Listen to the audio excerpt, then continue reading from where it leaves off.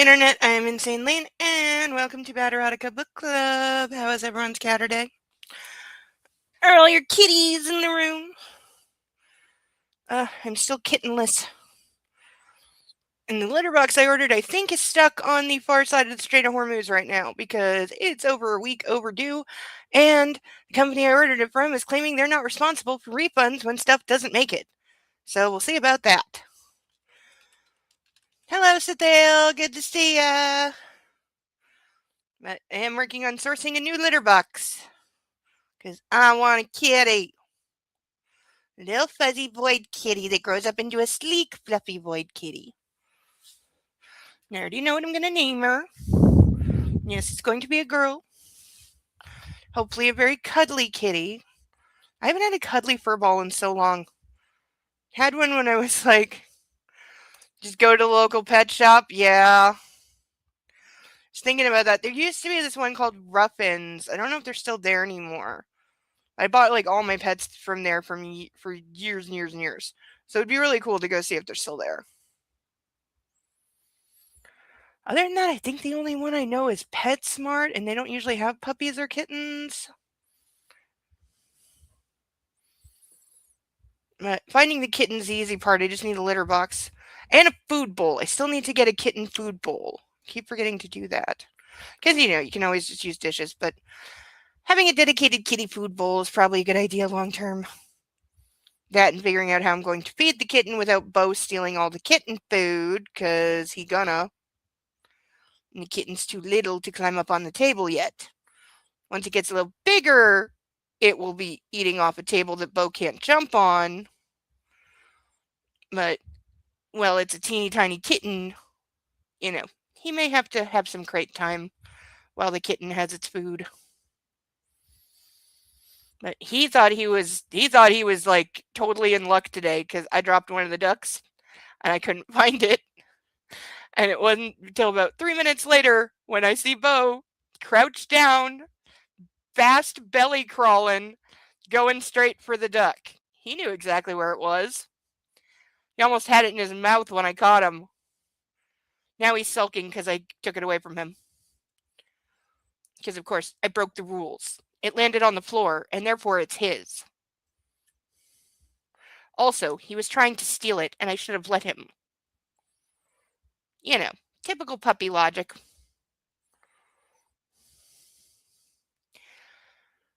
He did get lots of cuddles and praise, but he wasn't really interested.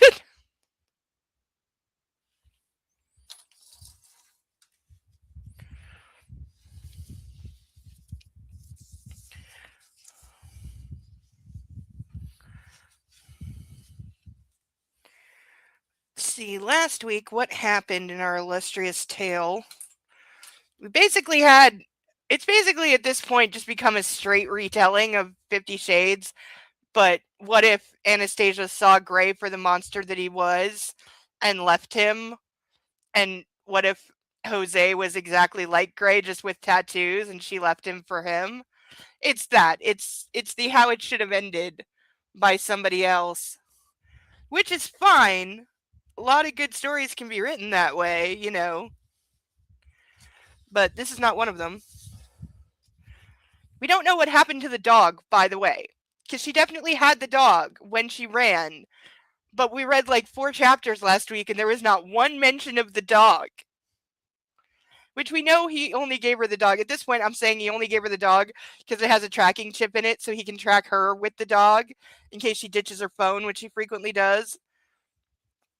And we had her meeting with him while dressing like a hip-hop gangster idiot, because apparently she has so little personality of her own that she just dresses to match the style of whatever guy she's currently banging. So met with Massimo. He did the whole I won't let you go thing. Nacho took a couple shots at him, which apparently nobody reacted to, by the way. They're in a crowded restaurant and 2 sniper rifles go through a window and explode a cup and hit a table in a restaurant with people, and nobody reacted at all. But she thinks she's all big and bad now because she's got a sniper over her shoulder, ready to kill the mob boss she's trying to divorce, who said, I will kill you before I let you go.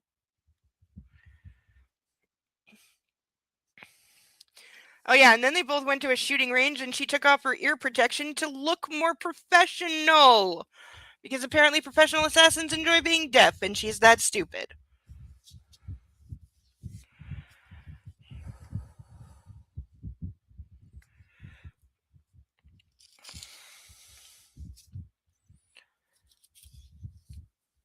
And he did the whole, let me kill him for you to prove my love and devotion, to which she said, no, I want to kill him myself. So I'm assuming there'll be a shootout at some point.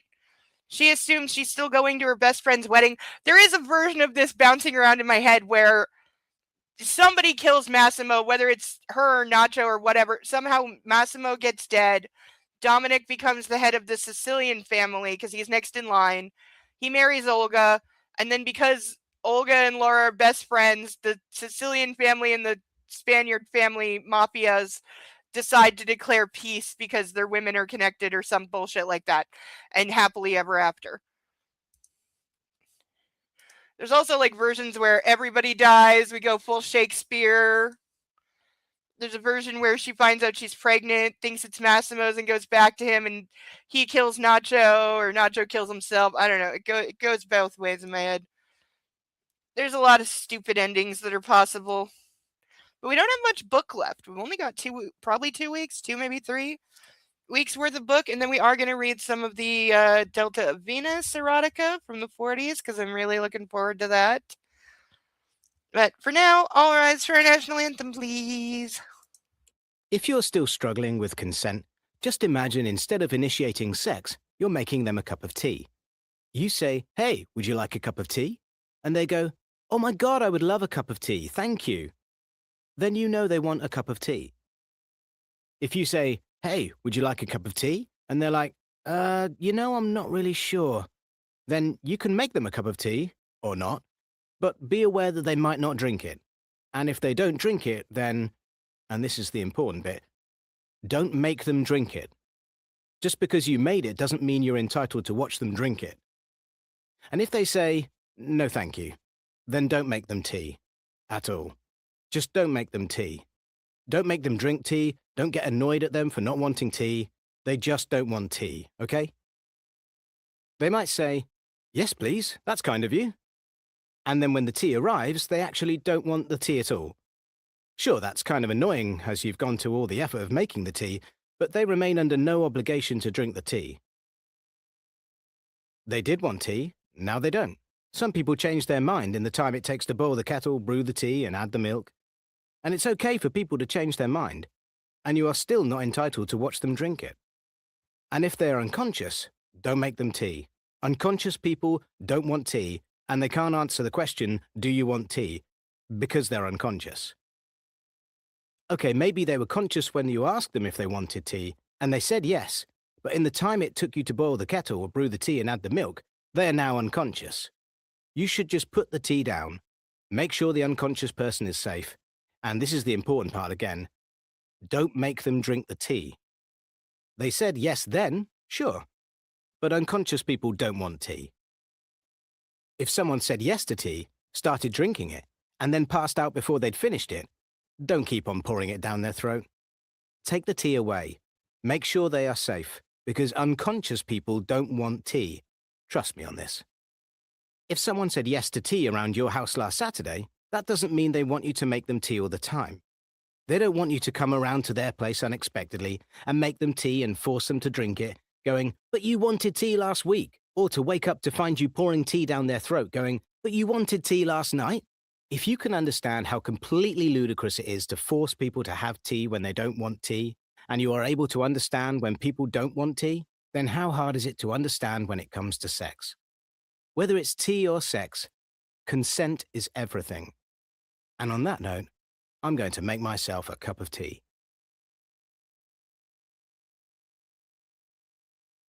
When I swap.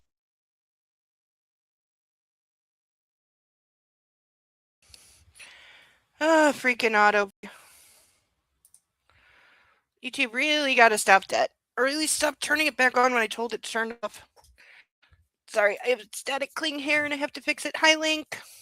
Hello to whoever else is in the chat. And yes, all the dragons are always welcome here. Oh my god.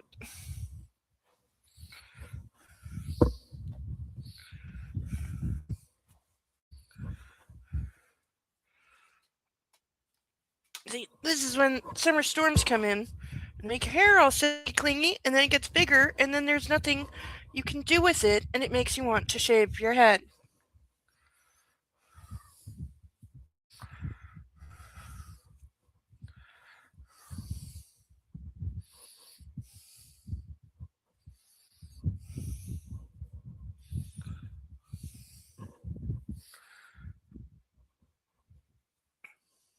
Okay, that's tolerable, at least.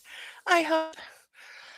First things first, we need to introduce all of our wonderful ducks, of course, including our international ducks that I'm still so very happy with. We have Ralph, Charlotte, Steve, Paddington, Caspian. Uh, wait, I got these backwards. Why did I do that?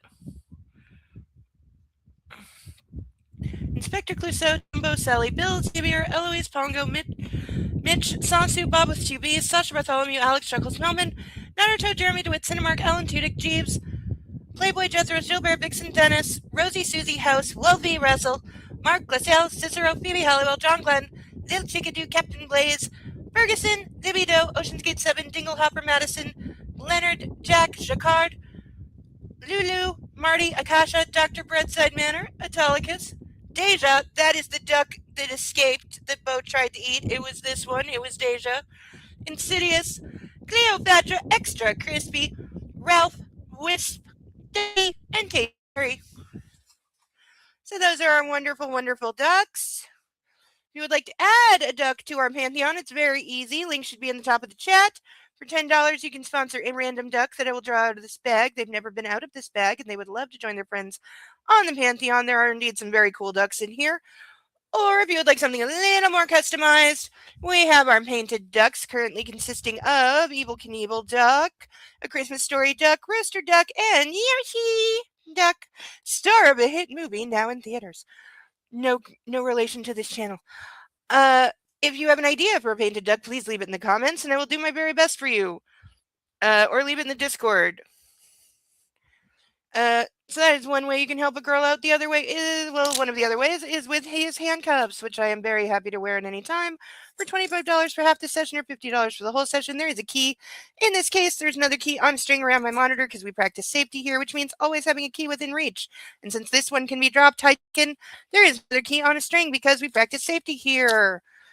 Or for the grand sum of $50, we still have two flavors of Skittle drink mix we have not tried yet. We tried the green apple and we tried the grape.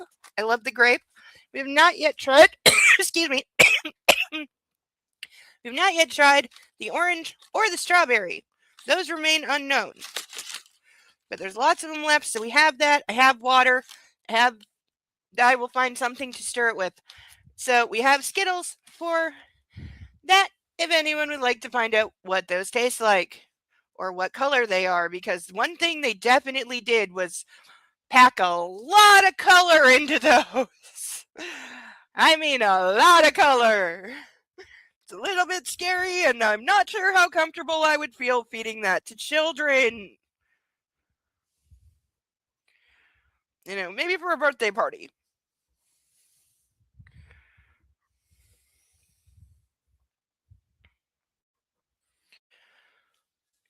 But with that,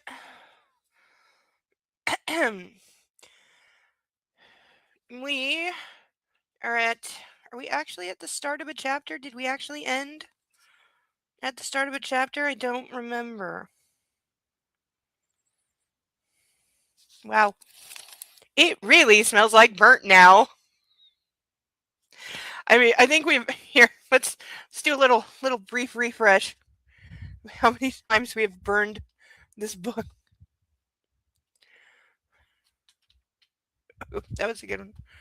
Yeah, done a lot of burning.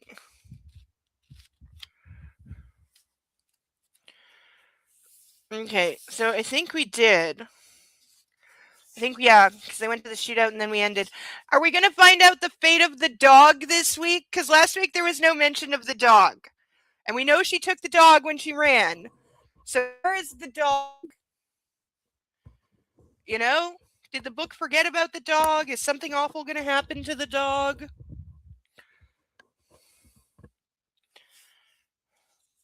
Did they forget that she has a dog? I don't know. Hopefully we find out.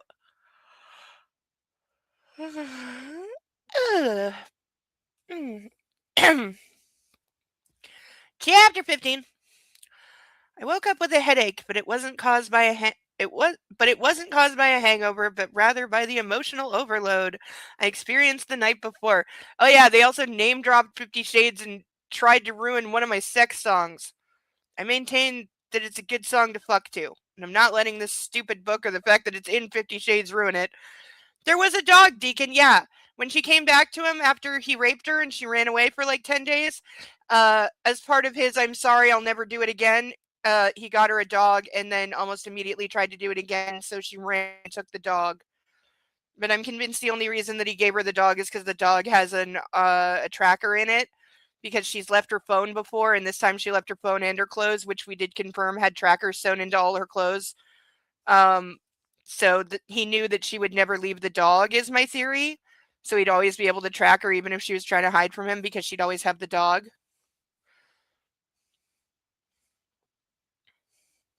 But she did take the dog. The dog was originally there, but we don't know where the dog is now.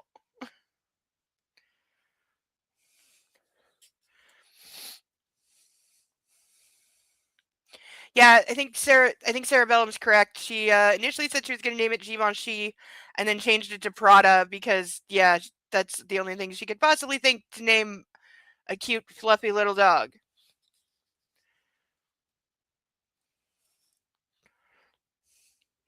As long as they don't hurt the dog, it's okay. If they hurt the dog, I want everyone dead. That's the deal.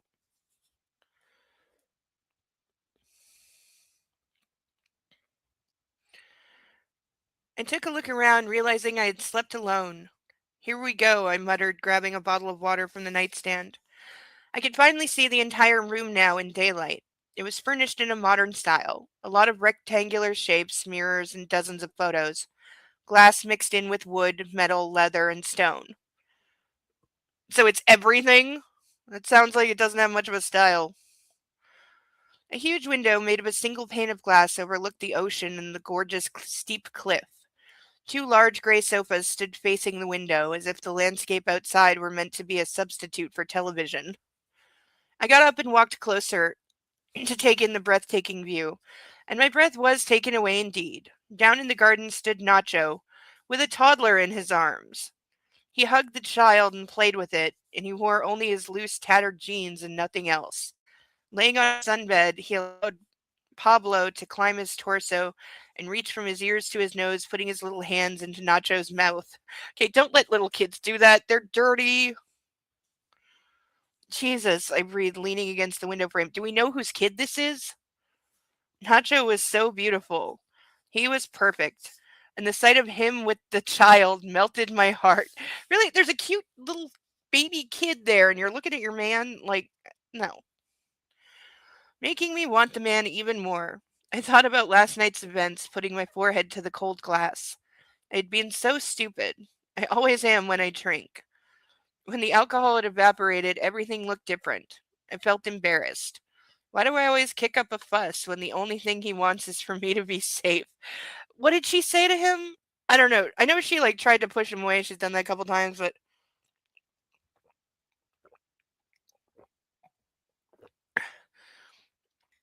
oh yeah, she said something like I'm not in love with you or I'm not looking for a relationship right now, which is fair cuz like literally she just said I want a divorce to her husband like 2 days ago.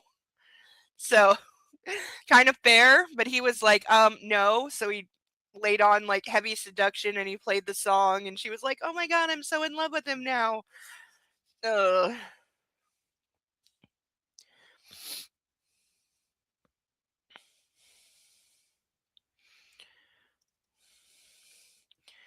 I thought, why did I have to keep comparing him to the man he hated most?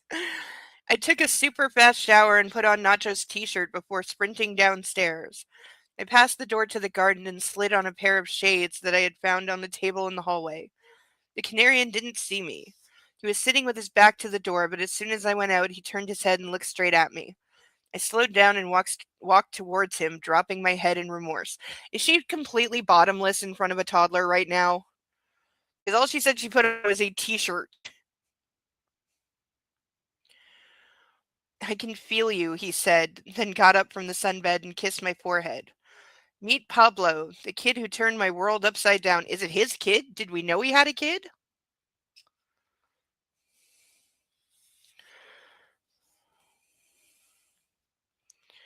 The small, blonde-haired boy reached out his hands to me. On instinct, I took him in my arms. He snuggled against me, grabbing my still wet hair. Oh, wow, Nacho blurted out as I kissed the little angel. I want to have kids with you. Just flirt that out. Yeah, fine. There's a whole, you so need to talk about that right now. The smile on his face was brighter than the sun. Stop it. I turned my back on him and went to the food-laden table. I need to deal with my divorce, confront Olga, and talk my man out of killing my husband first. Yeah, she's kind of got a point. This is not the time. I sat Pablo in his high chair and raised my finger, continuing, and let me be clear about something. You said my man. Nacho cut me short, wrapping his arms around me. Does this mean we're officially a couple now? He took off my sunglasses and looked me in the eyes. You're officially the lover of a married woman, I replied with a snort of laughter. This is at least true. Like, why is he so, I want to make things official right now? Like, he just wants to take Massimo's ring off her finger, put his own there, and, call it done. And it's like, dude, slow the fuck down. I'm sure by now Massimo has put a hit out on both of you. So slow it down just a little bit. Excuse me. He was never your husband, but I will be, he countered, grinning and putting my shades back on. And I'm sorry, he added, kissing my brow and sighing heavily. I shouldn't have pressed yesterday. This is true. It was the last time, I said seriously, pulling away. I lifted my finger once more. Marcelo Nacho Matos, it's the last time I allow you to sleep without me, or I divorce you before you even ask for my hand. I smirked. Nacho's expression grew taut. So you do accept, he asked. Jesus, what now? I was puzzled. My proposal, of course. Did he actually propose, or are we just seriously, dude, she said the words I want a divorce literally 3 days ago. Oh, please, Nacho, let me get a divorce first, seriously. Get to know you a little better. Ask me another day, yet this is not unreasonable. His face saddened. For now, I'm starving. Where's Amelia?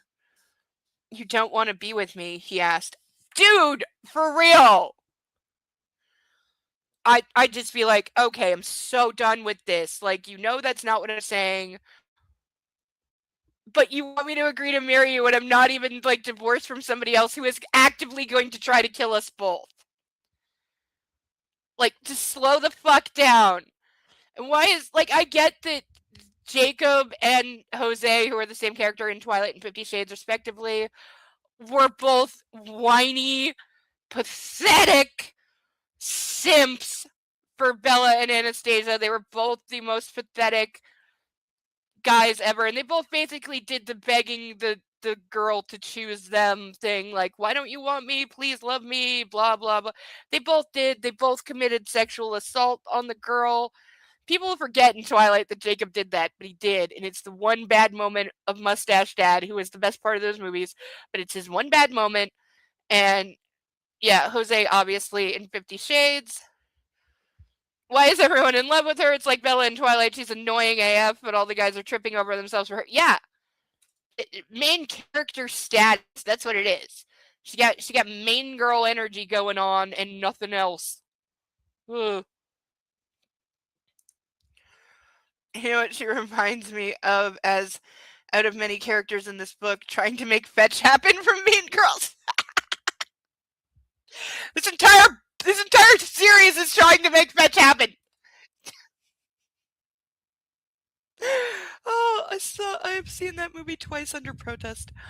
I do not understand. It's one of those movies where I don't understand why it is so popular or what anyone sees in it.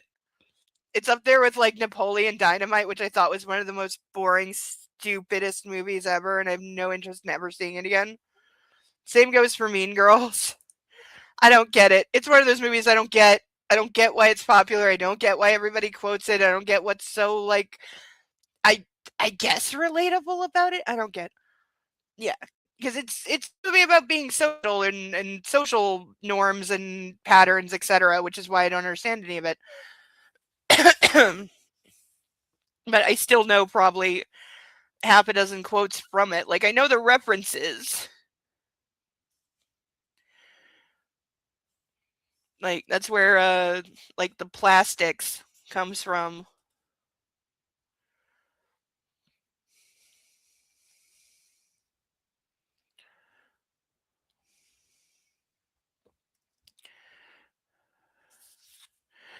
Yes, Cerebellum. I agree with you. It's a dumb movie. It's incredibly dumb.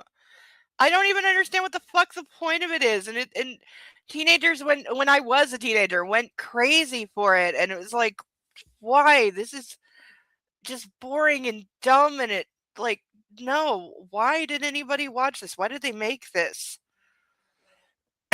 This is up there. Not it's not quite on the level of Freddy Got Fingered, but it's close.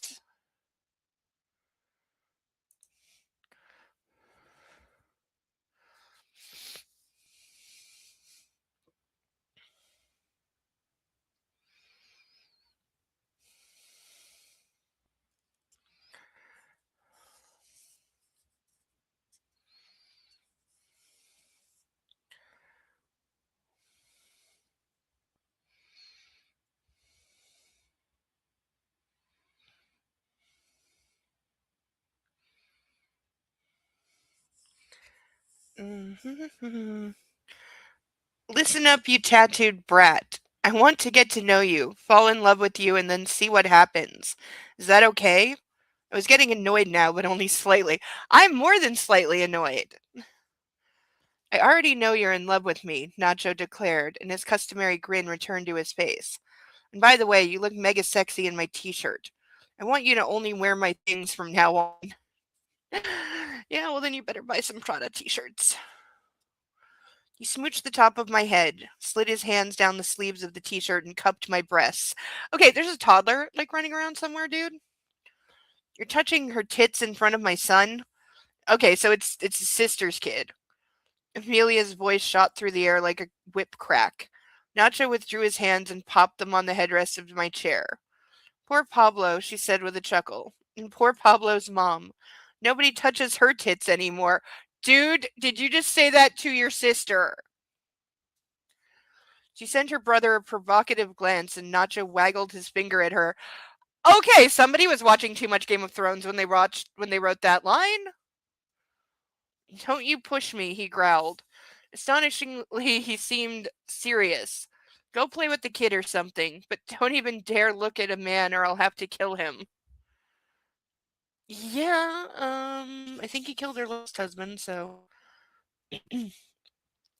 Amelia rolled her eyes and grabbed a bottle to feed Pablo. You wouldn't hurt a fly, Marcelo, she said to her professional assassin brother. Though I think she supposedly doesn't know what he does. She stuck out her tongue and took her son in her arms. That whole gang nonsense has gone to your head. Okay, so she kind of knows. She snorted with laughter. The Canarian took a deep breath, preparing to respond, but my hand on his thigh stopped him in his tracks. He helped himself to some scrambled eggs and, shooting angry glances at Amelia, ate them. You're too controlling, I said in Polish, sipping tea with milk. I'm not. I just don't want her to fall in love with another idiot, he said, putting his fork down. Okay, fair play. She should focus on the kid now, and herself too, and renovating the mansion. Not seeking thrills. She's been through a lot and should take some time to heal. And you're totally not doing the overprotective older brother, no man is good enough for sister thing. Uh, You know, he's totally not doing that. No, she's just really busy with stuff that I keep making her do, like renovating my mansion. You know what I wish this author at least watched Goodfellas? I haven't seen that either. I know it's the Animaniacs, the Goodfellas pigeons. I know those, the cartoons, because they're funny as hell. I used to love those.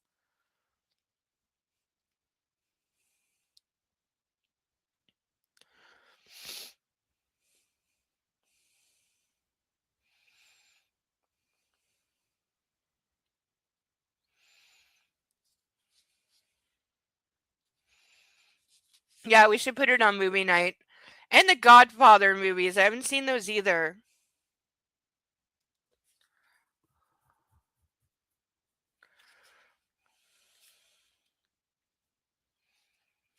Oh, and wait, Scarface like a big gangster movie too? I know that's got the famous line, "Say hello to my little friend," and Al Pacino shooting a machine gun, and like he does a lot of cocaine. That supposedly he did like real cocaine while doing the movie. Yeah, we can make next week be like gangster movie week, like Monday through Friday. Start with Goodfellas, then we'll go Godfather. No wait, because Tuesdays and Thursdays are off for Only Cops. I'm not ditching that, but we'll make it. We'll go through the gangster movies.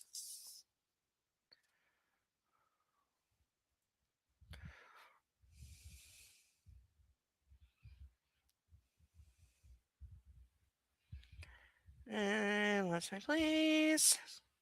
Yes, Deacon, I'm blaming you. This is all your fault.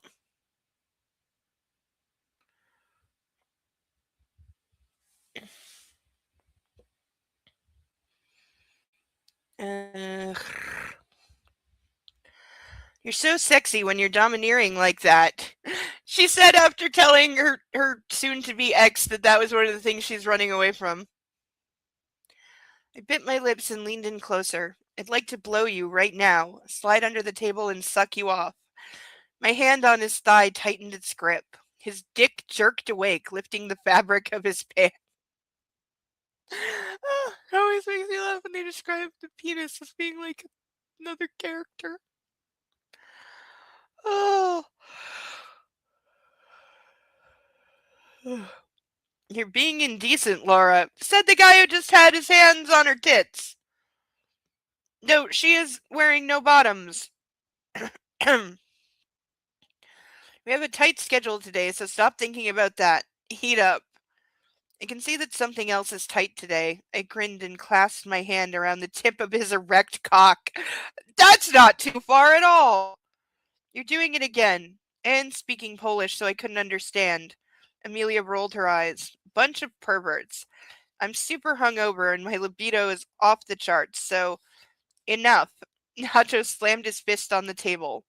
I pulled away shocked. I saw that fucker hitting on you yesterday. I swear that if not for the fact that his father is a business partner of mine, I would have skinned him alive already. Wait, was somebody hitting on his sister? I don't know.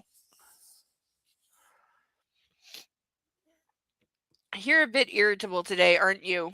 Amelia, unfazed, kept feeding Pablo. I might have kissed him once or twice a couple years back, and you're still kicking up a fuss about it. Come on, Pablo, your uncle's a bit too angry today to keep up a civilized conversation. She passed by the table and leaned over so Nacho could kiss the little boy on his head. Amelia winked at her brother and left.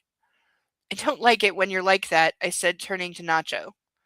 Don't be silly. He reached for a piece of bread, keeping his eyes on the table. You love me when I'm like that. And now, since she's gone, you can drop under the table. Okay, whoa. He's just going full asshole.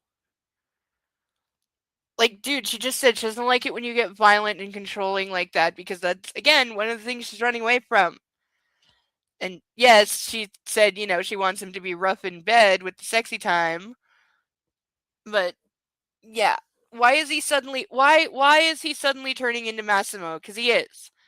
Ever since she like ran to him and they started banging, now he's turning into Massimo. He's turning into exactly everything she left. Like, uh, like I was very much Team Nacho before. Now I'm not so much. I mean, I'm still Team Nacho over Team Massimo, that's for sure. But I'm kind of like Team Girl, you need to be single for a while. Or let him and Massimo just shoot each other. Can we do that? Can they just shoot each other?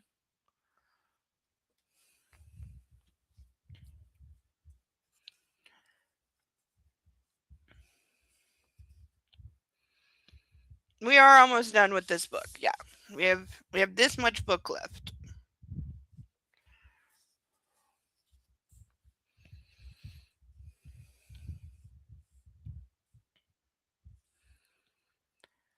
He grinned, but as I immediately pulled away my chair.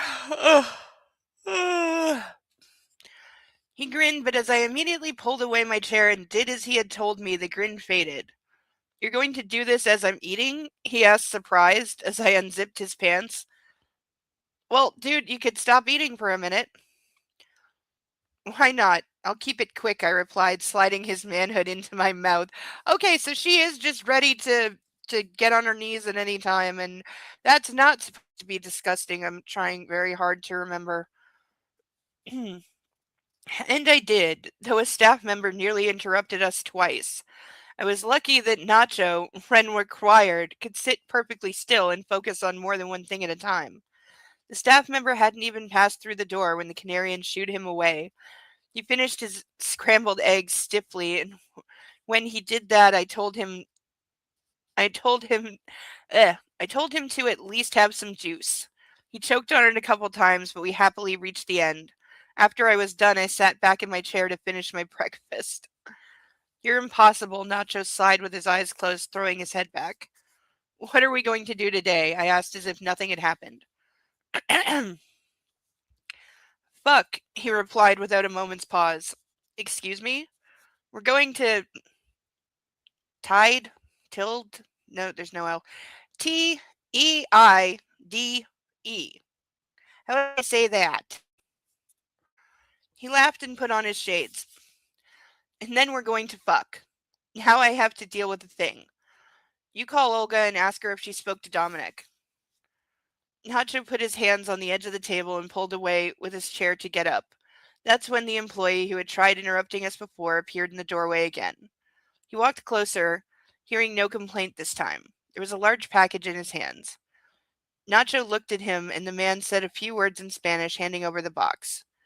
The Canarian's eyes darted from the package to me and then back again. This is for you, he said solemnly. He looked anxious. I don't know where it came from, but I do know who sent it. Let me open it, B. Oh, it's from Massimo, right? Is it going to be something gross? Or is it going to be like roses and a note saying, please take me back? Like, I would be putting this thing through a bomb scanner before I'd open it.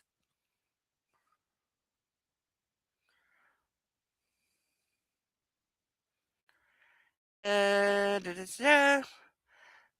me open it, B. He looked me in the eyes and froze, waiting for my decision. I shook my head. It's not as if he wants to kill me, Nacho. Actually, it is, I said, reaching for the package and placing it before me on the table to rip the paper open. He's not a psychopath. Yes, he is, I added, tossing away the outer layer. Inside there was a Givenchy box. Oh, we get our first brand name drop. Did he like pour bleach on her boots or something, or like the boots? Because we know the Givenchy boots are the thing she loves in this world. They're the only things that she's ever hugged were pairs of Givenchy boots. So if he carved up the boots, that's a real, like, that'll get her kind of thing. It's a thing couples do, right? You cut up the other person's clothes, or like throw them out the window, or like set something on fire. Isn't that what it's supposed to be? Shoes? I muttered with surprise and took the cover off. The sight of what was inside made my stomach churn. I jumped away from the table and threw up on the grass, falling to my knees. My breath caught in my throat and I trembled, practically convulsing. I felt dizzy and my head swam as I regurgitated my breakfast. Okay, what the fuck? Nacho knelt at my side, holding my hair. When I couldn't vomit anymore, he offered me a napkin and a glass of water. Not a psychopath, you say? He lifted me from the ground and sat me on a chair, pulled away from the table and turned around so I couldn't look at the package. I told you I should have opened it. Fuck, he growled, hitting his fists on the table. I shivered, mouth agape, unable to wrap my head around what I had seen in the box. Here we go. Brace for impact, and now I want everyone dead. My little dog, my lovely little white fur ball. He killed the dog. I thought that I had that thought that Massimo was going to kill the dog to get to her, but I didn't think Book would go that far. I genuinely didn't think Book would go that far. I should have. But yeah, he's killed the dog now. How can a man be so cruel? How did he get the dog? Because she took the dog when she left. She took the dog and ran to one of Nacho's places. Apparently they left the dog there when they like flew to wherever they are now. I'd have to go back and check, which I'm not going to do, but she definitely had the dog with her. So the dog was like at one of Nacho's houses, and then apparently they just left the dog in Spain when they flew to the Canary Islands. So how did he get a hold of the dog? Like, we know he has a tracker on it, but how did he physically get the dog? And I hope this is Book's way of saying that Massimo must die now because he killed the dog.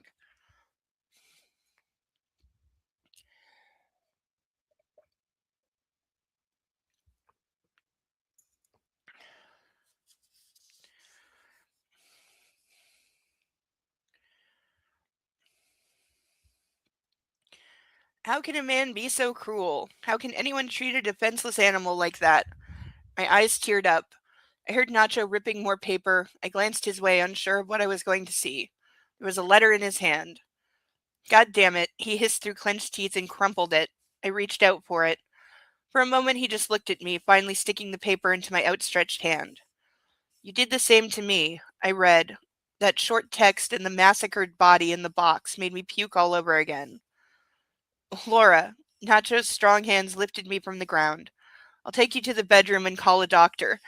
She doesn't need a doctor. She needs someone to kill Massimo and to give her a respectful burial. Even though she had the dog for like a week, we all know, Yes, the dog was conspicuously missing last week.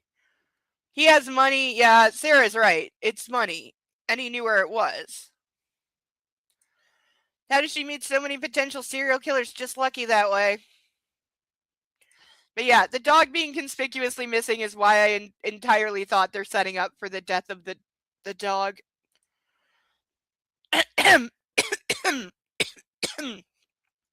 Yes, this entire book should be wrapped in red flag. We know that. I didn't resist when he carried me back inside the house and tucked me into bed before pressing a button on the remote to close the blinds. The room went dark. Small lamps by the bed switched on. I don't need a doctor, I sobbed, rolling to the side and trying to wipe the tears from my cheeks. I'm okay, I think. I pressed my head into the pillow and looked at Nacho. He sat by my side, softly stroking my hair. What the hell was that? I asked, suddenly furious. Aren't you supposed to send your enemies a horse's head instead of cutting up a dog? See, I know that's a Godfather reference. The Canarian snorted and shook his head. There was a bitter smile on his lips. In my world, there's the ocean, the calm, and the board, he sighed. Nothing else. Let me repeat what I said yesterday. I can off him. At this point, yes, go ahead. Please do. No. My raised voice made Nacho drop his head immediately. But that animal was harmless and innocent. I just can't believe he could be so cruel. Really? Really? I thought you knew who you were dealing with after he raped you. He regretted the words. I could see that. Christ, I'm sorry. Don't be sorry. She needs to hear this. Because she still is not comprehending what she is dealing with. I kept still for a moment, shocked into silence, before launching myself out of bed and storming off to the wardrobe. Nacho followed. Honey, that counts. It's on the list. It's now up to 2, and I kind of accidentally covered it up with the other categories because it didn't get any for a long time, but now it has 2.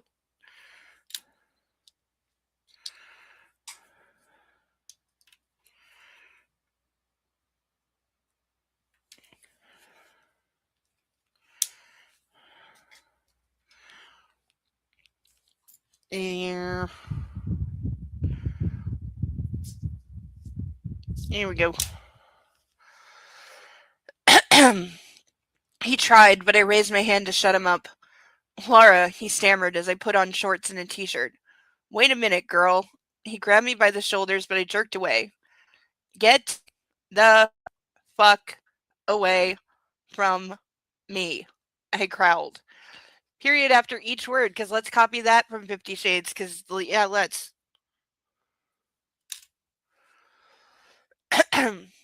Don't touch me or I'll fucking lose it, I snapped.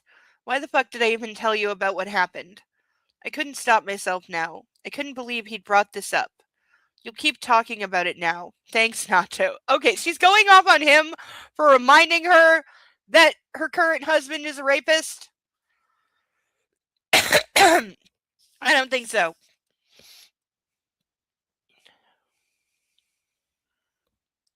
I put on my sneakers and grabbed a bag. Give me a car, I barked. You don't know the island, darling. You shouldn't drive. There we go, darling.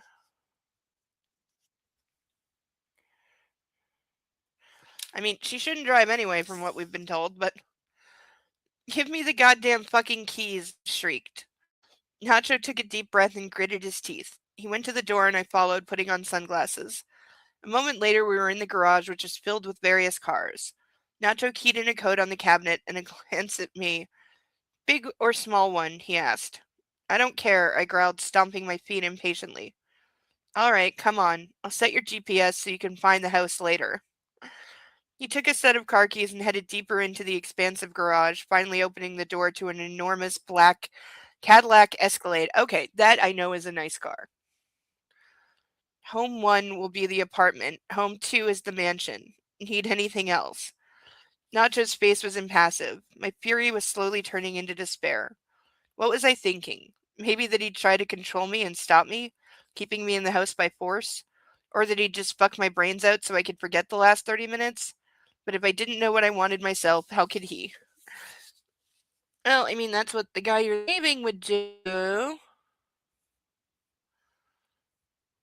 But what do we bet she takes off and something happens? Like Massimo tries to kidnap her back. Because that seems like exactly what he would do. Call Ivan if you need assistance. He stepped out and left me with the car. Fucking shit, I muttered, taking a seat in the SUV. I started the massive engine and nearly rammed the other cars as I drove out of the garage. A moment later, I passed the driveway.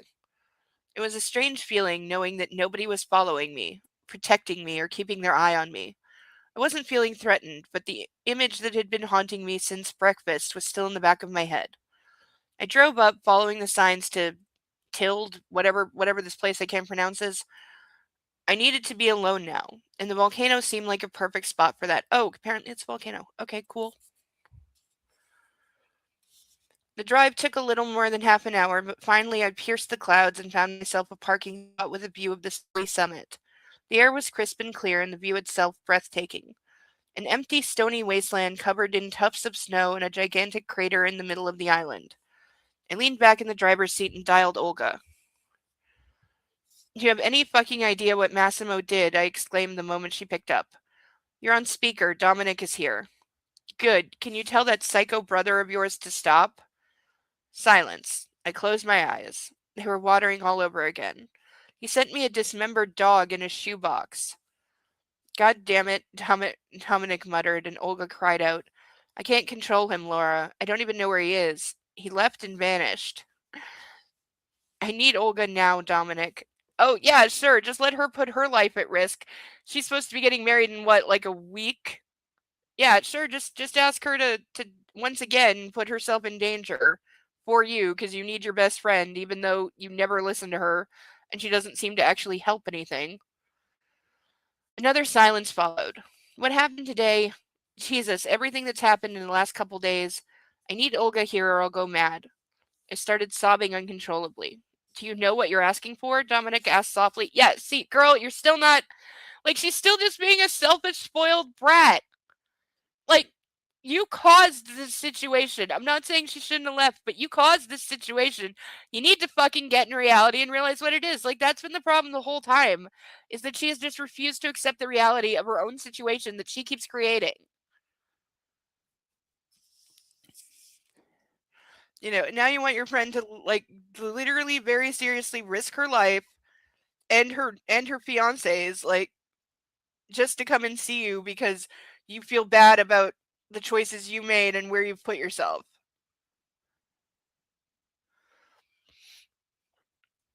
Well, her homegirl is supposed to be getting married to the brother of the guy who just sent her a dismembered dog.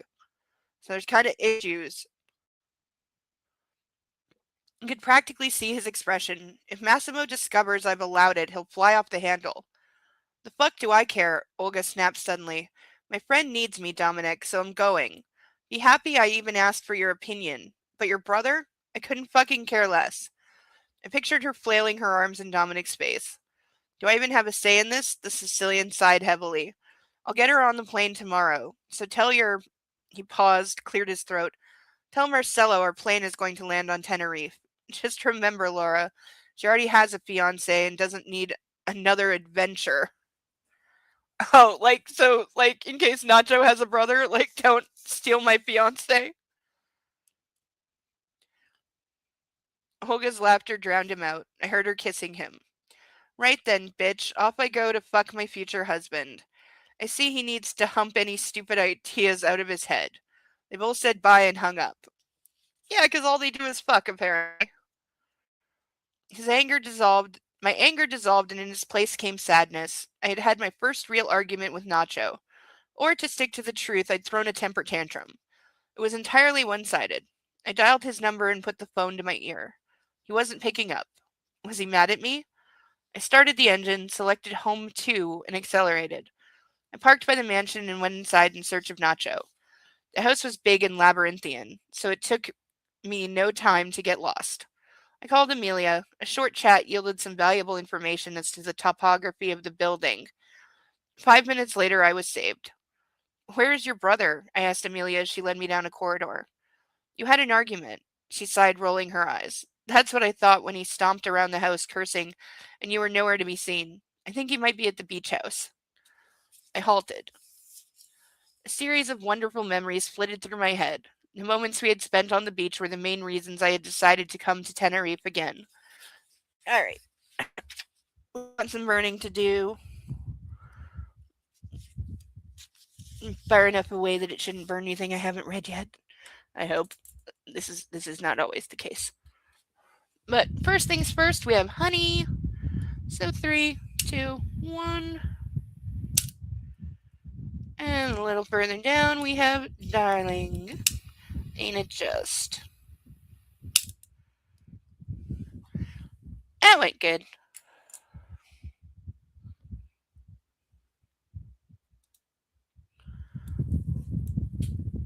I think the puppy is on the couch. Because, what do you do when mommy takes your duck away? When it was very clearly his duck. I think I just heard a tail. Bo, you want to cuddle?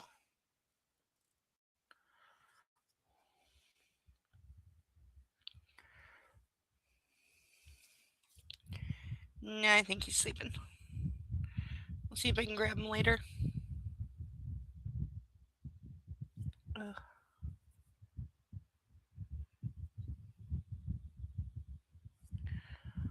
I...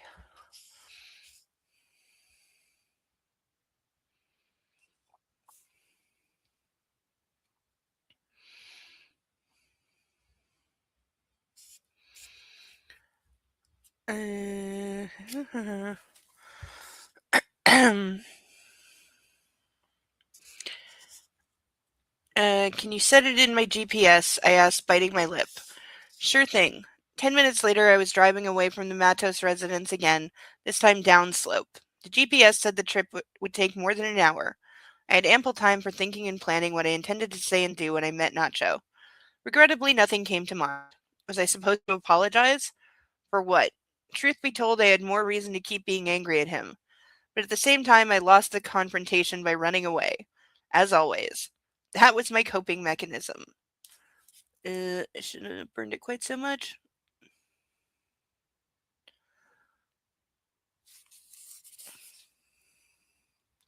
Nope, don't know. Driving the enormous truck, I promised myself I'd never run again. And not just from Nacho. This is true. She does run every time the world doesn't go her way. I've said it enough times. From anything. I decided I'd had my fair share of escapes already. It was time to face my demons. Or how about deal with the consequences of your choices? Start there. When after a long time I finally reached the sandy stretch of land, my heart started racing. The last time I had been here, I was terrified. Then I had felt excruciating anguish at having to leave this little piece of paradise. This is where the daring kidnapper had kissed me first, where I had fallen in love with him. Everything was exactly like I remembered: the wooden house, the grill on the porch, the beach, and the endless ocean. When I noticed his bike parked by a palm tree, I was sure Nacho was somewhere close. I went to the door and grabbed the handle, taking a few deep breaths. I should just go inside, not expecting an apology and not intending to give one. Just walk inside and see what happened next. I breathed out and passed the door. He wasn't there. His phone was on the table, next to a half empty beer bottle. I sipped it and gagged. It was warm. Oh, is Nacho the one kidnapped, or has he decided to go after Massimo? And he just came here to get his guns? And since it had probably been standing there for a little while. I sighed and went outside to sit on the stairs, wondering when Nacho would be back. That's when it dawned on me. Since we're in the middle of nowhere and I planned to make up with my man, I should probably surprise him. I went back inside, took a shower, then wrapped in nothing but a blanket, I sat back down on the porch. I knew she was going to go for sex because it's the only thing she knows how to do.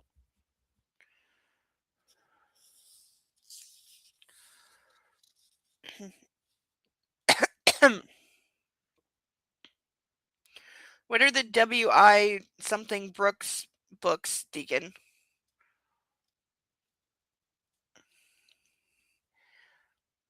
I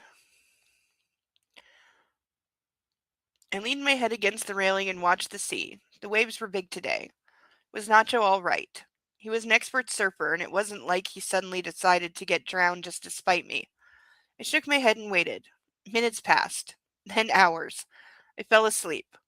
I felt wet hands pull the blanket away, and I'd wrapped myself in. Startled and still half asleep, I tried getting up. The hands held me down and laid me on the floor. I could see it was dark already, and sighed with relief as the familiar scent of minty chewing gum reached my nostrils. I waited for you, I breathed as Nacho's tongue brushed against my neck. I like that about you, he replied and slowly slid his tongue in my mouth. Because, of course, what else are they going to do? Oh, Daryl Brooks' trial?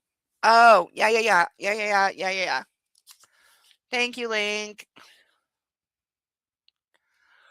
Oh, my brain was not clicking.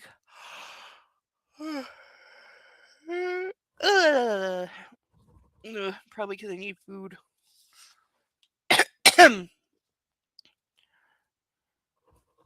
There's sugar. I should have drank something sugary or caffeine before this.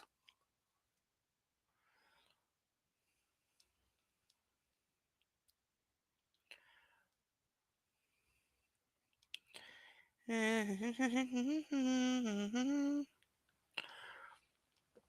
moaned, putting my hands on his buttocks and discovering that he was completely naked. Splayed in the blanket, I pulled him closer. He was wet and salty. His muscles were taut. He must have been surfing for hours. I'm sorry, B, he whispered, pulling away. Sometimes I act stupid, but I'll learn. I won't run away ever again. I fully opened my eyes, staring at the dark silhouette looming above me. Sometimes I just need to think, and I think best when I'm alone. I shrugged. You don't say. We have more in common than I thought. He kissed me again. You'll chafe your back if we make love here, he added. I hope that won't be the only thing chafing me after we're done. I pulled him closer. Knees? He asked, rolling me over and lifting my ass. Or, he paused, stroking my buttock with a hand. We do it standing up and thus save your delicate body. Suddenly he jerked me up. I yelped, surprised. He pushed me against a wooden column supporting the roof and spread my legs with a knee. You're so tiny. I could hear him smile as he kissed the back of my neck. But we'll handle that. Wait for me. He slapped my butt and went inside, returning a moment later with some kind of wooden platform. He planted me on top of it. A beer crate? I smiled, looking down. How creative. A wine crate. I ordered this your favorite vintage. He kissed my shoulder and his hands cupped my breasts. I stalked the fridge. I felt the hard shaft of his cock on my buttock. The bathroom. Why would we need wine in the bathroom? I breathed as his fingers slid down my stomach, reaching my clitoris. I stocked the bathroom with cosmetics, the wardrobe with clothes, and got a high-speed internet connection so we don't have to move out. High-speed internet on directly on the beach at the water's edge. Yeah, sure. His teeth bit into my shoulder. I inhaled through clenched teeth. I also bought you a present, but you'll only get it when you're good and stick your little ass out for me. He pressed the base of my back with his hand. Grab onto that, he said, taking my hand and putting it on a post. This does not sound fun or sexy. Though I'm betting this scene ends up in the movie. Seriously, what is the movie going to do? Because the movie's got all Netflix and tried to be family friendly, as stupid as that sounds. So we know there's going to be no rape scenes, even though this book has like 6 of them. Is she going to leave Massimo? Are we allowed to say divorce on Netflix?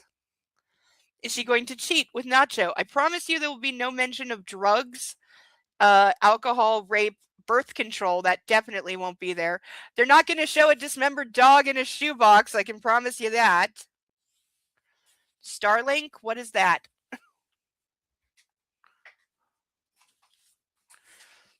Is that an American internet provider?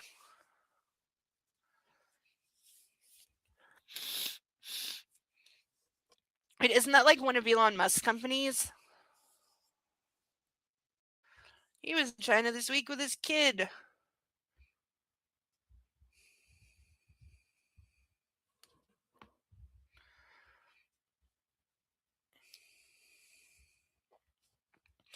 His hand traced a line from the tips of my fingers up my arm and then down my shoulder to my back, and finally land on my hip. You have such a nice ass, he breathed, spreading my butt cheeks. Each time I enter you, you fight not to come immediately, he added as his cock slowly slid inside me. I spelled it wrong again.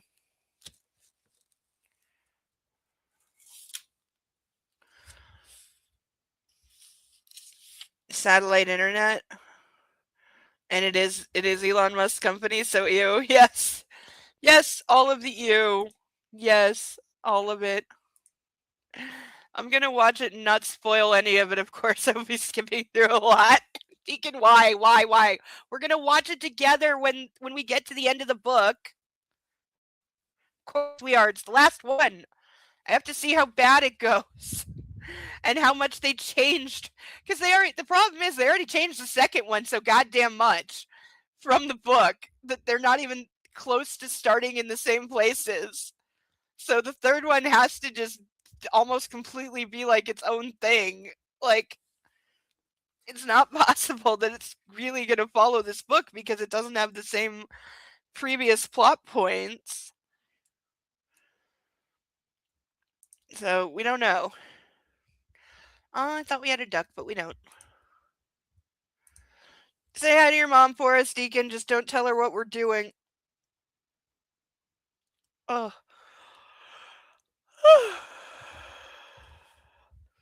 Reminder that we have ducks, handcuffs, and Skittles drink mix available if you would like to help a girl out. Link should be at the top of the chat. Oh.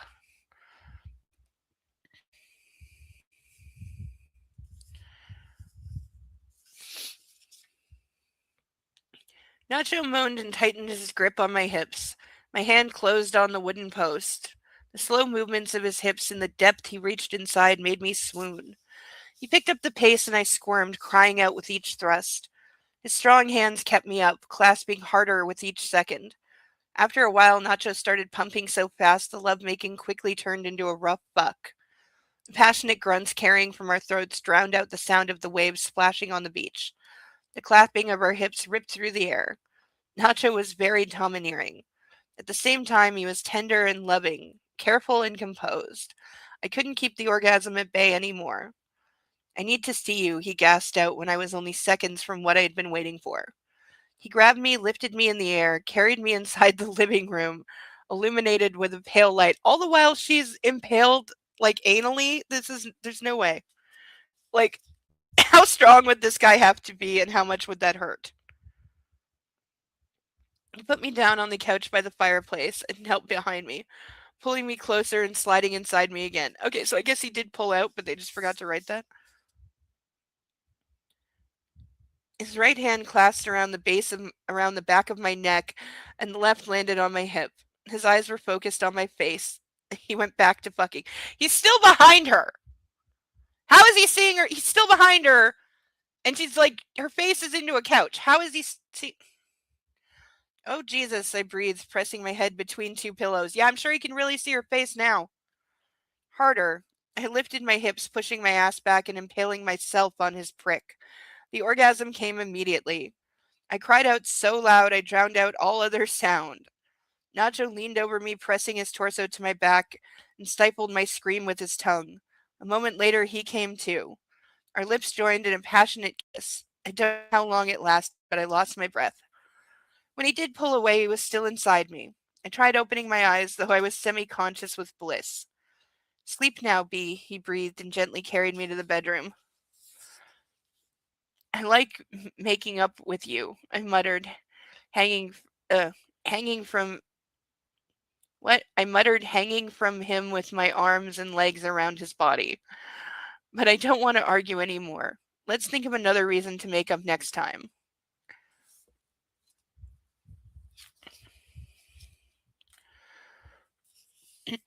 I couldn't see his face, but I knew he was smiling, and that his green eyes were watching me. I love you. He tucked me in and pressed himself against me. I know. I took his hand. I feel. I kissed his fingers and fell asleep.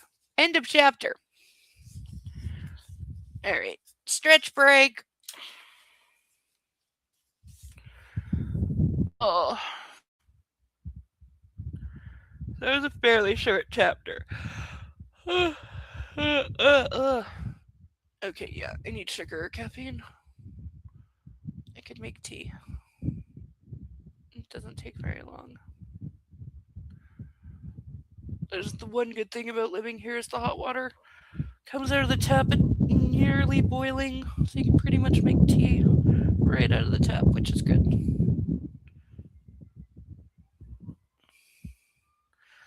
And with that, there's a fire truck behind me.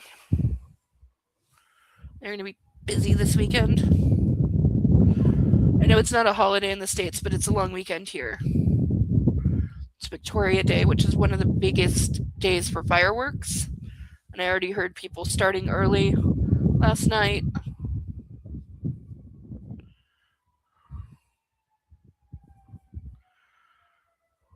So, yeah, fire department's going to be busy the next 2 to 3 days. That is very close. Yeah, that's close.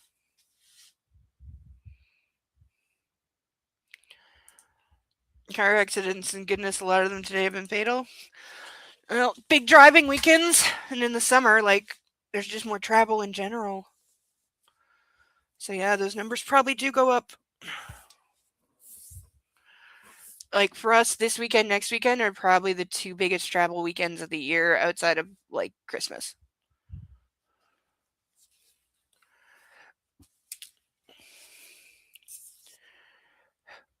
Excuse me.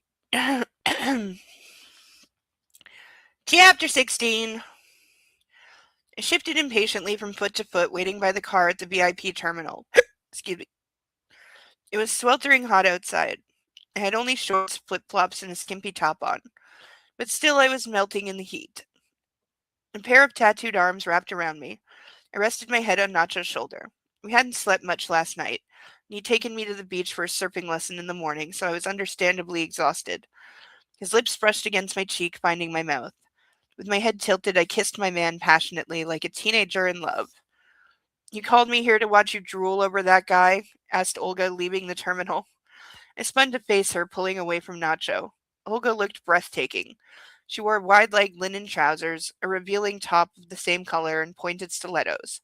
Her hair was tied in a tall, elegant bun, and she held a Chanel bag in her hand. I was rooted to the spot, wrapped in Nacho's arms. She really loves the phrase rooted to the spot. This is about the 10th time.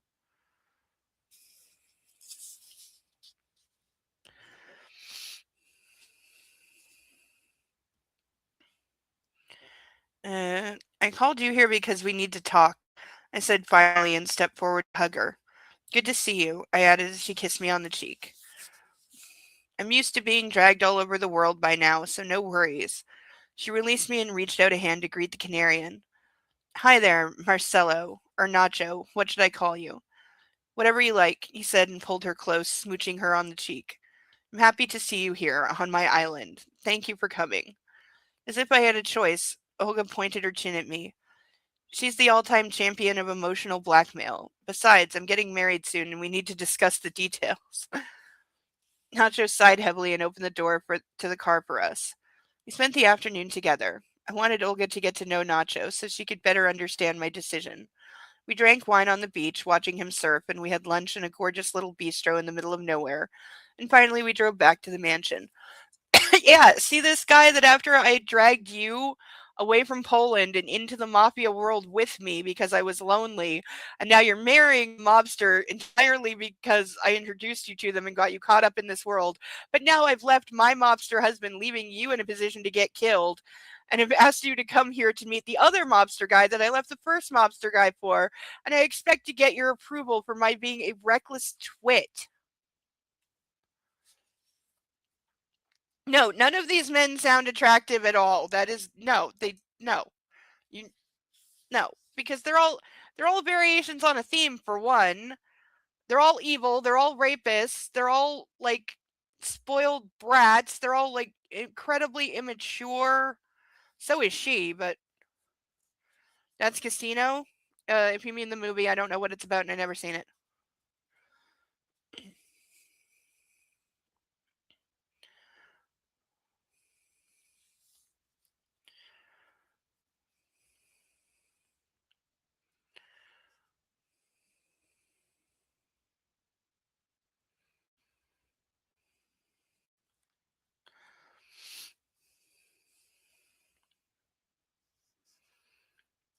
Nacho showed Olga to her room, kissed me on the brow, and told us it was time he did some work. I was left with my friend. I loved that about him. The fact that he gave me space and respected my needs, allowed me to live my own life. I was surprised and happy to discover he had prepared a pajama party for us. We were going to spend the whole night together, the two of us. The room had been decorated with balloons with the logos of the best fashion brands, and two cute Chanel sweatsuits were waiting for us on the bed. Okay, I thought he like had like food and champagne and like some pillows in the room, but no, dude has balloons with fashion brand logos on them. That's gonna be in the movie for sure, unless the said brands threaten to sue, and then it won't be.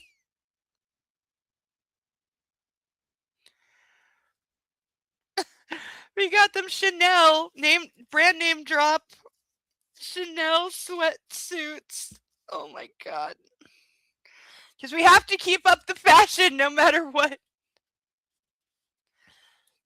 Yes, I think she is. I think she wants free stuff. Like E.L. James, if you name drop it, maybe they will send you swag.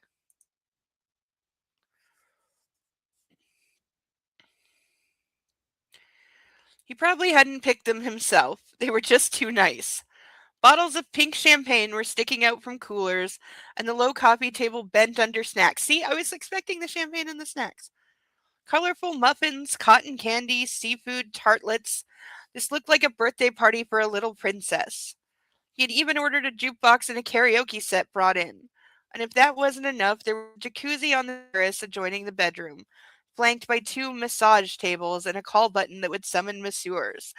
Wow, he really wants her distracted. Do we think he's going to sneak away and kill Massimo? I do.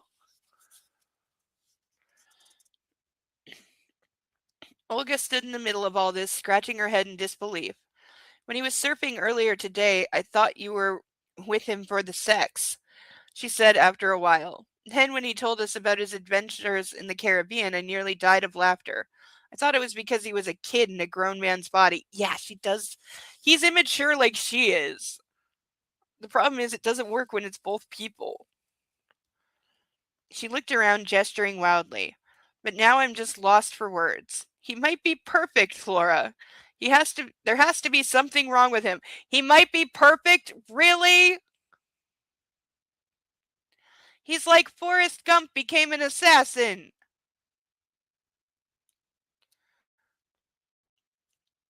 Hogan nodded knowingly. Yeah, like the fact that he's the head of a mafia family and a paid killer. I raised a finger. Or that his butt is covered in tattoos. I laughed as Olga's eyes widened. You're kidding me. Why'd you tell me that? Anyway, I really hadn't noticed a dark side to Nacho yet. Oh, really? When he slammed his hand on the table and shouted at his sister? Really? Arrested Development, not just a show. Yeah, absolutely. Absolutely. And like, is it any wonder?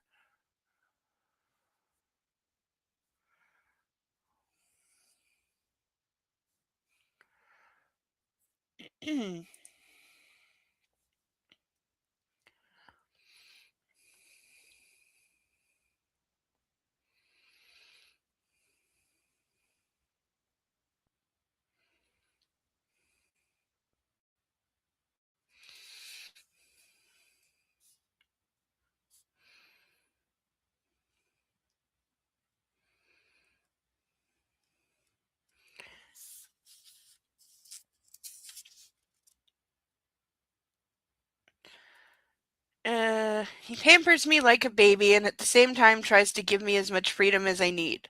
I have no security detail trailing me, or at least I don't know about any. I was about to say, not that you know of. I bet there is one. I can ride bikes and surf. If I wanted to base jump, he'd let me do it too. He never tells me I can't do something. Never makes me do things either. And he's only rough with his sister. I shrugged. But she doesn't even care, so it's not harmful.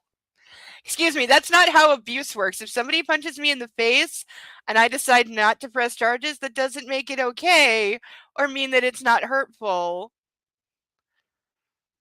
You know, so we're okay that he's controlling and domineering with his sister as long as he doesn't do it to her. And he treats her like a spoiled little brat and lets her do whatever she wants.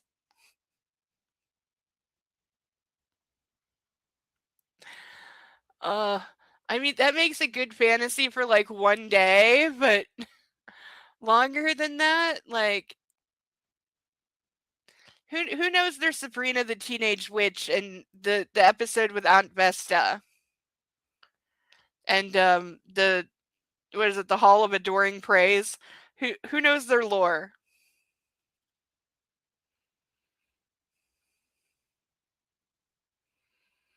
See, now I have funky songs stuck in my head.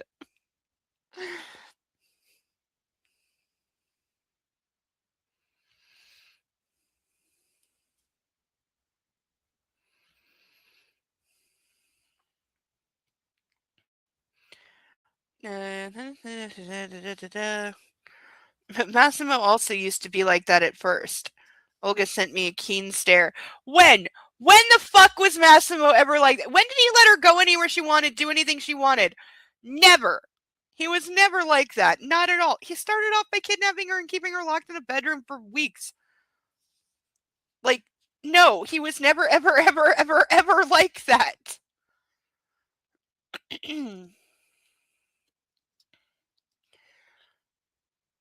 I sighed and handed her a pink sweatsuit. Not really. Massimo used to be great, but he's also been domineering and imperious. And it's not like I'm saying I didn't have it good with him.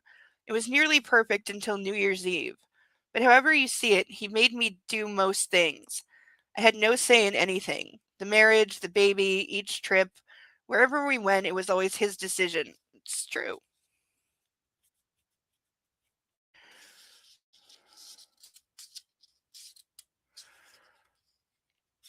I sat down in a sofa chair and grabbed a glass. Now I'm free and my man treats me like a queen and makes me feel like I'm 16 again. Because he lets you act like you're 16. But yeah, this book is how to stay in abusive relationships. It very much is. It's this book is why abusive relationships are good. As long as the guy is rich and lets you act like a immature, spoiled, pampered brat constantly and buys you stuff. Like this literally is like what a 13-year-old thinks like the perfect marriage is.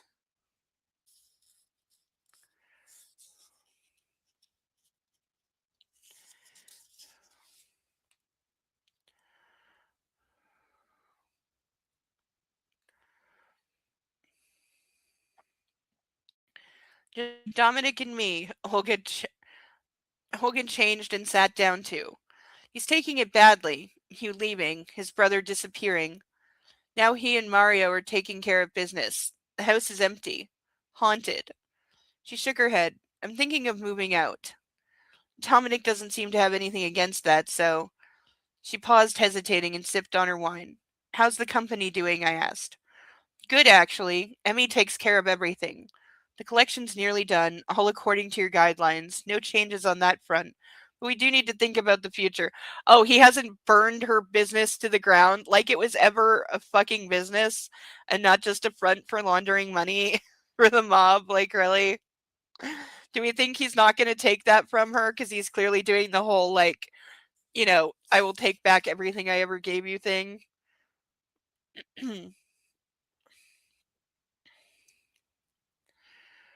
I nodded. Better tell me what's the deal with the wedding, Olga said suddenly. The thought of going back to Sicily made me want to retch. You're my maid of honor, and Massimo was supposed to be the best man. I don't know. I dropped my head.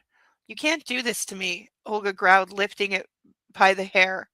Tell your Canarian to think of something. I don't care how, but you're coming. And Massimo might not even be back by that time. Dominic tells me he's doing a tour of Mexican brothels. So he's on like a tequila and horse bender. Maybe he'll die of some STD. She raised her brows with a grin. I felt a jolt of pain in my heart. I hadn't thought of Massimo and other women before. Maybe it was a bit hypocritical of me, but I felt jealous thinking of that now. Woman, do you think he was faithful to you when you were married to him? Like, you're technically still married, but you know what I mean. Do you think for a second that when you were gone for months at a time and weeks at a time and then weeks again and again and again, do you really think he was not fucking whores regularly while you were away from him? Like, come on.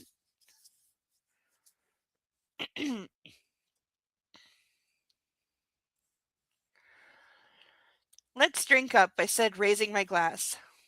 Nuh-uh, let's get wasted. 2 hours and 4 bottles in, we were so hammered we weren't able to stand on our own legs to change the song on the jukebox.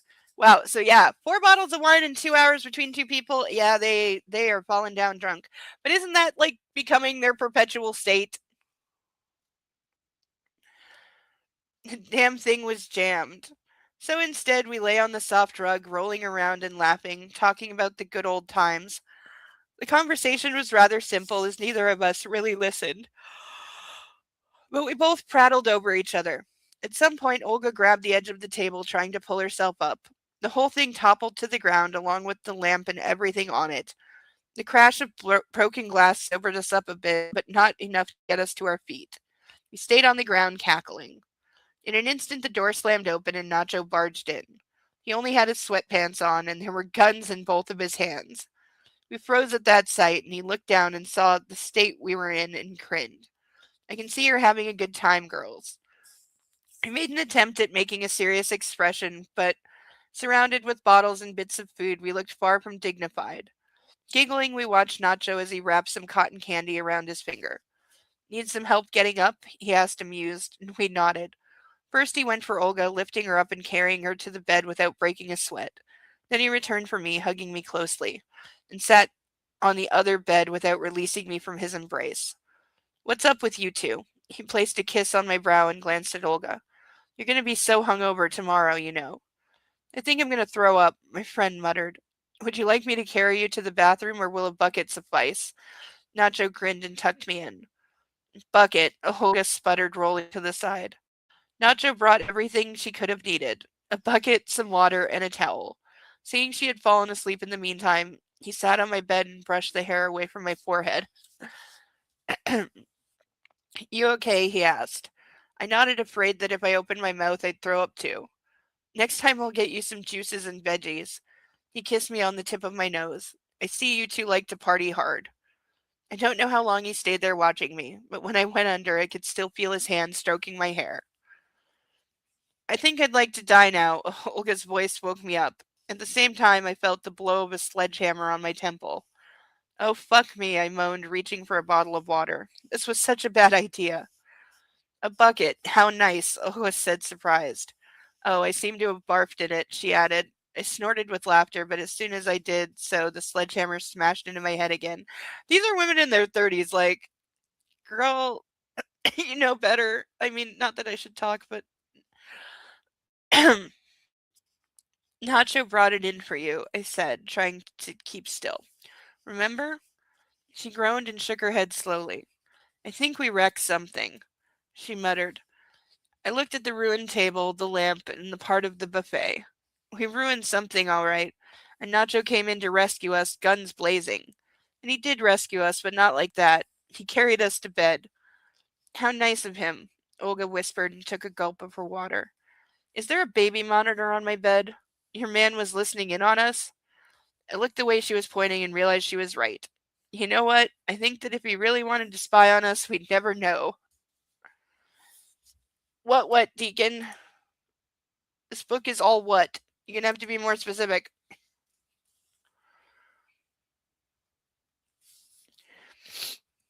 Ugh.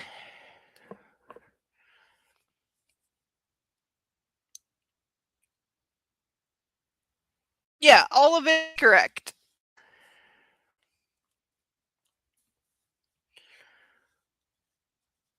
Uh, it took us an hour to crawl out of bed. We wanted to shower, but decided against it. With our shades still on and still wearing the pink sweats, we headed downstairs to the garden. The sight of Nacho with Pablo in his arms melted both our hearts. He was pacing around the patio with the boy sleeping snuggled against his chest, with a phone in his hand. Olga and I sighed, and Nacho turned and smirked. I think I'm in love, Laura, said Olga, salivating a bit. I know, right? I sighed. With that kid, he's just impossible.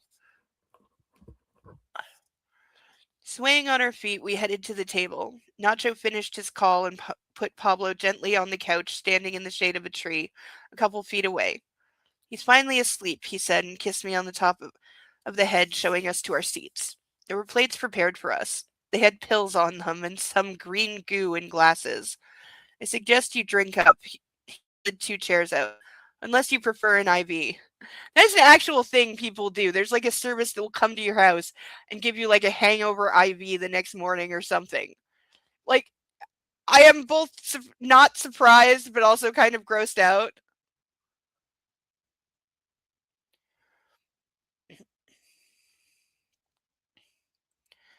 He laughed and smooched me again as I took a seat. Those are electrolytes and glucose mixed with something awful. A grin split his face, but the doctor said it'll fix you up. It's wheatgrass juice because I saw the Thomas Crown Affair too. What's this? Asked Olga, putting the baby monitor next to her glass. Nacho rounded the table and sat facing us. This is Pablo's baby monitor. He tried and failed to keep a straight face. You fell from your bed 3 times, Olga, and each time I heard a commotion from your room, I ran to check on you. So after the umpteenth time, I decided to make my life easier and planted that monitor there so I would know if you were okay and asleep. He laughed. Fucking hell, what an embarrassment. Olga groaned, swallowing a bunch of pills. A bunch of pills. If it was just like Advil, I get that.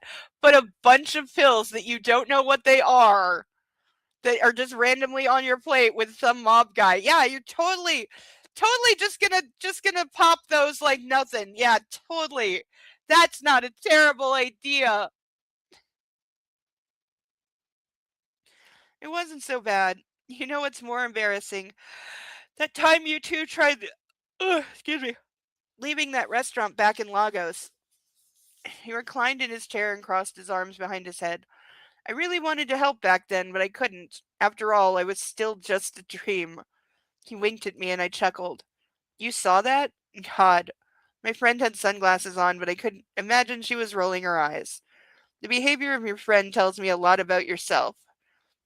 he said to Olga, keeping his eyes on me. But you're young and like to party. It's nothing bad. And the sight of a hot girl in a pink sweatsuit throwing up like there's no tomorrow was kind of funny, I have to admit. Olga grabbed a pancake and threw it at Nacho. I like him, she said in Polish, glancing at me. I really like him. Thanks, Nacho replied in Polish, and Olga facepalmed, suddenly recalling that Nacho could understand us. And I like you too, he added. Now bottoms up, ladies, that green goo isn't going to drink itself.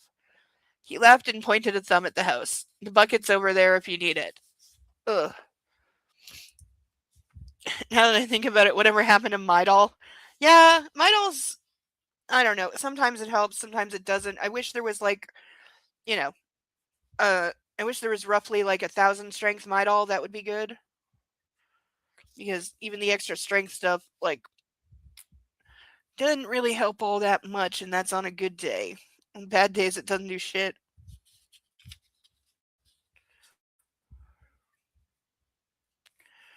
But I still pop my fair share of it, that's for sure. Oh,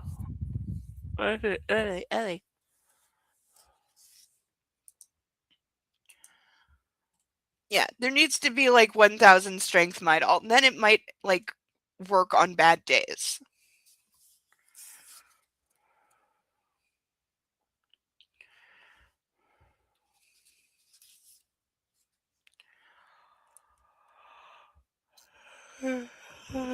Ugh.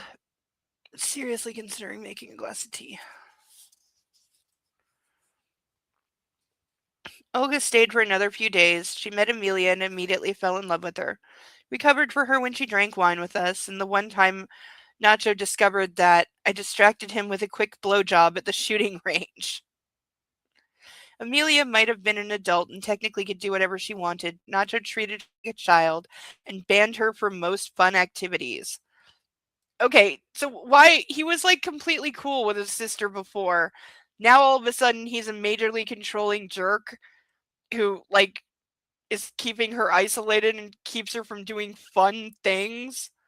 Like, what the hell? I learned how to surf, but Olga complained that the wetsuit was too small and the board too big and heavy, so she tried it once and never repeated the experience. While I played in the water, she accompanied Amelia and Pablo. I had everything I could ever want. My best friend, the sun, and a man who took up more and more space in my heart by the day. I couldn't tell him that, of course. He got too complacent. If he got too complacent, he'd stop sucking up to me, and then everything would change. She's such a spoiled brat. See, I didn't even spell that right, because at a shooting range, yeah, I know. I know. Probably one of his private shooting ranges, but yeah, blowing someone while they're firing a gun. Do we think that makes it into the movie?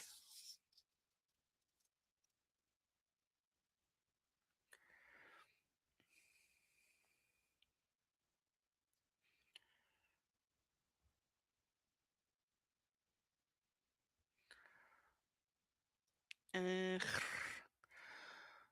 Last evening, we were having dinner in one of the restaurants by the shore. Amelia stayed with Pablo, but I knew it was really Nacho who had sent her away. He wanted to talk. We finished our dessert and he sighed heavily. All right, let's talk about what happens in a week's time, he said humorlessly, putting his napkin down. I won't lie, I'd prefer it if Laura didn't go to Sicily, but I can't tell her not to. I placed a hand on his thigh and sent him a grateful look. I'd like to discuss her safety with Dominic. I can't imagine her going without my men. At least 8 people. And no alcohol. He breathed in and looked at me. I understand it's your wedding, but I want her to be as safe as possible. You'll have a party here afterwards. Or anywhere in the world for that matter. Just not there. His voice remained soft and composed, but he wouldn't take no for an answer. Why can't you go with us and protect her as one of my guests? Olga asked, putting her glass down. It's not that simple. He sighed and wiped his face. We're criminal organizations, but we have a code, and the rules are sacrosanct. I work with many other families, but I also do business with Massimo. My presence on Sicily would be seen as too ostentatious and disrespectful to the Torricelli clan. The other groups wouldn't take it as me caring for my woman, but as an act of war. He shrugged. It's bad enough I took his wife away. They won't overlook that. So dial Dominic, please, and ask him if we can talk about security measures. Yeah, how has this not already sparked a mob war, by the way? Because how would everyone is going to go, oh yeah, the head of the Spaniard family stole the wife of the head of the Sicilian family. How is that already a full-blown war just over that? Because that is more than enough. More than enough. He should have all of the other mafia families trying to kill him right now.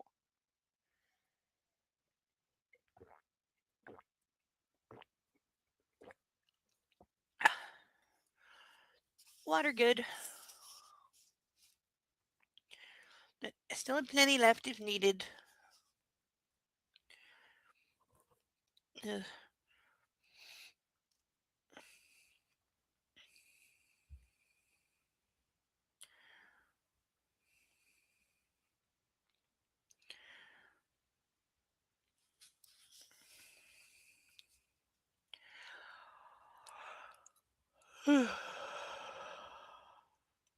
Okay.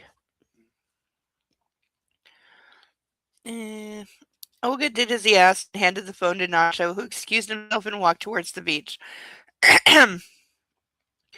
He told him that Massimo probably won't show up at the wedding. She asked, sipping wine. Of course he's going to show up at the wedding. He knows she's going to be there. Of course he's going to show up at the wedding. And of course, for the movie, what better place to have your final shootout than in the middle of a wedding? It'll look really good on film. Yes, but it did little to calm him, and it's not as if we're sure. Even Dominic doesn't know if his brother would be back in time, and Nacho likes to play it safe. Around 20 minutes later, the Canarian returned and gave Olga her phone. Your battery is nearly dead, he said, and waved it at a waiter before ordering another beer. So this is how it's going to play out. You'll take my plane to Sicily, Laura. I can't pilot this time. You'll stay at a house I bought and be under the protection of several dozen men, though that's nothing to compare with Torricelli's army. He took my hand and looked me in the eyes. Darling, I know this is going to sound bad, but you can't eat or drink anything during the wedding. You can only try what your security personnel offer you. He's screening food now. I can't say I blame him. Like, it's not as crazy as it might sound. Where is my pen? But seriously, dude, you need better, like, precautions than this.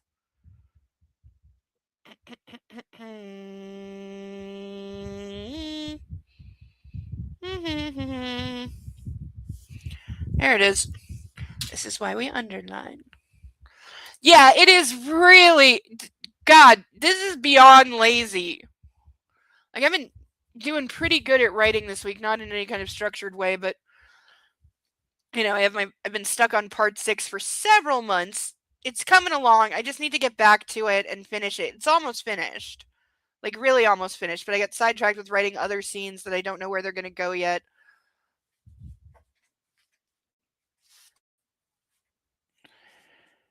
Well, some of them I know where they go.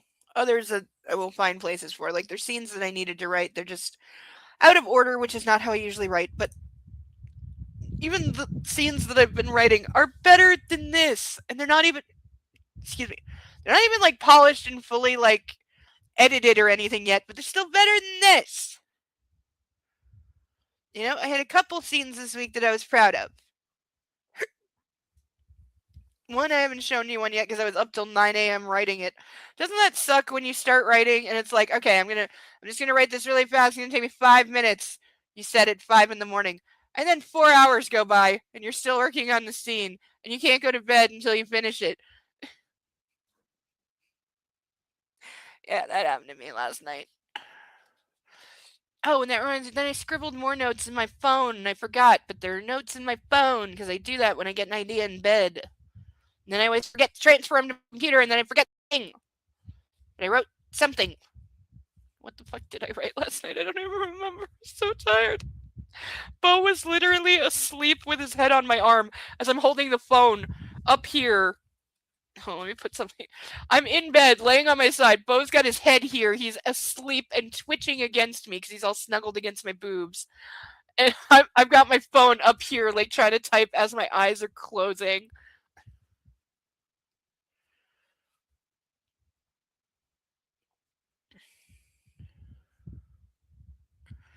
The hell did I write?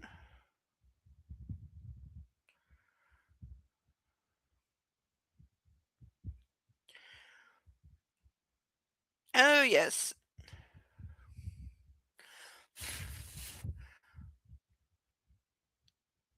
It's supposed to be a lighthearted, kind of vaguely flirtatious massage scene.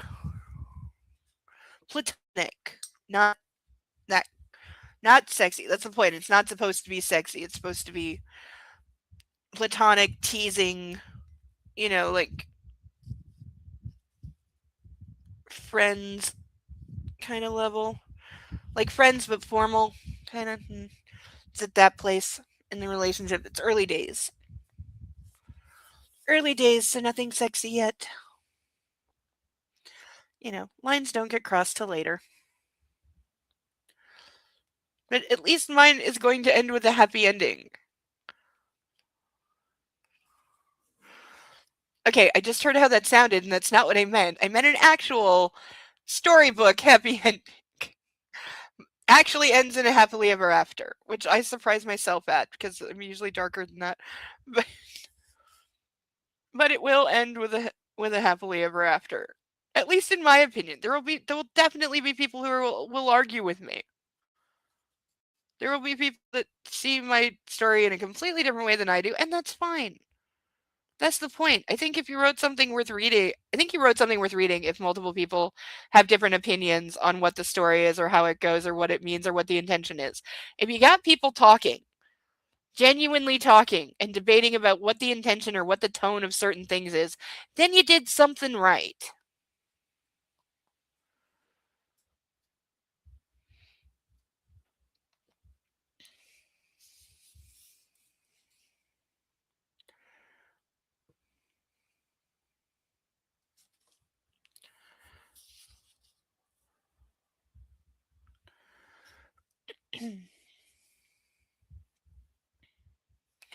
He glanced at Olga. I trust Dominic and know he won't do anything, but his people may have other orders, and we don't want all hell to break loose. Please understand me. I put my hand on his back and kissed him on the temple. This was costing him a lot. I'd like you to return to Tenerife on Sunday morning. Let's just get through Saturday and everything will be okay, he smiled. All right, Olga chimed in, but she can help out with can she help out with the preparations? Yes, I told Dominic it would have to be on neutral ground, not in the mansion. It's a compromise. We all need to make concessions. He sent Olga a stark look. And it's all my fault, I said. It is all her fault. That's okay, Deacon. I forget to type the ends of words all the time. How's Butters today? Sethail, how are your dragons?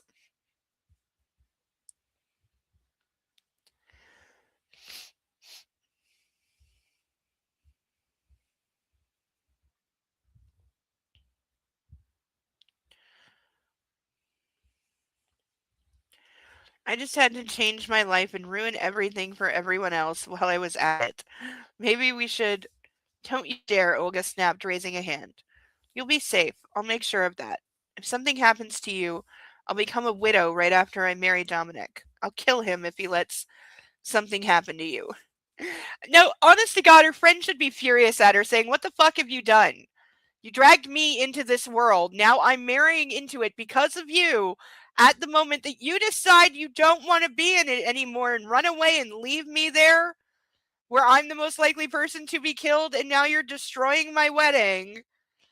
Like, I'm sorry, but her friend is like, real people don't work like this. Like, this is not how real people are. It's the friend having the same like crazy devotion / worship of this unworthy person that the men do. She's supposed to be like who is it in Twilight? Is it Anna Kendrick? Is like kind of the closest girlfriend because Bella has no girlfriends. Neither does Anastasia. Anastasia has the roommate who falls for Gray's brother and is just a slut. That is the entire description of the roommate. Slut. That's it. Which would fit with Olga. She also fits the definition of just slut, and that's all she is.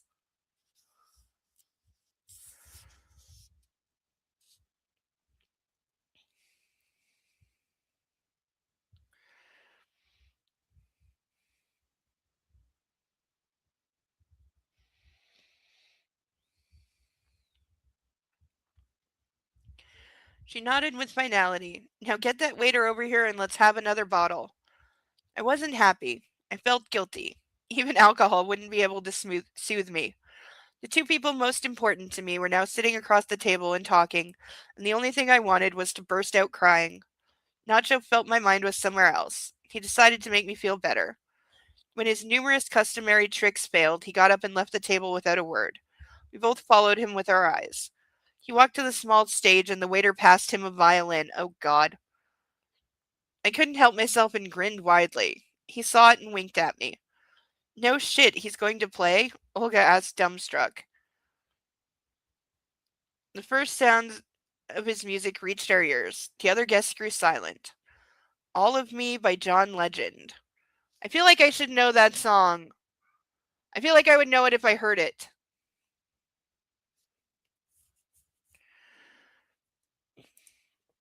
Actually, going back to Celtic tradition, bridesmaids were to dress similar to the bride so that any bad spirits wishing ill on the couple because getting married was kind of like a bit of a challenging fate kind of thing. So if the gods disproved, they would punish you and send like evil spirits and like banshees and shit to torment the bride. And so the bridesmaid would dress like the bride as like a distraction so the evil spirits would go for them and not the bride. I probably do know that song, yeah. If I heard it I would know the song.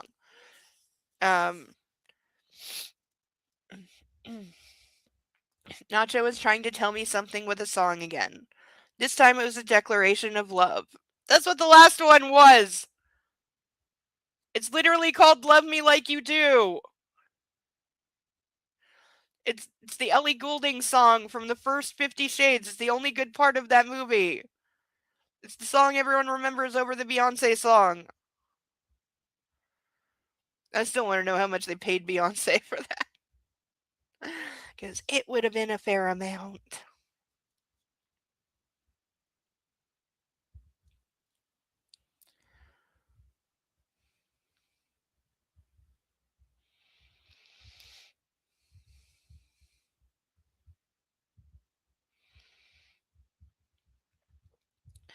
Olga sat hypnotized, and my man played for me, keeping his eyes fixed on mine.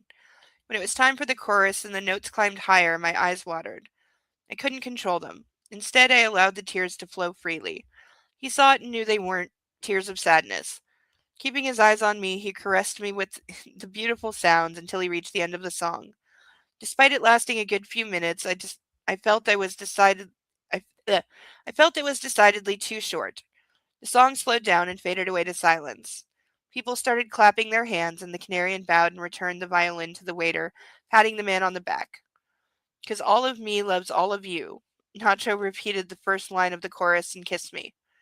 We stayed that way for a moment, ignoring Olga, who was sitting with her jaw slack, before Nacho took his seat in his chair. "More wine, Olga?" he asked, lifting the bottle. My friend nodded dumbly, her mouth agape. There's no way they have the money for John Legend. Yeah, no. The songs mentioned in this book will not be in the movie, both because the movie could not afford them and because the respective artists would not want to be involved in these movies. Plus, I already read the soundtrack for the third movie, and it has the second and third movie have the entirety of the soundtracks all written by the same person. The lead actor still sings a few songs in each one, the guy, but they're all written and like composed by the same people. So it's whoever is on retainer to do like music for Netflix movies. That person wrote the entirety of the soundtracks for movies 2 and 3. The first movie at least had songs from like a dozen or so different bands or singers that you never heard of. But yeah. Though the music still sucks. They didn't start getting the music right in the second or third movie. It's still a bunch of disconnected, inappropriate for the scene they're on pop song garbage that is knockoffs of songs they couldn't afford.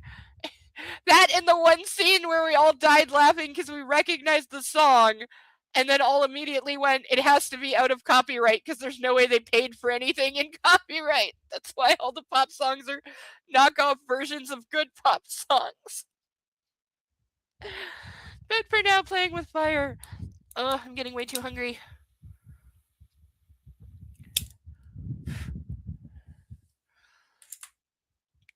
Ugh. Tonight I don't know if I want rotisserie chicken or pizza. I haven't had pizza in a long time. Or burgers, like really tall burgers that you gotta squish to eat them. Those are good. There's a place near me. Does anyone know? I don't know if it like how widespread it is or if it even exists in the States. Does anyone have the burger place Meltwich by them? Meltwich.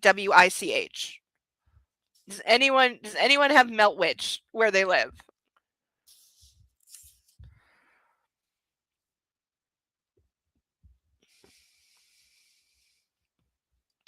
They are one of the few places I will order poutine from because they make really good poutine. And I'm Canadian, so you know I know my poutine. And I'm very, very picky about it. Okay, McDonald's and Harvey's both have something on the menu that is called poutine. It is a disgusting, offensive creation that is not poutine. There are criteria that you must meet to call something poutine. And Harvey's and McDonald's utterly failed at it. McDonald's is just insulting.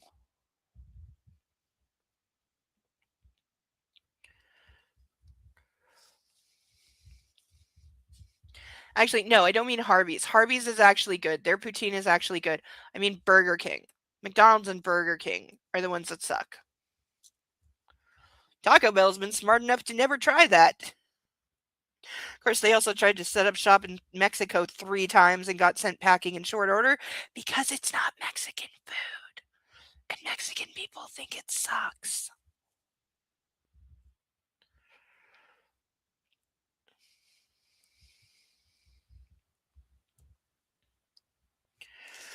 You have Five Guys? I've heard of them. I heard they're like very well liked. So I assume the food is pretty good.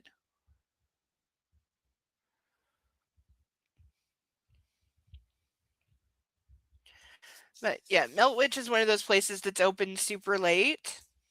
So they will still deliver like at midnight, 1 in the morning.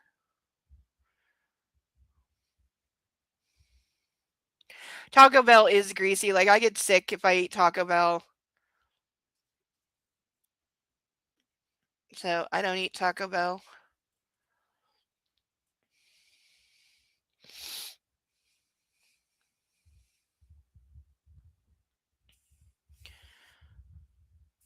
The next day, Olga and I said our farewells as if we were never to see each other again. Standing on the tarmac at the airport, we both cried. Nacho had to drag me back into the terminal. When he finally succeeded, he wrapped an arm around me and led me to his extravagant car. I have to leave for Cairo, he said. I'd like you to go with me. Why would you go there? A commission, he said matter-of-factly. Oh, I have to go kill someone, honey. Will you come with me? Oh, we won't stay long. 2 days tops. He closed the door and started the engine. 2 days to kill a man. I was baffled. He smiled. Darling, the preparations always take longer than the act itself. But I only go there to keep an eye out so nothing goes wrong, and then pull the trigger. He paused for a while. Although this time I think I'll also press some buttons, he added, grinning. Yeah, want to come with me to commit murder? That's sure. And or is he supposed to be getting points because he's supposedly genuinely asking her if she wants to go with him and not just declaring that you're coming with me, whether you like it or not? Even how bad McDonald's fries are, I'm not surprised they messed up poutine. The only reason I order Taco Bell is because it's cheap and open at 2 a.m. Yep. I feel you there. I have like Meltwich is good, but yeah, a lot of their business comes from the fact that they are open at 1, 2 in the morning, and they are good. Like they're good, like hangover, drunk, or stoner food, definitely. But their burgers are actually good, and their poutine is actual poutine. The thing with poutine is you got to have thick fries, You can't have skinny little stupid fries like McDonald's has. You gotta have thick fries. You have to have a thick, non-translucent. McDonald's and Burger King both have translucent gravy, which is a sin. You gotta have that thick beef gravy. Has to be beef. And you have to have cheese curd from Quebec. If it is not from Quebec, it is not real cheese curd. It doesn't melt properly, which is to say it barely melts at all if you put it in a microwave for 6 minutes. That's proper cheese curd.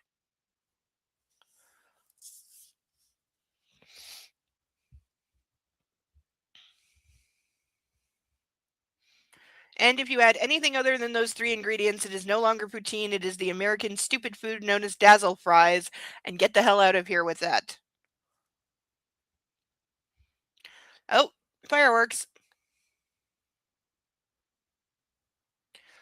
Now I want to go look and I can't.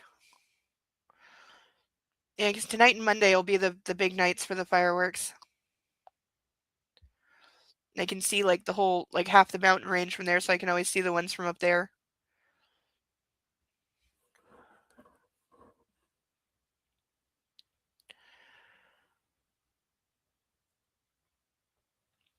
What are dazzle fries? It's the American name for poutine with extra shit on it. It's like fries, gravy, cheese, then topped with pulled pork and cut up onion and jalapenos and whatever. That's dazzle fries. It is not poutine. You don't get to call that poutine. It's American bastardization of somebody else's food. I'm not saying it's not good. I'm not saying like loaded up fries aren't good. It's just not poutine. Don't call it that.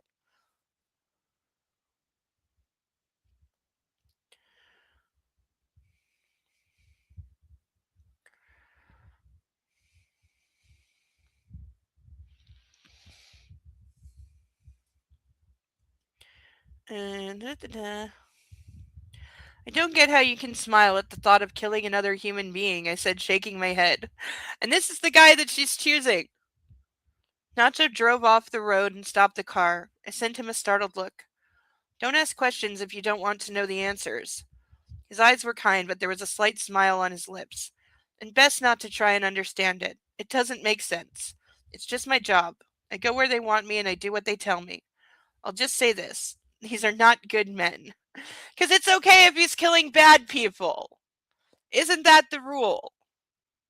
It is the rule. I mean, think about it. Dexter. There's your biggest one. Everybody loved Dexter because he was a serial killer who killed bad guys. Edward Cullen in Twilight admits to having been a murderer for a long time, but it's also okay because he only killed bad guys. Angel in Buffy gets half of that because he went through a period of time after he got his soul back where he only killed bad people. We're just supposed to ignore the hundreds of innocent people he killed before that. But it's okay because he got his soul back and he's a good guy now, and David Boreanaz was really dreamy plus vampires. So it's okay to be a bad guy as long as the people you hurt are worse.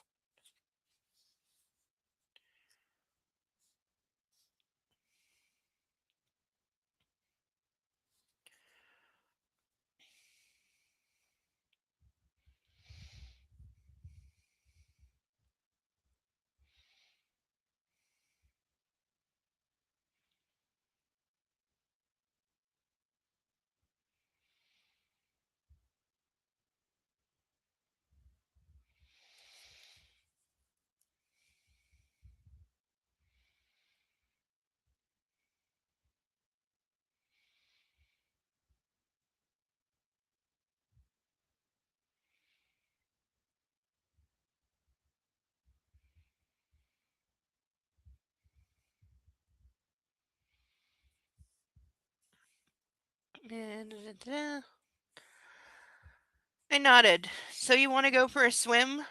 My eyes widened in surprise at the sudden change of subject. Yeah, he basically, like, just told her the truth. Don't ask questions you don't want the answer to. Like, if you don't want to be part of it, then don't. But, this is the world that you're getting into. You can pretend you don't know if you want. You can not go with him, but if you ask, he's going to tell you.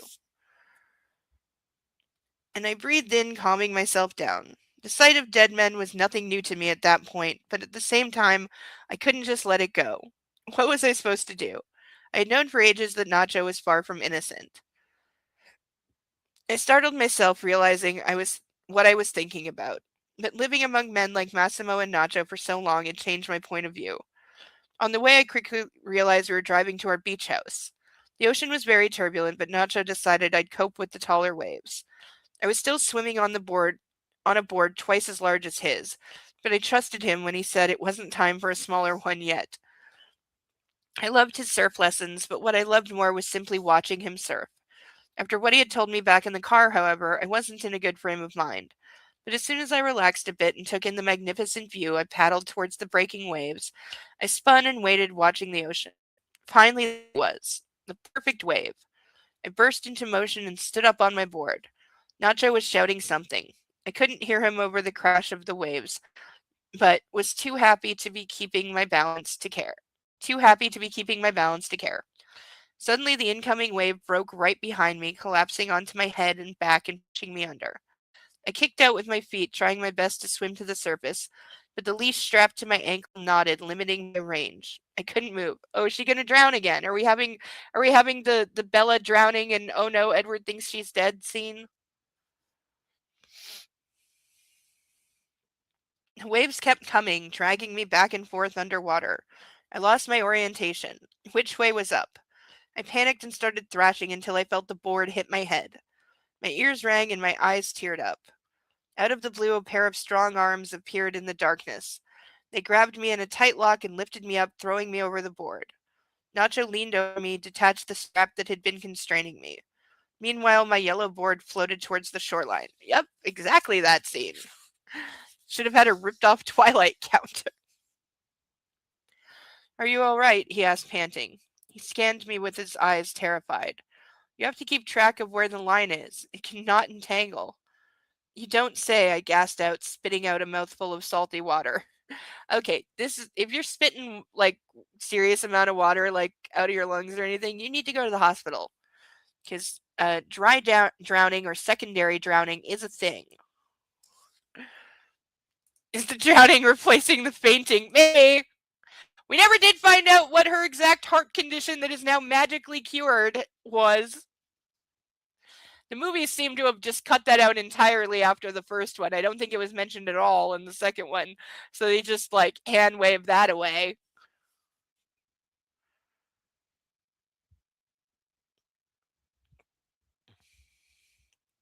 I think it's enough for today. Come on, I'll feed you. Yeah, never mind about the head injury she just sustained. Like, people have died from getting hit in the head with surfboards. He laid me down on his board and started swimming to the shore, dragging me. I'm not that hungry. I just had a drink. Nacho slapped me on the butt playfully as I calmed my breathing. I felt safe with him.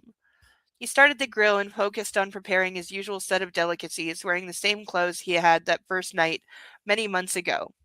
I watched his bare torso and buttocks revealed by the loose, tattered jeans. I remember you saying you wanted to fuck me. He turned my way. Why? What was I supposed to say? He asked, shrugging. I was falling in love with you and hoped that if I hurt you, you'd distance yourself from me. This way, I wouldn't end up ruining our lives, and you called me names when you left.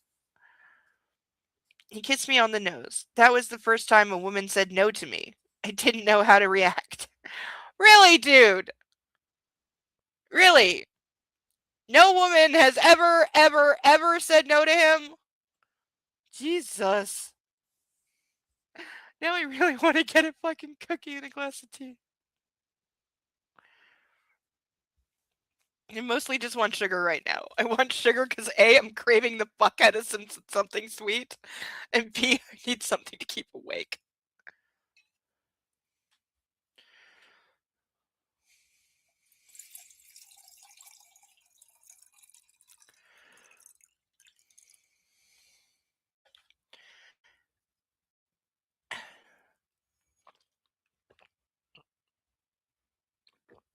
Mm. And maybe someday I can take a drink without spilling it down my boobs.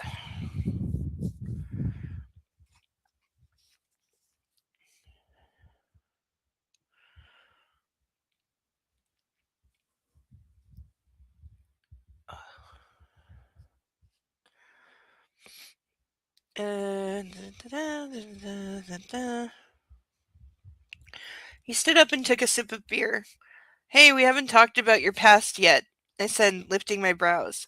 Let's hear it, Mr. Matos. What was your love life before? I think something's burning on the grill, he said quickly and practically ran towards the barbecue. Yeah, I'm guessing he's got like a 3-digit number. Oh, no, you don't. I shot up and followed him. You won't leave me with nothing. Now talk. I smacked him on the butt and crossed my arm, waiting. I've never been in a relationship, if you really want to know. I pressed against his back as he pretended to flip the food on the grill. I told you back in December, I always wanted a woman unlike any other, and I found one. Why, though? There is nothing. The problem is these men keep describing her as something extraordinary, and she's not. Okay? She's like a 7 or an 8 physically. She's incredibly stupid. She's vapid. She's vain as fuck. She gives new meaning to the word shallow. She's immature. She's spoiled, impulsive, selfish, self-centered as fuck. Like insensitive, uncaring. Like why would you? And there is nothing unique about her. There's nothing that makes her stand out. There is nothing that makes her special. She has no redeeming qualities or characteristics. She has no skills other than like being willing to frequently give head. Other than that, there is nothing to make this woman desirable in any way. Extraordinarily hollow. That's appropriate. Thank you, Cerebellum. Yes, that is, yes, extraordinarily hollow. She's boring as fuck, just like the author. Yeah. They're not easy to find. The author apparently does not make a lot of public appearances or did not do a lot of promoting for this, so it's hard to find like clips. Plus, again, this is the only thing she wrote. It was like 5-6 years ago, so I think she's back to being like obscure now, and like probably will never write anything again, which is why I also maintain my theory that she is just a front person, that she didn't actually write this, and that she was just a like paid spokesperson basically to claim that she wrote it because she's a, to some people, a hot looking blonde who, tales of her dark sexual fantasies will sell a lot better than if the author is like some 60-year-old gray-haired fat lady. She looks the part to sell it. So there's like, yeah, I think there's a decent chance that she just got paid to promote this and somebody else wrote it. But in the few like moments of her talking about it that I could find, yeah, she's an idiot.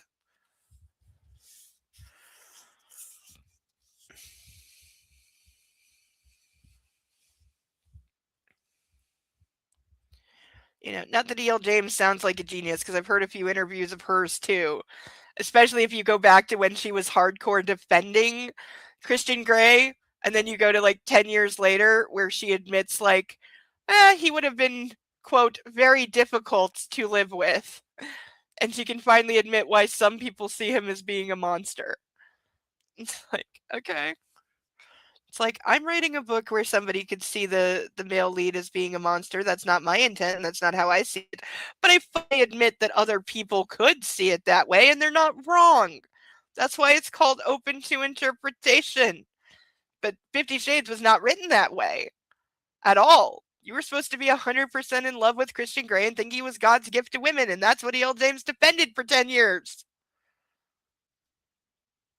She said anyone who called it a story of abuse was just being a hater because it wasn't true at all, and they're seeing things that aren't there, and it's not true, and nothing he does is abusive, and he's just loving and broken, and why aren't you in love with him? And I said he had a really big dick. Isn't that sexy?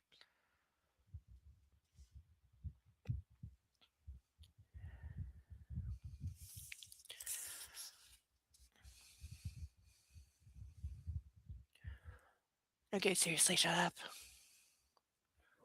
I don't know what they're doing upstairs, but there's been a lot of banging over the last few days. A couple times even Bo was like, what? But he's making sure the sky isn't falling. He has that little dog fear of things falling on him. Because, things fall on him occasionally.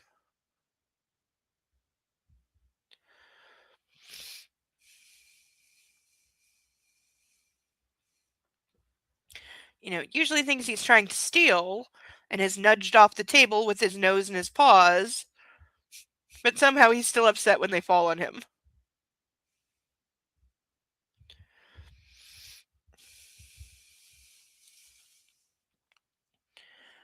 I told you back in December I always wanted a woman unlike any other, and I found one. He turned around and kissed my forehead and held me like that for a long while. We need to talk about what happened. When.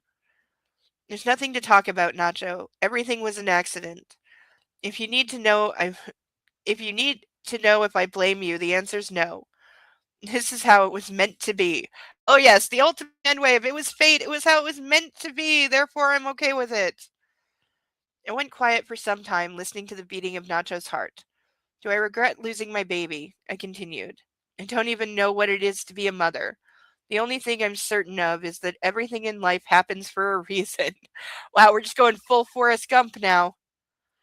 And since I don't have a time machine, it makes no sense to think about what ifs.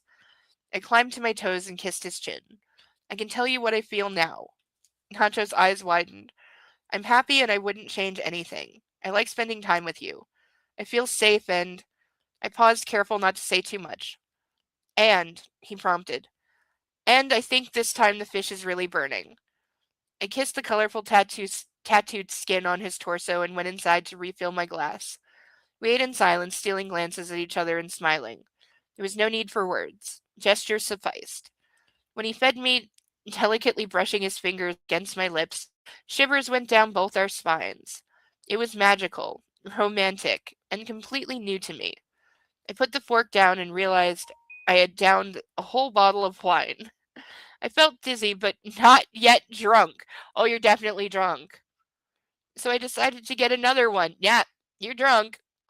Nacho shot up, took my hand, and led me to the beach instead. Curious, I didn't resist, following him into the darkness, listening to the waves crash on the sand. It was completely dark outside the radius of the house lights. Nacho released my hand and reached down for his zipper. He threw off his trousers and turned to me without a word, taking off my top and kneeling to pull down my briefs. I was left completely naked. Again with the having sex on the sand! This is not a good idea!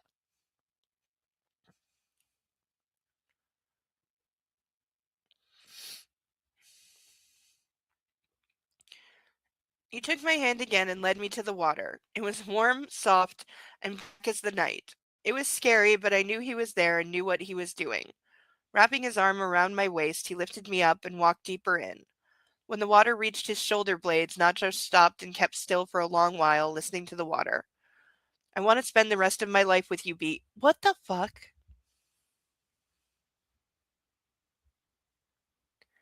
There is a door either on my floor or near my floor that, for some reason, like intentionally or accidentally, somebody keeps slamming it loud as hell.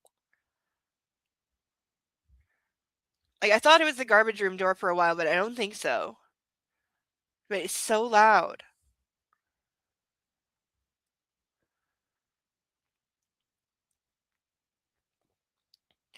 I want to spend the rest of my life with you, B, he said, and interrupted me as I was about to cut in.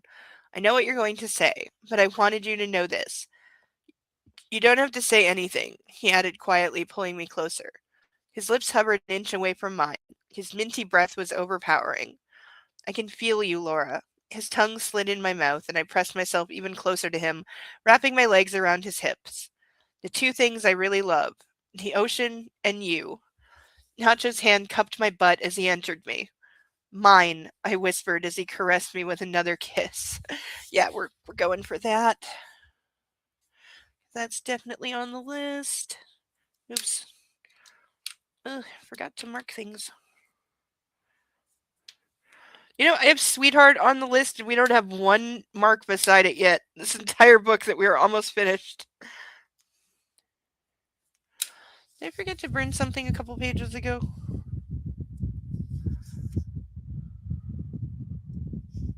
Yes, I did. It's supposed to remind me, chat. Alright, for the second time tonight, and the third burning, we have Darling! Ugh.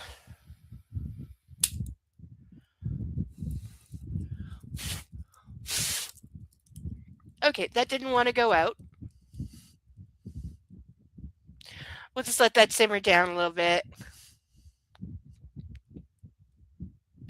Been a while since it went Roman candle on us.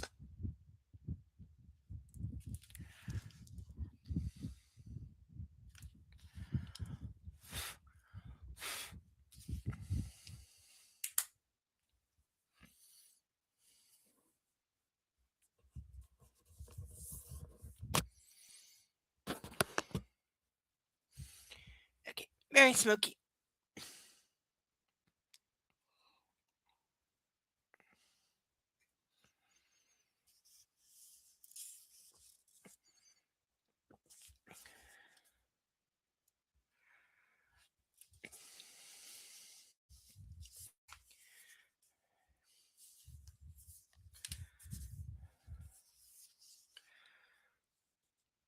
The water we were standing in made my body feel weightless. He could do as he pleased. He slid deeper inside passionately, and I felt him with each molecule of my body. I threw my head back and looked into the sky. It was full of stars. Nothing could compare to this moment. It was perfect. Him inside me, the warmth, the soft touch of the water. Nacho pulled away a fraction, laid me down on the surface of the ocean, and slowly, steadily touched my breast and then fingered my clitoris. He pinched my nipples softly, looking into my eyes, making me burn with desire. What is with the nipple piercing? Now I have body feels and I need them to stop. Ugh. Slamming my hand in a door a couple times an option because that tends to make my brain reorient where it's directing feels that I don't want feels to. Not kidding. That is really happening right now, and it's really fucking annoying. Ugh. Need to rig something for when that happens. Need something nearby. Somehow. Off screen. Something. Maybe build something. We could build something. I was nearing a blissful orgasm. He turned me over with one quick motion and impaled me again with his bulging erection. I sat over him now. Such a position would be impossible if we were out of the water. With one hand, he gripped my breast. The other one drew slow circles around my sweet spot. There's... Okay. His teeth bit into the back of my neck, my shoulders, my arms. Okay, he likes to bite. If Massimo's thing was choking, Nacho's thing is biting. His hips undulated with the waves. I felt the coming explosion down inside me as my insides, prodded by his manhood, started to rhythmically tighten around him. I moaned and rested my head on Nacho's shoulder. He knew, or rather felt, what was coming. His pace quickened. "Relax now," he whispered in my ear. "Let me bring you ecstasy." Those words did it. I bit my nails into the arm holding my breast and orgasmed. "I need to see you," Nacho breathed when I was nearly done and rolled me over again, facing me. He moaned, kissing me hungrily. Swayed by emotions and turned on as much as was humanly possible, I came again. This time he joined me, spilling his hot seed inside me. Please tell me, we have seed on the list, right? Yes. Oh, yes.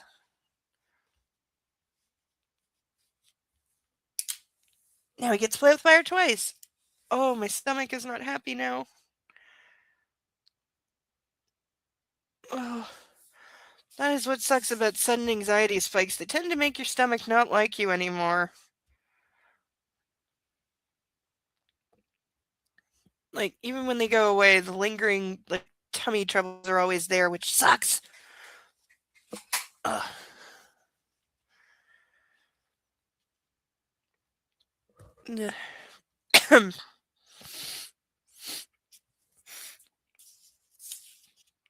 We kept still, then looking into each other's eyes, I wanted time to stop forever, so that there would be no wedding, no Massimo, and no Mafia, and nothing could...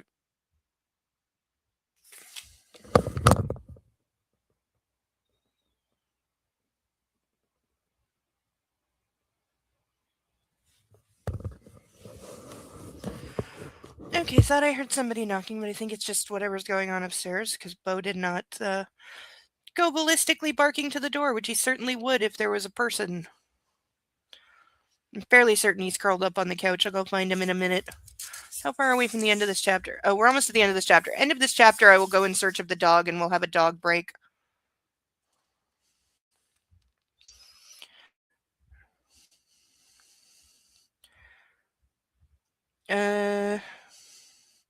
Keeping me in his strong arms, Nacho turned around and slowly walked back to the beach. No, I breathed, tugging him closer. He stopped. I don't want to go back to life. Let's stay here. I want nothing else. If we stay here, time will stop. Nothing else will happen. Yeah, that's how it works. That's not, like, I know it's supposed to be romantic, but coming from her, it just comes off as immature and whiny. Nacho pulled his head away and looked me in the eyes. His gaze pierced through me, reaching my soul. You'll be with me, Bee. Don't be afraid. He pressed me closer and left the ocean. Putting me down on the ground back at the porch, he wrapped a towel around me and took my hands in his. Next, we took a shower, rinsing the salty water off our skin. After that, Nacho gave me one of his t-shirts and tucked me into bed and lay on top of me, his warmth familiar and comforting. He fell asleep with his head snuggled in my hair. It's running away again? Yeah, it is. You're right. Oh, okay, it took me a second, but yeah, you're right. It is. It's going, I don't want to deal with the situation I created, so let's just stay in the ocean and keep having sex. Yeah. That's all she does. That is all she's done from book 1.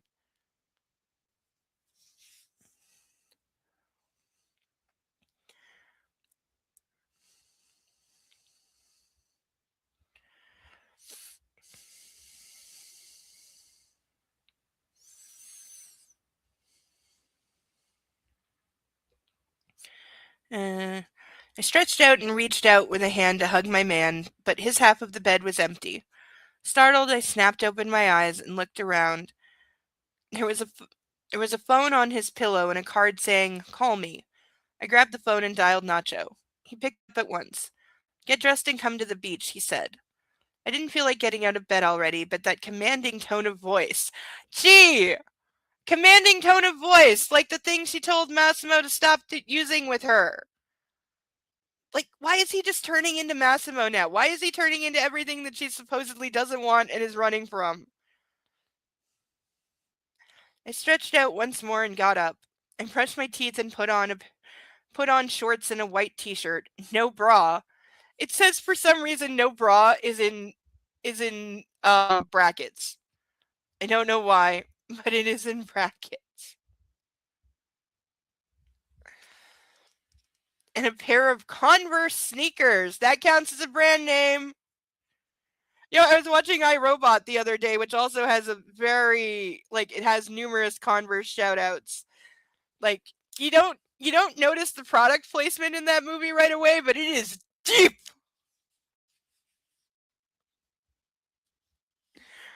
But before we move on, let's play with fire. We're almost the end of the chapter, and then we're getting doggy time. So, mine. Go away.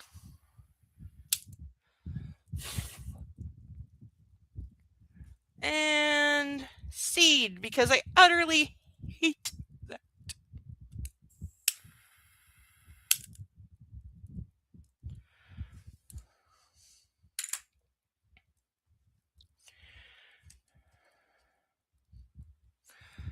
Okay, page that will not stop smoldering. Go out already. I need to turn the page.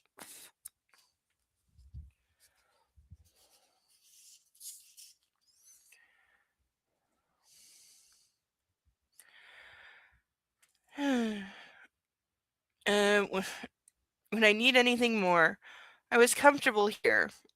It was our hideaway. I could just as well have stayed naked. With my hair tied into a messy bun, making sure some strands fell over my face, I put on sunglasses and went outside. Nacho was standing by the house, next to 2 black horses. I smiled. "You steal those?" I asked with a chuckle and walked over to him. He kissed me. Storm and Lightning are their names. They're ours.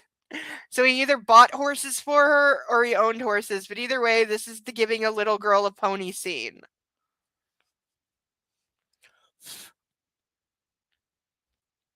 Ours? I repeated, surprised. Nacho grinned. Do we have more? I'm sure there are some. He paused, thinking. There's exactly 23 more. 25 in total. But there will be even more. He patted the animal and it snuggled its head against his torso.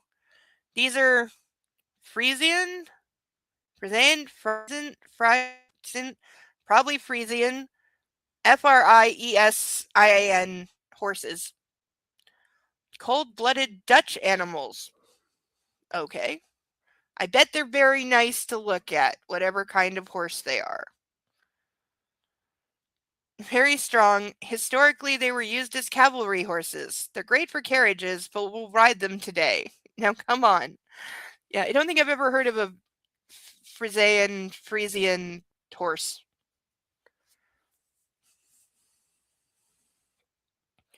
I've heard of Andalusian and Clydesdale.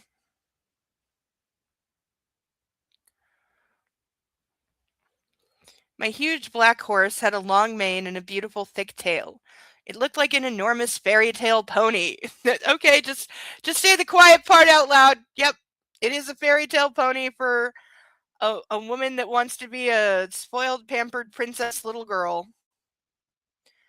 How did you know I could ride? I asked, taking the reins. Can she? Did we know this? Probably not. We're probably just making this up as we go at this point. I felt it in your movements, he replied, raising his eyebrows with amusement. Dude, she used to be a dancer. Maybe that's what you're feeling. I put my leg into the stirrup and pounded off the ground, sitting in the saddle. Nacho bobbed his head, watching me. I was surprised I hadn't needed any help getting on the horse. I hadn't ridden for a long time, but it's probably like riding bikes. You don't forget how to do it. I clicked my tongue and jerked on the reins, making the horse trot in place and turn around. Want to check if I can do a rising trot? I snapped the reins and cried out, and the horse launched itself forward in a canter. Thank you, Zara. Oh, wow. Oh, those! I know these horses. I've definitely seen these horses. They are gorgeous. Like, absolutely gorgeous animals. I've definitely seen them, like, in movies and stuff, for sure. But yeah, they look amazing. I mean, I don't want one, but I want to pet it. I definitely want to pet it, and I would like to ride it. I always wanted to go horseback riding, but I was always worried because of my weight that I would hurt the horse or something because I don't know, like, what the weight limit on a horse is.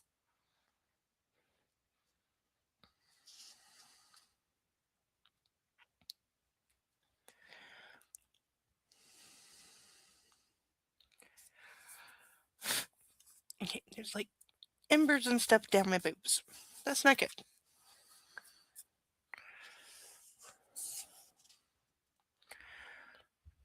The beach was completely empty and very wide. Mine to do as I pleased. I turned around and looked on as Nacho mounted his horse and with a grin followed me. I didn't intend to race him, so I reined the horse in and slowed down to a trot. Nacho quickly reached us. Well, well, he said with a fond smile. I didn't know you could do that. You thought this would be another thing you could teach me? If I'm to be honest, yes. He nodded and laughed. But I can see it's you who will have to teach me a few tricks. We rode slowly along the wet beach. I didn't even know what the time was, though it must have been early. It wasn't hot yet, and the sun was still low over the horizon. I was about 10 years old when Dad first took me to a stud farm. I smiled at the memory. Mom was hysterical, of course. She didn't like seeing me anywhere near horses. I was too small and they were too big, she said. I could get hurt. But Dad ignored her as usual and kept taking me there to train. So I can ride, but I don't have many opportunities to do it, though. I patted the black mare. Do you breed them? They relax me, Nacho replied with a calm smile. Mother used to love them. It was exactly the other way around with my parents. She taught me how to ride. After she passed away, I couldn't bring myself to visit the farm for a long time. But when Father declared that he was going to sell the horses, I promised to take care of them. It later turned out it was a rather lucrative business, and even the big boss himself warmed to the thought of having horses. He sighed and shook off the memory. So you see, my beautiful, we have a few ponies to ride on. Nacho flashed one of his spectacular grins and shot forward in a gallop. He wasn't a man who kept things to himself. You asked him anything, and he answered. There were some emotions inside him, however, that he kept hidden. Those two natures, the two souls within him, intrigued me, and he really was the most extraordinary man I had ever met. I smiled, satisfied that he was mine, and followed. Oh, we get. I'm counting that. End of chapter. But first things first. Okay, do we have anything going back a page to burn? No. No, I think we got the other ones. So we just have that, and I'm counting it. Because I can.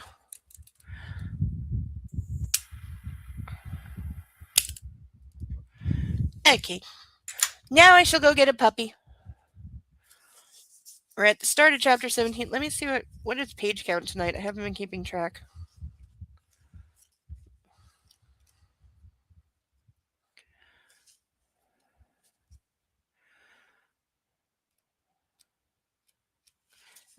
Stop.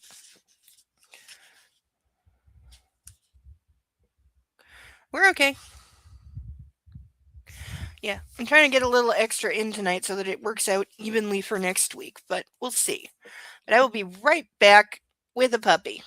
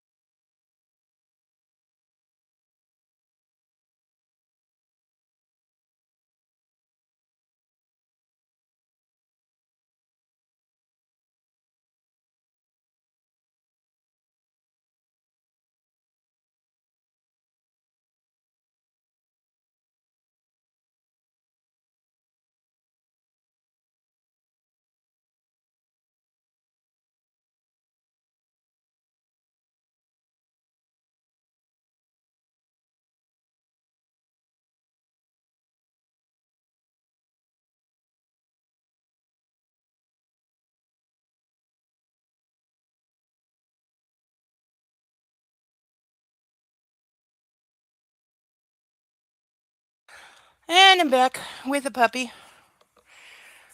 He's confused because I picked him up off the couch, so he's sleepy. And everyone say hi to Bo. He's still sulking because he didn't get to eat a duck. Also, a reminder that for $10 you can sponsor a random duck or a painted duck. For $25 I will put on handcuffs, and for $50 I will try one of the new flavors of the Skittles mix and see if it's good or bad. So far we've had one bad, one good.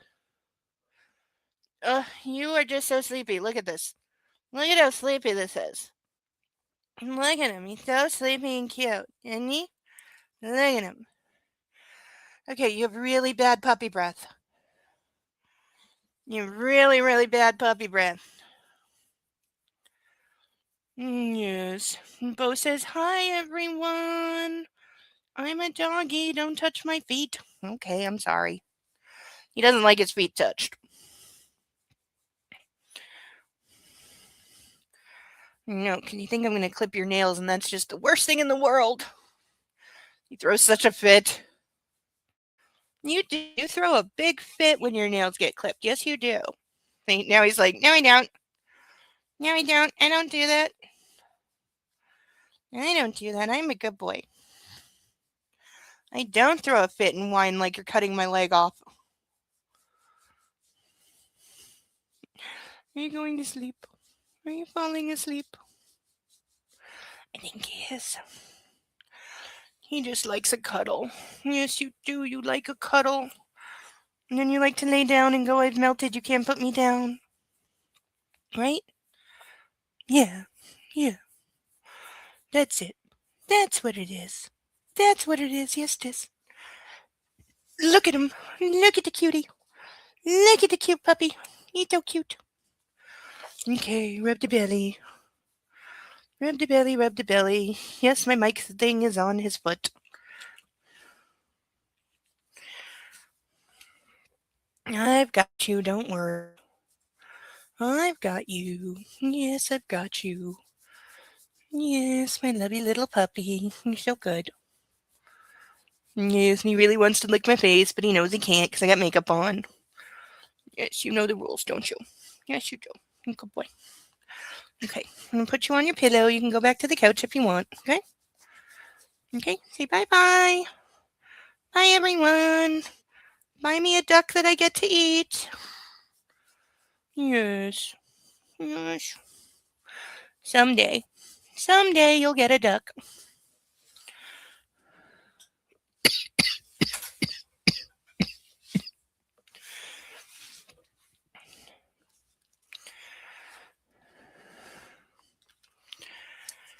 Whew. Hot.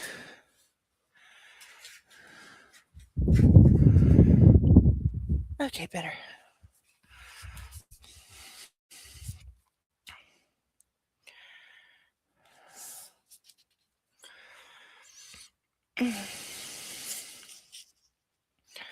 Chapter 17. We spent 3 days in Cairo, and thank God we didn't have to stay longer. I had never experienced sweltering heat like that. Nacho had to work, so I had a lot of time to myself. Egypt was the first time Nacho didn't allow me my freedom. I had to take Ivan with me wherever I went. He wasn't the talkative type, but at least he replied patiently to my many questions. We saw the pyramids, but my claustrophobia didn't allow me to go inside. We went to a mosque, to the Egyptian museum, and shopping, of course. Poor Ivan kept very calm and impressively patient. I rewarded his stoicism with an afternoon at the pool. Okay, so now she has security following her and she can't go anywhere alone. So check another box of nachos turning into Massimo.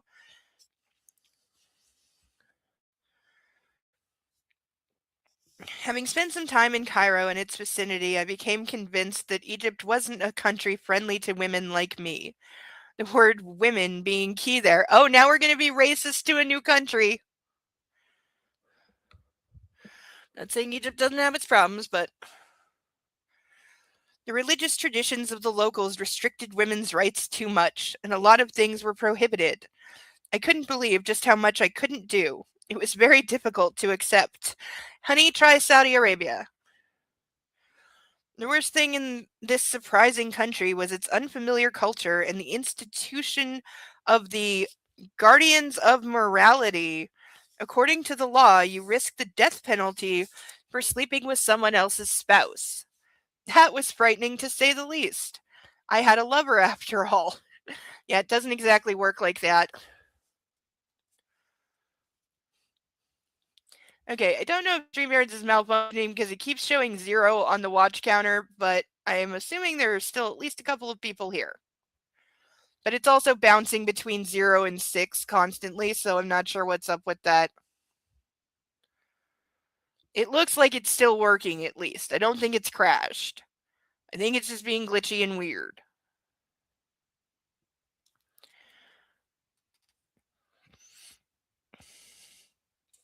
But we got like an hour and a half left, so I just need it to hold out for like an hour and a half. Then if StreamYards crashes, I don't care.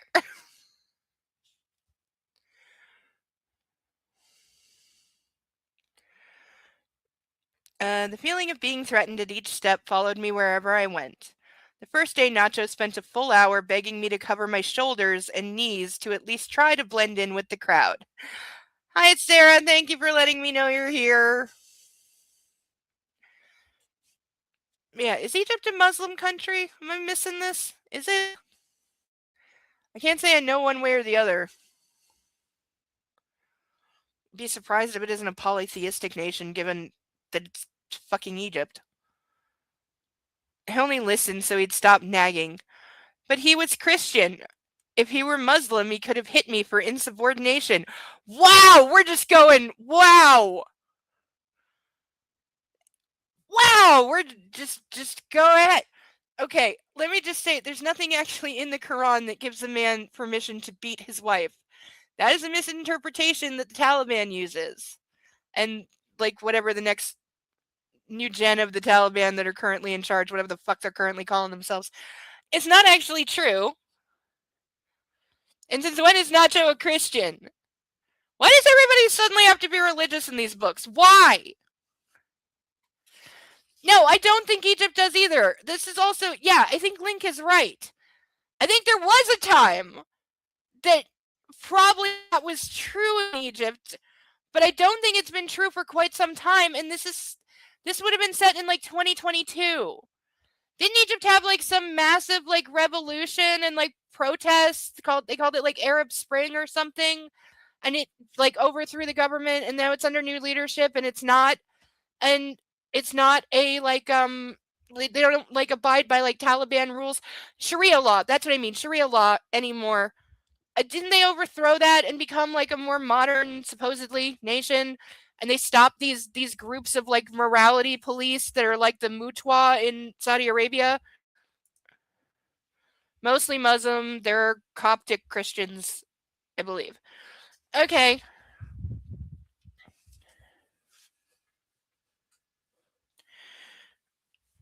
But did we really need all of this about taking a shot at other people's religions and cultures and stuff? You couldn't just say, saw the museums, they were awesome. Saw the pyramids, they were awesome. Went shopping, bought clothes I don't need. Like, you could say so many nice things.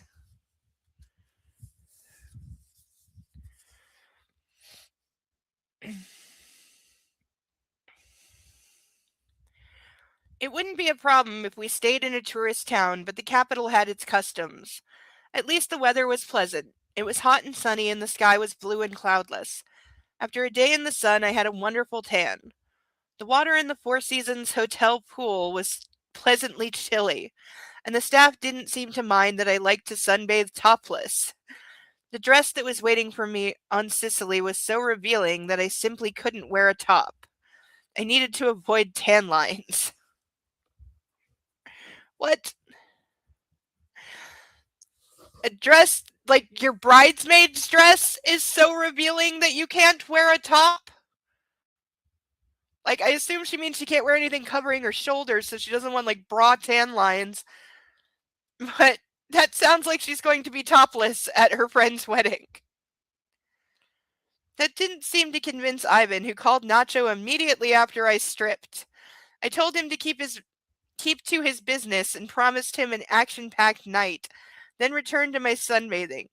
It was good to know Nacho wouldn't show up out of the blue shaking with fury and commanding me to put something on. Only because you told the guy to not call him! We still have a security guy reporting on her movements that he wouldn't like to her boyfriend. That's exactly, like, that's wrong on so many levels in so many ways.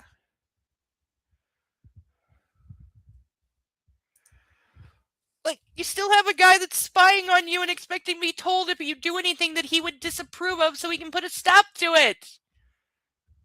It's the same fucking thing.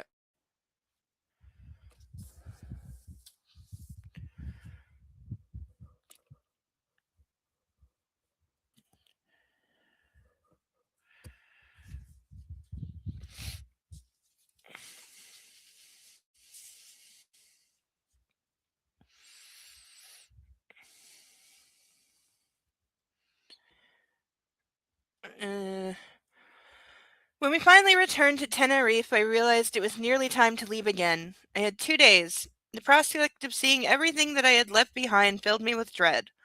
On the other hand, if I was able to nick some of the baubles from my wardrobe, the whole trip might be worthwhile. Yeah, she really wants those Givenchy boots. That's what it is. Olga had promised me she'd at least pack the things I brought from Poland. Nacho couldn't settle down on Friday morning. He paced around the apartment nervously.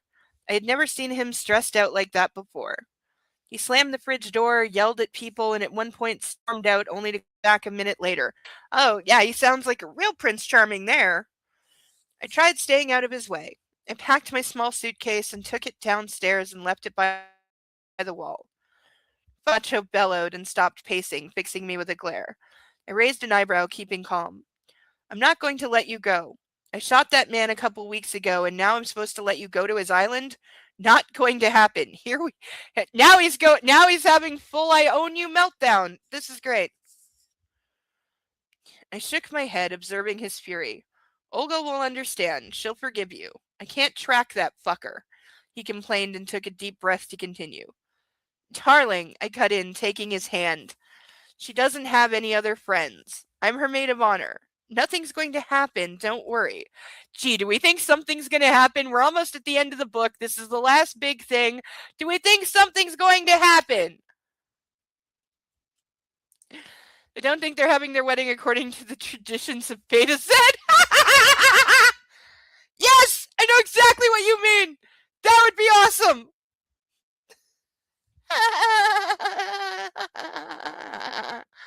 Both the Betazoid wedding episodes are great. Well, Troy's not so much because Riker turns into a whiny fucking little bitch. It's the only part of that episode I don't like. The fact that A, they couldn't keep up the color changing Rose because they didn't have the budget, and B, Riker turns into a butthurt, whiny little bitch. And that's like early in season 1, too. So it's like right after they've established that, you know, Troy and Riker had the romance of all romances, but he broke up with her saying, I can't be weighed down by being married or having one woman because I have to go off and become a captain, which he then failed to do for the entirety of the series and turned down becoming the captain of his own ship 3 times to stay on the Enterprise because the show didn't want to get rid of him, of course, so we had to keep Riker on the Enterprise no matter what, because he's our backup Kirk in case we didn't like Picard, but then we did, and so we didn't know what to do with Riker, so we turned him into the idiot of the ship.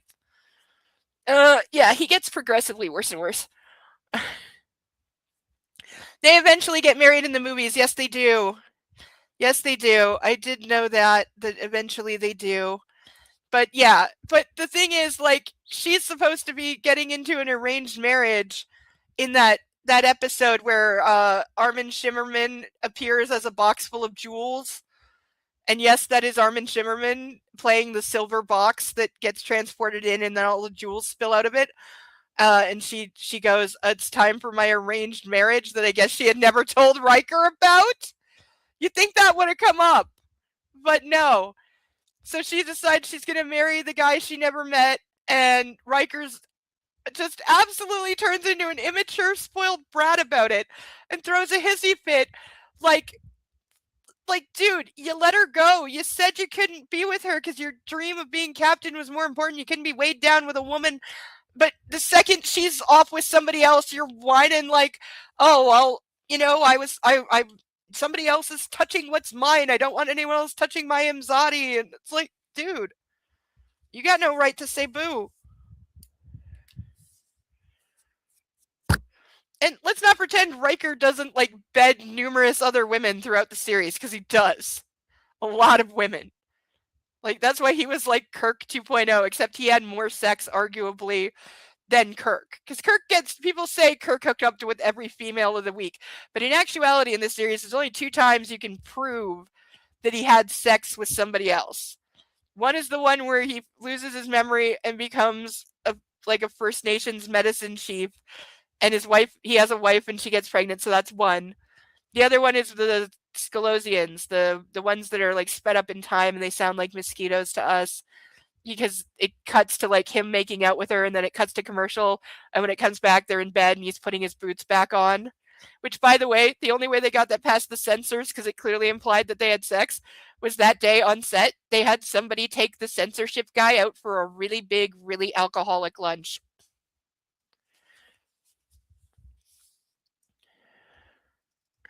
Because, yeah, back in the late 60s and 70s, you couldn't even imply that people had sex by showing the captain putting his boots back on.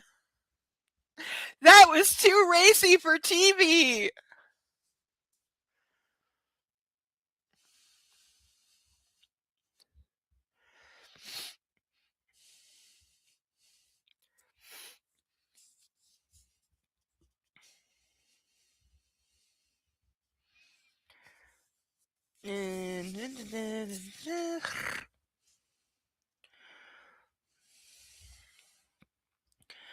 I'm her maid of honor. Nothing's going to happen. Don't worry. We have everything under control. I'll stay at your house with your men. We'll spend her bachelor party drinking wine in our bedroom. And the next day we'll dress up, she'll marry Dominic, and I'll be back, okay? He sighed, dropping his arms limply. His helplessness melted my heart. My eyes teared up. There was no way to help him. I couldn't let my friend down. I'm going to be all right, Nacho, okay? I lifted his chin, making him look me in the eyes. I talked to Olga and Dominic. Massimo has vanished. Yeah, that's reliable. We have no idea where the psychopath who cut up my dog is, but he's definitely not going to show up at the wedding. That's exactly how that works. Dominic's trusted people will protect us, and your guys will too. Please stop worrying. I pressed myself to him and forced my tongue into his mouth. He was in no mood for that. He hadn't touched me for 2 full days. I didn't care, and I didn't intend to leave without a good fuck. I spun him round and shoved him against the wall, grabbing his wrist just like he used to do with me. His eyes were full of surprise as I slid down, reaching for his zipper. I don't want to, he groaned, trying to stop me. I know, I replied, but your cock seems to disagree. Now she's being the rapist, really? Because we just have to make everybody the rapist. I poked his growing penis. Okay, that doesn't count. This is like the whole orgasm equals consent thing. It's not true. Okay, guys get hard-ons when they don't always want to. And I don't believe there is an age limit on that. I know it's more common when they're teenagers, but I don't believe there's an age limit on see hot woman, get a boner, even if you are not in the mood. I think that's just a perpetual thing for men. He bent down, wrapping his strong arms around me, lifting me into the air, holding me by the elbows. Nacho carried me through the room to the kitchen. See, now we have crossed the line back into consensual because, yeah. He laid me down on the island, roughly. With a single fast motion, he unbuttoned my shorts, tore them off, and threw them aside. With one hand, he pulled me closer to him, freeing his bulging cock with the other. You've done it now, he hissed, smiling. I hope so. I retorted and bit my lip, waiting for him to impale me. Why is it always being impaled? Can't we use nice words? This time Nacho was not gentle, as I'd hoped he wouldn't be. I felt his frustration and anger, all his boiling, turbulent emotions. He was passionate, brutal, relentless. Perfect. He took me on the kitchen counter, fucking me in all possible positions. But underneath it all, there was tenderness and love. He listened and felt me. His every movement was for me. There was no pain, no uncontrolled aggression, only his own feelings he wanted me to experience. Was it right for me to provoke him into such roughness? Maybe not. But since he could act like that, it was probably a part of him in the first place. Wow, there's some mental gymnastics for you.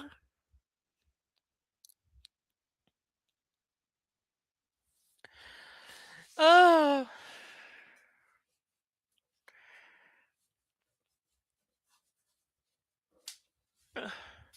Okay, I need to clean my chair. Yeah, red wedding much. Yeah, totally. Yeah, completely. That's exactly, yes.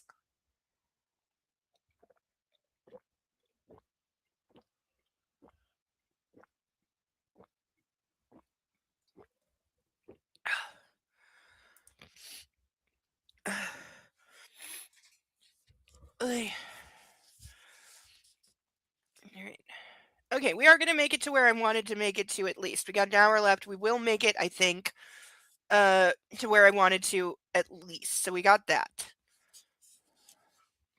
And then we should, I hope, finish the book next week and read some of other book.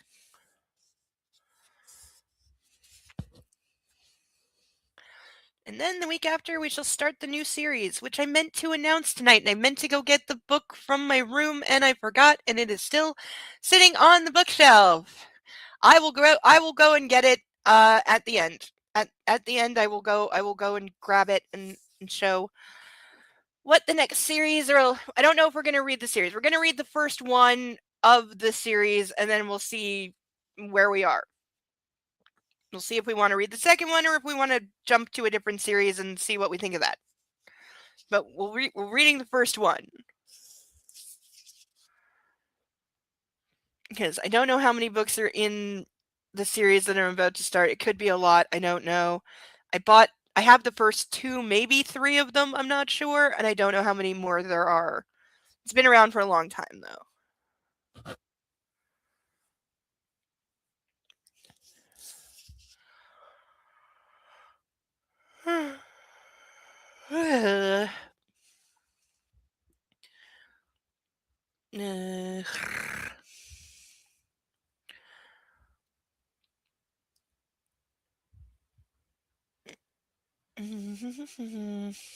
Sometime later, we stood on the tarmac of the airport embracing each other. I didn't want him to let me go, and he didn't seem to want that either. The takeoff was delayed. Nacho cupped my cheeks, looking into my eyes and kissing me every so often. He said nothing. He didn't have to. I knew perfectly well what was happening in his head. I'll be back in 2 days, I whispered. Listen to me, Bea, he began and paused. His voice froze me in place. If something goes bad... I put a finger to his lips, silencing him. I know. I stuck my tongue into his mouth, and he lifted me in the air without breaking the kiss. Remember, I'm yours, I said as he finally released me. Walking to the plane, I knew that if I so much as glanced back, the trip would be off and Olga would kill me. I swallowed a tranquilizer pill and took a deep breath, stepping inside the flying death trap. Yeah, she definitely loves her sedatives when flying, but at least this time she didn't say she popped a handful of sedatives and chugged an entire bottle of wine with it. I tried my best to stop thinking about the flight, and I succeeded. My thoughts returned to the man I left on the tarmac. He looked sad, or maybe angry, with his hands in his pockets and a white, tight-fitting t-shirt clinging to his muscular body. He'd looked breathtaking. I'd wanted to jump right back out of the plane. I don't think I had ever wanted anything so badly, to just run and throw myself into his arms. Forget about everything, and I'd nearly done it. If it were about anyone else, I would have. But it was Olga's wedding, and she'd always been there for me. This was my chance to pay her back. No, you still owe her a fuck ton more. Like, for the rest of her life. A flight attendant walked over with a glass of champagne, which I snagged from the platter and downed. There we go! Mixing drugs and alcohol wasn't the best idea, but I didn't care. Oh my... At least this time they said it's a bad idea! Like... And she only took 1 pill instead of a dozen? When I left the terminal, the sun was setting on Sicily. I got into a car. It was probably armored. Another one stood in front of it and 2 more behind. Even the president of the USA didn't have this much security. Yes, he does! I'm sorry, have you not seen the helicopters following the presidential motorcade? It's got a fuck ton of cars in it! Like, there's at least 12 cars! The presidential limo, I've seen a video that shows off, like, some of the known details of the presidential limo, which is called the Beast. It's so fucking heavy, it maxes out at 30 miles an hour. It has unpuncturable solid tires that nothing will happen if you shoot them. It has oxygen. It can be completely hermetically sealed. It supposedly has a supply of the president's own blood on board in case of need for emergency transfusion. Though, that, and again, this did appear in a Washington Post Journal video about it, so I have no idea if that's true. and like several other features. But yeah, heavy AF, very slow car that apparently has to be replaced quite frequently because the weight puts so much stress on the car that they break down pretty fast.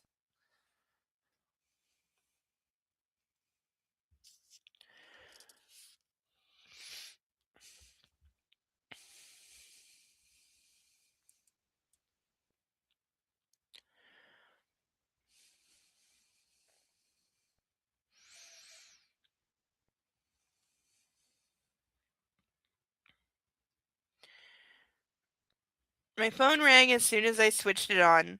I talked to Nacho the whole drive. We spoke about nothing in particular, just chatting, so I didn't have to think about where I was. The sight of the smoky summit of Mount Etna brought me back to reality, though. There were moments when the nervousness took my breath away. Fortunately, the cars took a turn off the highway before we reached, excuse me, Tormina and drove up the slope of the volcano, finally parking by a tall wall. My eyes bulged. It was a fortress. The building was unlike anything else Nacho owned. "What is this castle?" I asked as Nacho was prattling on about his surfing adventures. Why do I have hiccups? "Oh, so you're there," he laughed. "I know it's a bit too much like a military base, but at least it's defensible.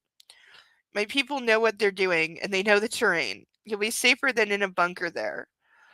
His voice grew serious. "Is Ivan driving?" I confirmed. "Listen to me, B. Do as he says at all times. He knows his job." "Come on, don't be paranoid, Baldy," I joked. "Baldy," he burst out in laughter. "I'll grow my hair long and you'll see how awful I can look. Now go get some dinner. You haven't eaten anything since breakfast. Apart from my dick, of course." Ugh! Ugh! I heard his amusement and giggled in delight that his humor was back. I spoke to Dominic, Nacho continued. "Olga will be there in an hour. The whole residence is at your disposal. Have a good time." I pocketed the phone, thinking about how perfect my Nacho was. I even opened the door. The house was huge. It had 2 floors and was surrounded with a gorgeous garden. Neatly trimmed bushes lined little alleyways meandering among rich vegetation. I wasn't sure if this was the safest place on earth, but since a paid killer had vouched for it, who was I to disagree? What was most surprising about the house was that it stuck out like a sore thumb. It was nothing like its surroundings. It was modern and angular and had dozens of terraces without any kind of railings. What? What? It reminded me of open drawers, a blinding white spaceship of a home. This place sounds ugly. All the men stepped out of their vehicles. I felt cornered. There were dozens of them. More and more showed up, poking their heads out from around corners. There were some inside the house too, and on the walls patrolling. A veritable army. Oh yeah, this is so much better than what she ran away from.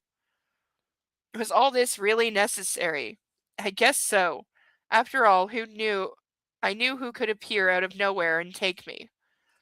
"Don't be afraid," Ivan told me. "Sometimes Marcelo likes to overdo it." He chortled and led me inside. Yeah, this does seem like a massive amount of overkill.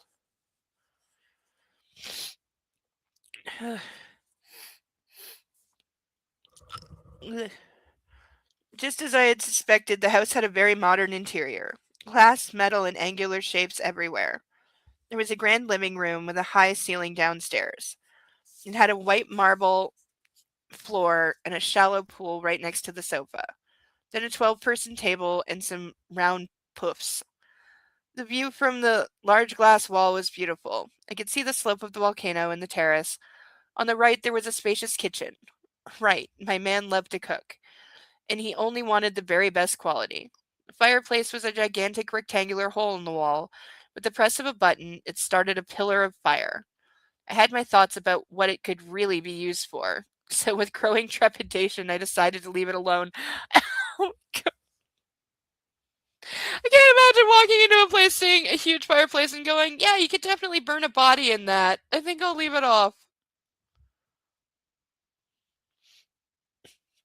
I went upstairs. On the second floor, there was a large open space with glass walls. No privacy, I thought. It was then that Ivan pressed a button and the walls turned milky white. The furniture in each bedroom consisted of a single bed and a TV. Each bedroom also had its own bathroom and wardrobe. Led by my caretaker, I reached the end of the corridor. He opened a door, revealing a beautiful, cozy, and comfortable Scandinavian decor bedroom. A large white wooden bed stood in the middle. Right next were two soft, cream-colored armchairs on a fuzzy rug. This had to be the main bedroom. Pictures of Amelia, Pablo, and Nacho stood on the dresser, and then a picture of me. Intrigued, I took it in my hand. I didn't know that picture. I was blonde and pregnant. This had to be framed from a video. I sat down looking at the photo of Nacho. We seemed to have cameras at the house, I muttered to myself. That wasn't surprising. I placed the photo by my bed so Nacho's green eyes were the first thing I saw every morning. Yeah, not a shock. He's had cameras the whole time. Like, so again, everything she ran away from, he just doesn't like make her as aware of it. He's just more subtle about the constant spying and stalking of his woman.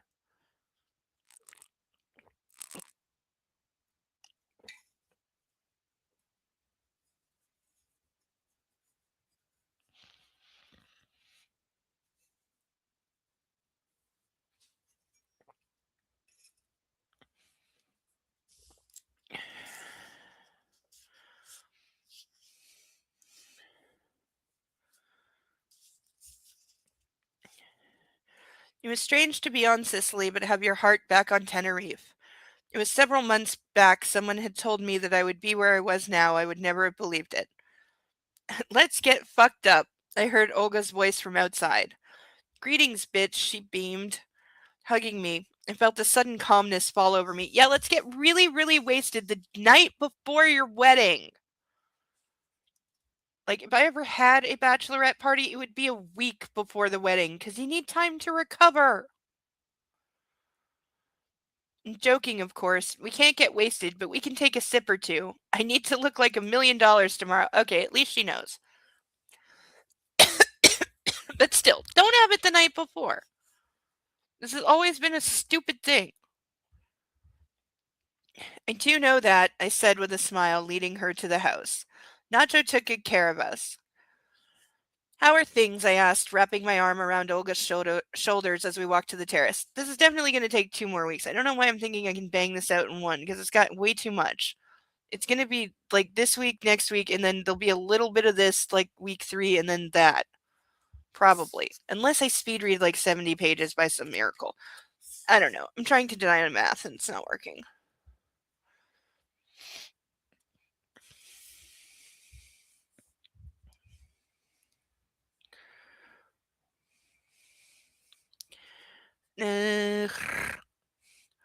Everything's perfect. I don't even have to do anything. I have people for everything.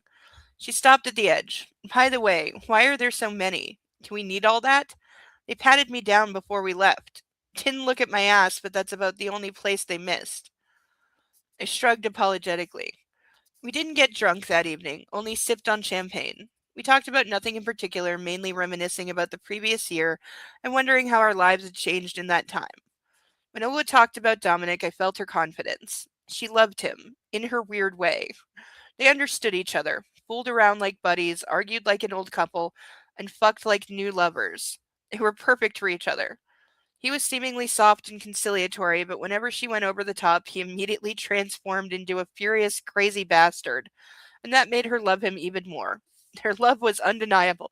So he's like a psycho like his brother too. He's got like a hair trigger. On Saturday morning, we went to the hotel where we were supposed to get ready for the ceremony. Sitting in the barber chair, I sipped from a bottle of water Ivan had given me. We also brought juice, iced tea, and a whole crate of other stuff. Nacho hadn't called me at all until morning, when his sweet laughter woke me up. He's reminded me that it was just another day until we would see each other again.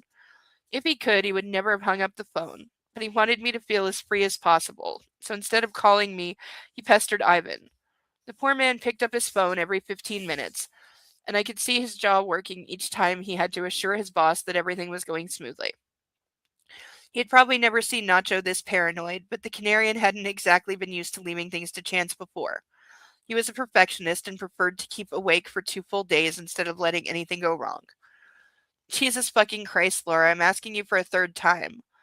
Olga's voice got my attention. The makeup artist nearly gouged my eye out with his brush as I snapped my head back to look at her. Stop yelling at me, I growled. What do you want? Is this bun too tall and too smooth? She rubbed her hair, trying to arrange it better. It doesn't look good, does it?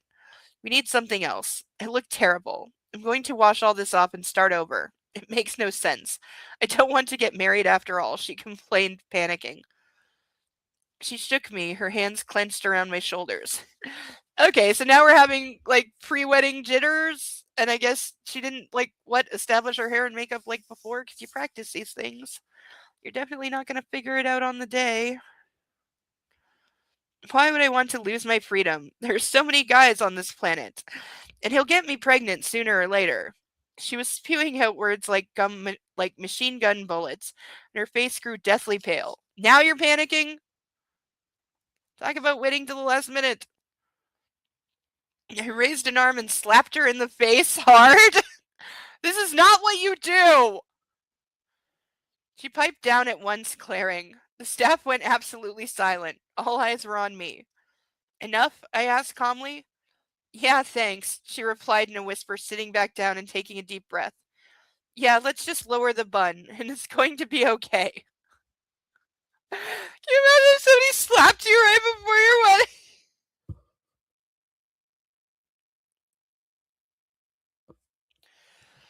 Like, oh my god.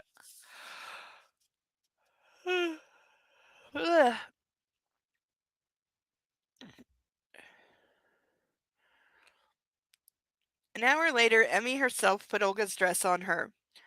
That was strange to say the least, considering Olga had taken away her man.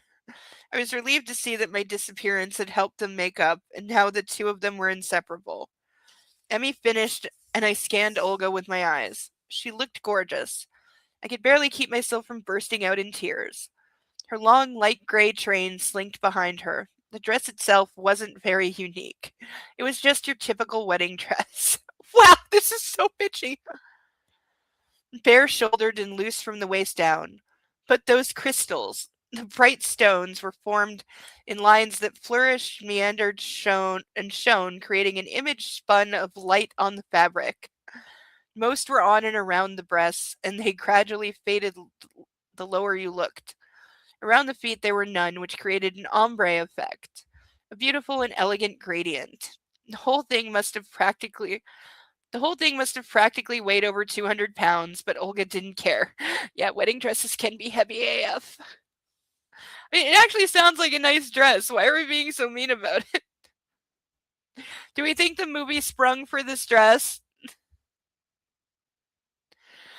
Because it would probably cost dear. They would have had to get it made. A beautiful and elegant gradient. The whole thing must have practically weighed over 200 pounds, but Olga didn't care. She wanted to look like a princess, and that was that. She even insisted on a tiara, which had elicited a bout of laughter from me. I didn't press the matter, though. It was her wedding. At first, she'd even considered a Russian Tsarina-style crown, but I managed to talk her out of it. We narrowly avoided making her look like a freak. What? The whole outfit would look vintagey and classy, and would have taken my breath away if not for that abominable tiara. Why are we being so mean to the best friend on her wedding? Like, Jesus! I loved wedding dresses in colors other than white, and this one was simply spectacular. Multi-layered and very unusual despite its ostentatious simplicity. Okay, you don't get to say, you said it was a basic wedding dress, and now you're saying it's unusual and ostentatious. These things don't go together!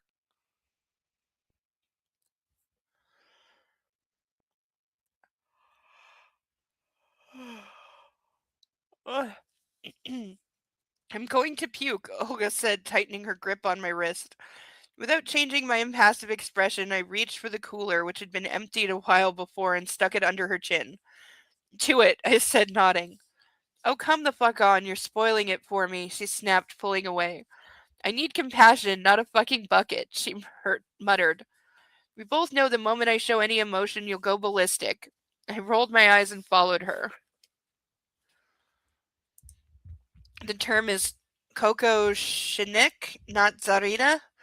Okay. I thought that was wrong because I thought, like, yeah, I did actually think that was wrong because I thought Tsarina is something else that's like princess. Or I think in modern slang it means something else. But let her have a crown if she wants a crown. Like, who cares? It's her wedding.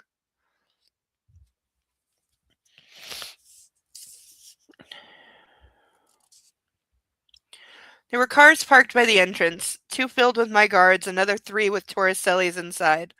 One of them was to take us to the church, and the remaining ones were reserved for the goons. Dominic agreed for our driver to be one of the Canarians, but at the same time decided that the bodyguard inside the car had to be from Sicily. Like, Jesus, this is stupid, petty fucking shit.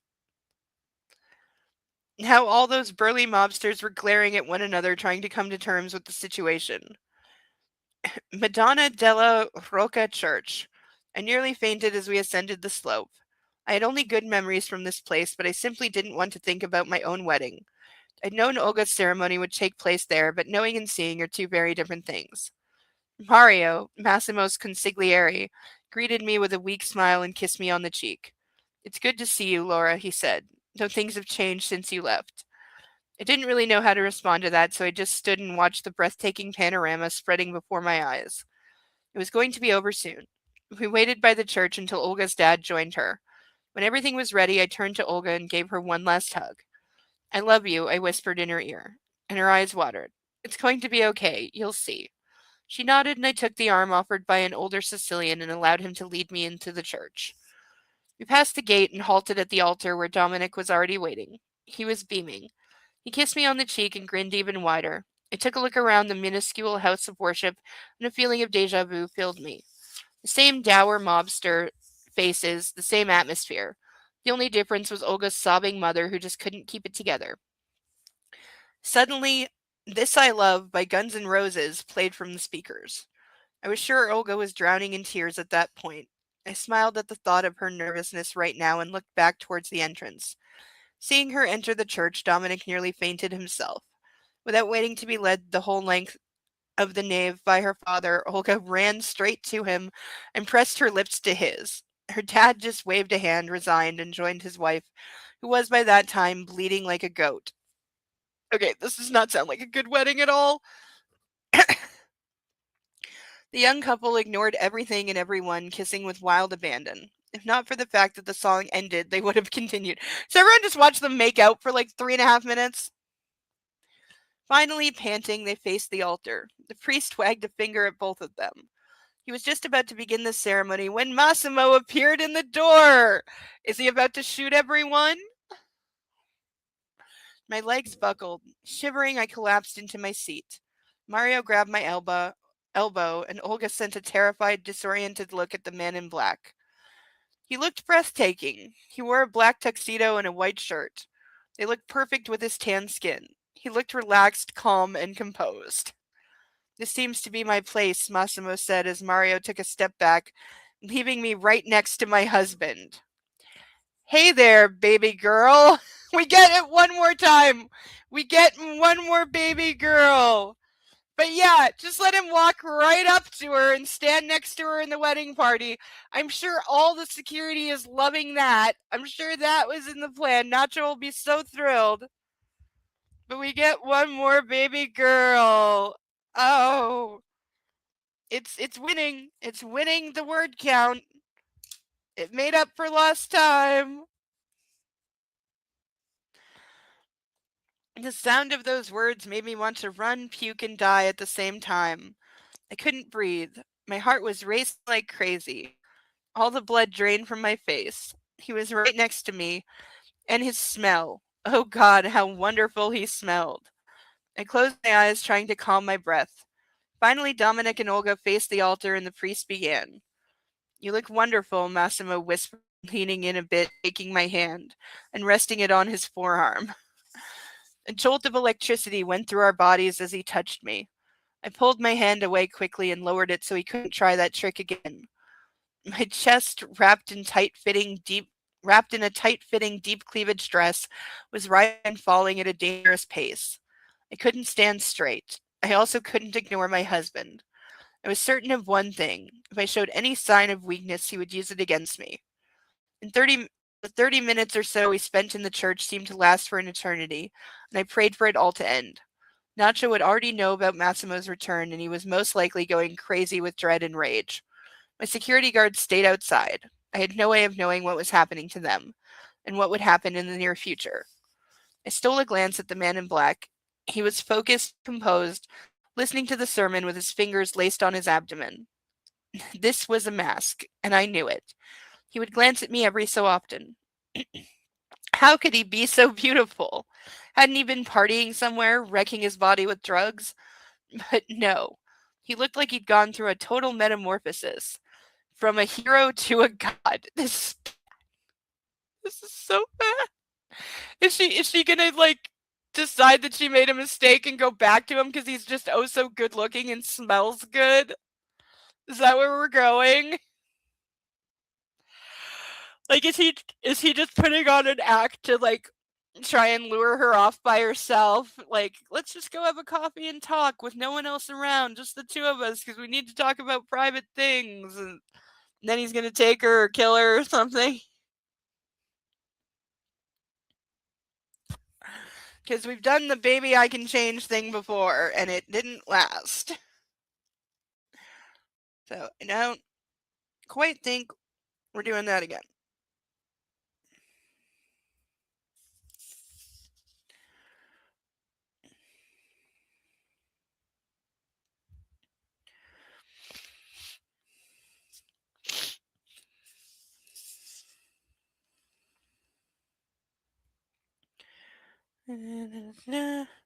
His neatly trimmed stubble reminded me of the moments when I had delighted in the rough feeling of it on my skin. His hair was longer than usual and combed back. He must have been preparing for this occasion for a long time. Like what you see? Massimo asked suddenly, looking at me. I desperately wanted to stop ogling him, but I couldn't. I was frozen. He's never going to turn you on like this, he added in a whisper and turned his head to the altar. So yeah, he just came there to torment her. I needed to escape this place. My head dropped. I breathed in, feeling a pain in my solar plexus. Finally, mercifully, the ceremony ended. Just like last time, all the guests went straight to the party, and we walked over to the chapel to sign the necessary papers. Massimo was beaming. He kissed and congratulated the newlyweds while I kept my distance. You fucking liar, I hissed at Dominic when it was my turn. I closed my fingers over his elbow, making sure my nails bit into his skin. You told me he wasn't going to be here. I told you he disappeared. I can't ban him from my wedding.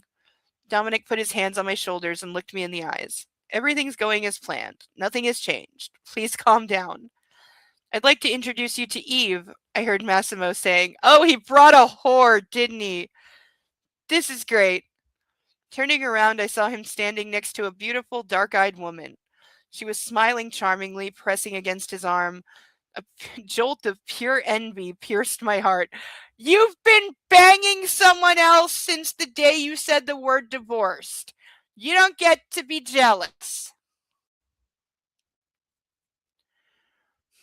I had left him, not the other way around. I had no right to be angry with him, but there I was, fuming at that disrespect. It is not disrespect. You said you wanted out.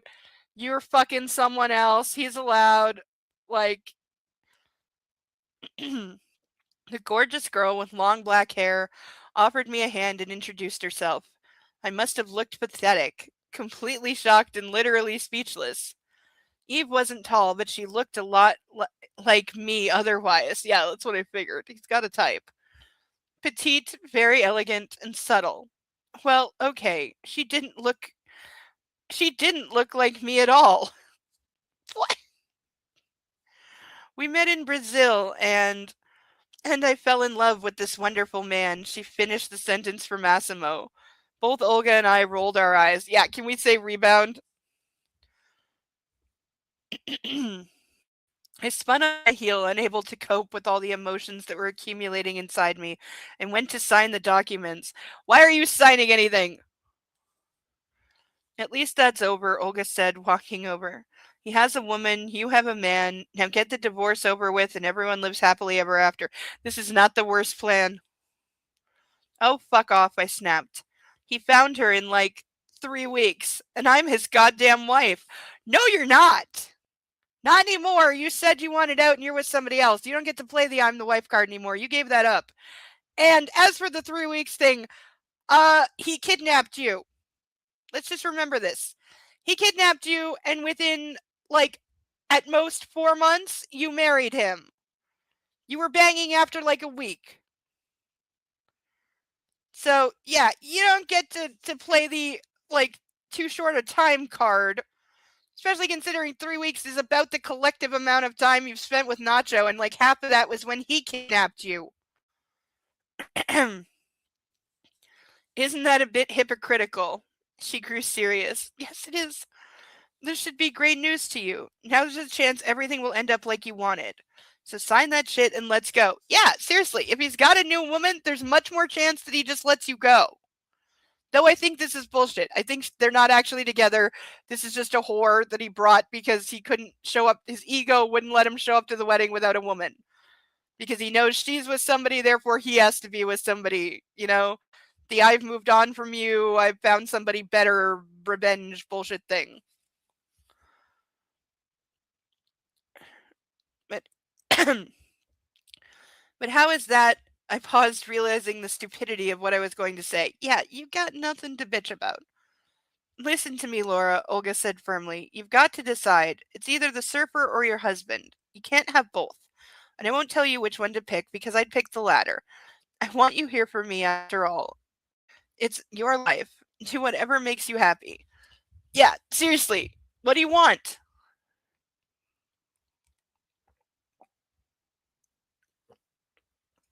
I mean, granted, knowing what or who you want and not getting it or not being able to get with it are bad and it does suck. Not a good feeling, but knowing what you want is still important. Even if you can't have it. You know, or if you can, like, have it on certain conditions or, like, Monday, Wednesday, Friday or whatever. Knowing is still a good thing. But her, like, screwing around between, like, two guys and I don't know what I want. Oh, he's so handsome, but the other guy's so handsome. By the way, that's the only thing she sees in either of these men. They're handsome and they're rich. That's it.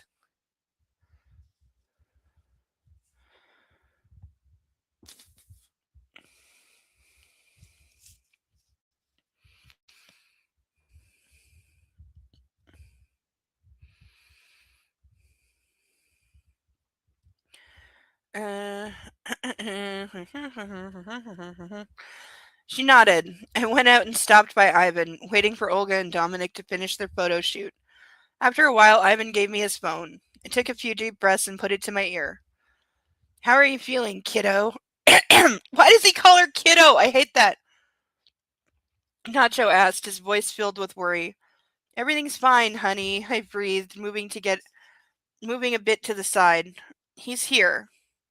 I fucking know that, he growled. Laura, please do as I told you. He's with a woman. I think he might have backed down finally, I said, trying to make my voice sound impassive.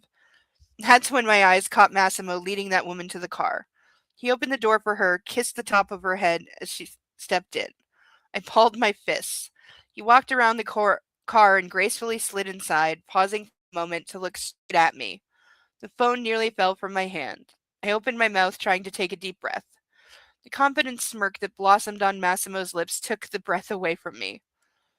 Laura, the voice from the speaker brought me back to reality. I turned my head away from Massimo and looked over the sea. What's going on, Bea? Talk to me. It's nothing. I just got distracted. I dropped my eyes and waited for the Ferrari's engine to roar and the car to drive off. I just want to be back with you.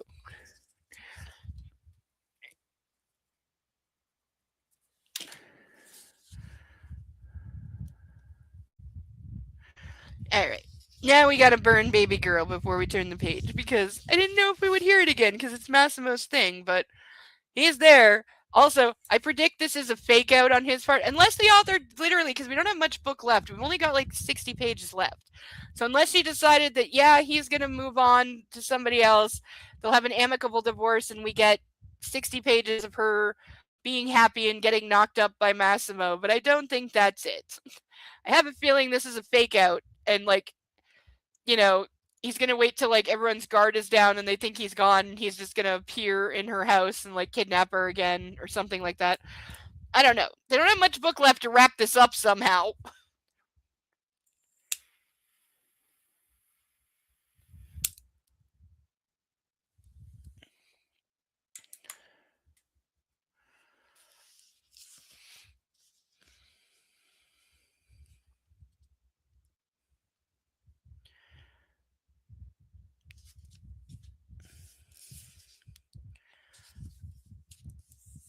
I just want to be back with you, I added. The sound I had been waiting for echoed across the small plaza. Olga's coming. I'll call you on my way to the airport. I returned to Ivan and gave him his phone back. He's pretending, the man said. Torricelli. He's faking it, Laura. Watch out for him. I predict so as well. Is it going to be she gets on the plane and discovers that, like, once the plane takes off, that it's one of his men piloting and he's, like, secretly on the plane as well, and they're not going back to Tenerife. He's, like, kidnapping her to, like, Australia or something? I didn't have the slightest idea what he was on about, so I just nodded, so he left me alone and entered the car. My head was pounding and the dress was beginning to chafe. Each hairpin in my elaborate bun was now seemingly intent on scratching a hole in my scalp. And I was furious, dangerously so. I need a drink, I snapped. Where's the alcohol? Marcelo said no alcohol, Ivan replied without emotion. I don't fucking care what Marcelo said. Where's the alcohol? We don't have any, he said. I rested my head against the window and looked out, battling my own thoughts. Okay, I get he didn't want her eating or drinking anything at the wedding, but why can't they just stop by a liquor store? There were dozens of security guards at the door of the mansion, and the driveway was lined with armored cars and policemen. Dominic and Olga hadn't wanted their wedding to take place in a hotel. They'd gone for a garden party instead. Why are there armored cars and policemen, like, at a wedding reception? What the actual fuck? A huge tent had been erected in the garden by the sea. It was beautifully decorated. I was waiting patiently for the newlyweds, standing still. Suddenly I felt someone's eyes on me. I knew that feeling immediately and was sure of who I'd see if I turned around. Lifting the hem of my dress slightly, I spun slowly around and halted. He was just a few inches behind me. Massimo, towering over me with his hands in his pockets. Is this the evil one? Is this... Because we don't know if... I don't remember if at the end of the second book the eviler twin brother got shot and killed, because in the movie he gets shot, but he may or may not be dead because the squib was misplaced, so it's ambiguous. I think he's supposed to be dead in the second movie, but in the book I don't think he's dead. And the difference was, in the books Massimo doesn't have tattoos, but eviler twin brother does, so the hands in the pockets could be covering tattoos. Was it actually the eviler twin brother that was at the wedding and not Massimo? Like, are we pulling that? His dark, cold eyes were drilling holes in me, because we also know she can't tell them apart. You know, or did we just forget that he has a twin brother and we're just done with that? Which is entirely possible. His dark, cold eyes were drilling holes in me. He bit his lip. I knew that look and that expression. I thought about the taste of his lips. He took a step forward and stopped just an inch before me. Where's the whore he was with? Is she in the car? Ivan cleared his throat and closed in, trailed by 5 other men. Call your dog off, Massimo growled, sending them an icy look. I have more than 100 men here. He smirked. Dominic and Olga decided to take a detour to fuck, so we have a while to ourselves. He offered me an arm and I took it without thinking. There's only one exit from the mansion and you're blocking it, he added, addressing Ivan. Really? In an entire mansion there's only one exit? I don't think so. Also, it's a garden party, so why do you even have to go inside? The old security guard took a step back, sending me a warning look. I allowed Massimo to lead me deeper into the garden. He was radiating heat and his smell was overpowering. His muscles tensed below the fabric of his suit. We walked in silence, and I felt as if I had gone back in time. Company is yours, Massimo said finally. It was never mine. I didn't want it. You can move it to the Canary Islands and continue your work there. Yeah, because moving a company to an entire other country across an ocean is just so easy to do. And it totally works the same. And yeah, moving from fashion capital of the world, Italy, to the Canary Islands when you're a fashion line, that's a really good business decision. Why was he talking about the company first? And why was he so calm? I don't want to talk about the divorce today. We'll speak about it after the wedding party. You're staying for a few days, aren't you? He stopped and turned to look at me. My knees buckled. I'm going back to Tenerife after midnight, I stammered. Pity. I wanted to get this done, so since you're in such a hurry, we'll deal with the divorce later. There was a beautiful gazebo in the shadow of a thicket of palm trees and bushes. He led me there. I sat down, and Massimo took a seat next to me. So walking her off to an isolated place with limited visibility, and her security is just allowing it because they suck. Like all security in these books, they're destined to be terrible because we couldn't move the story forward if they were at all competent. Like, who had worse security, Gray or Nacho? Nah, I gotta go with Gray. Unless this gets worse, I gotta go with Gray. He had the absolute worst and didn't fire anyone.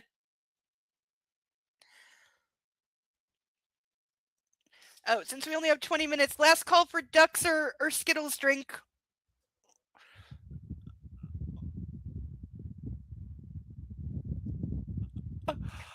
I really gotta sit up straighter. You really try that taping a ruler to your back thing. I heard that's a thing. I gotta remember to sit up more. And figure out why this freaking tank top's always sliding down on one side or the other.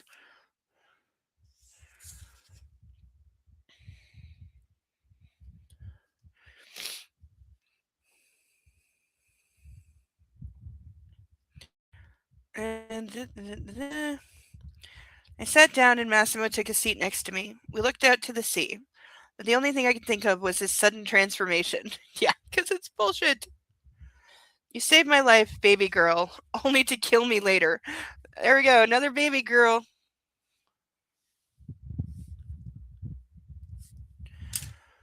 He said with so much sadness I had to drop my eyes.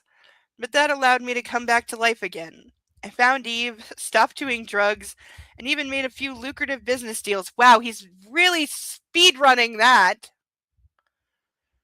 My eyes sparkled with unexpected joy. You might say you saved me from myself, Laura. Oh, is we gonna stick with the, he found Jesus and now he's all better with somebody else bullshit? So they both just go off to their happy lives with no hard feelings? I'm not buying. Not in a book that killed the dog. I'm glad, but what you did to the dog. Yes, we need to address this.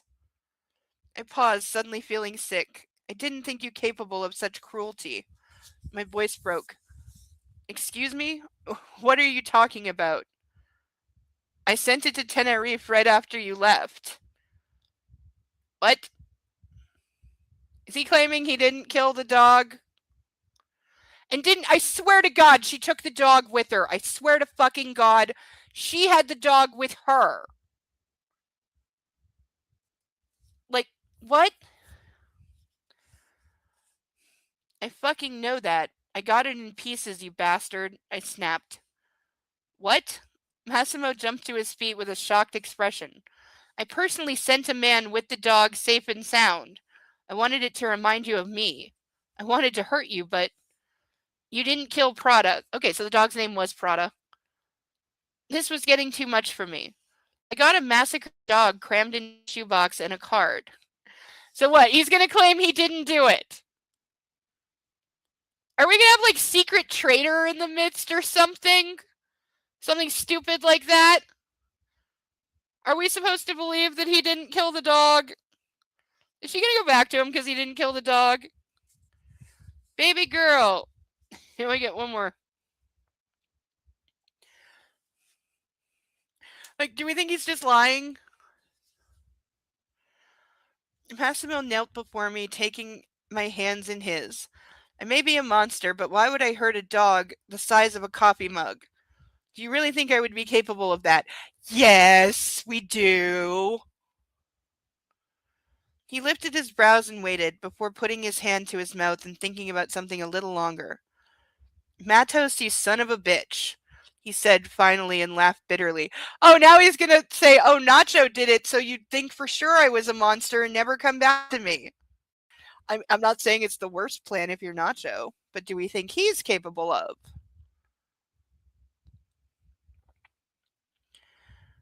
I could have suspected that. You'd pay any price. He shook his head. Do you know what he told me when you left the restaurant back on Ibiza? He said he'd pay any price to prove how unworthy I was of the love you had for me. I felt dizzy all over again, but willed myself to keep listening. Massimo laughed again. I underestimated him. Do we think this is all like an elaborate plot on Massimo's part? Like he did kill the dog, but he wants her to think it's Nacho, so she'll doubt him and come back to Massimo? Like, this is possible. But now we have the, oh my god, who do you believe? Who really killed the dog? Just had to go there. My ears rang and my breath caught in my throat. Nacho, my colorful, gentle boy, had hurt that tiny, defenseless creature? I couldn't believe that. Why are you listening to anything this man is saying to you? This is a guy who kidnapped you, threatened to kill your family, kept you hostage, controlled you utterly, was violent and mean, raped you, tried to rape you again. You ran for your life from him. You've been terrified that he's going to come after you and kill you. He's again threatened to kill your family. He said, I won't let you go. I won't give you a divorce. You're mine no matter what. Just get in the car and come back to me. Do we think he's above killing the dog and blaming someone else? Like, why are you listening to anything he has to say? Why would you believe a single word that he has to say about anything? I would not believe him about what time of day or day of the week it is.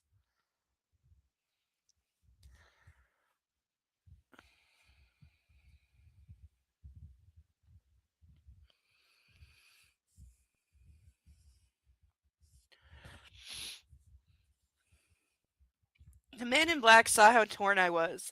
He pulled a phone from his pocket and dialed the number, saying a few words, ending the call. A few minutes later, a tall, burly man appeared in the gazebo. Sergio, said Massimo, what did you do with the dog I told you to take to Tenerife? I took it to the Matos residence as you ordered.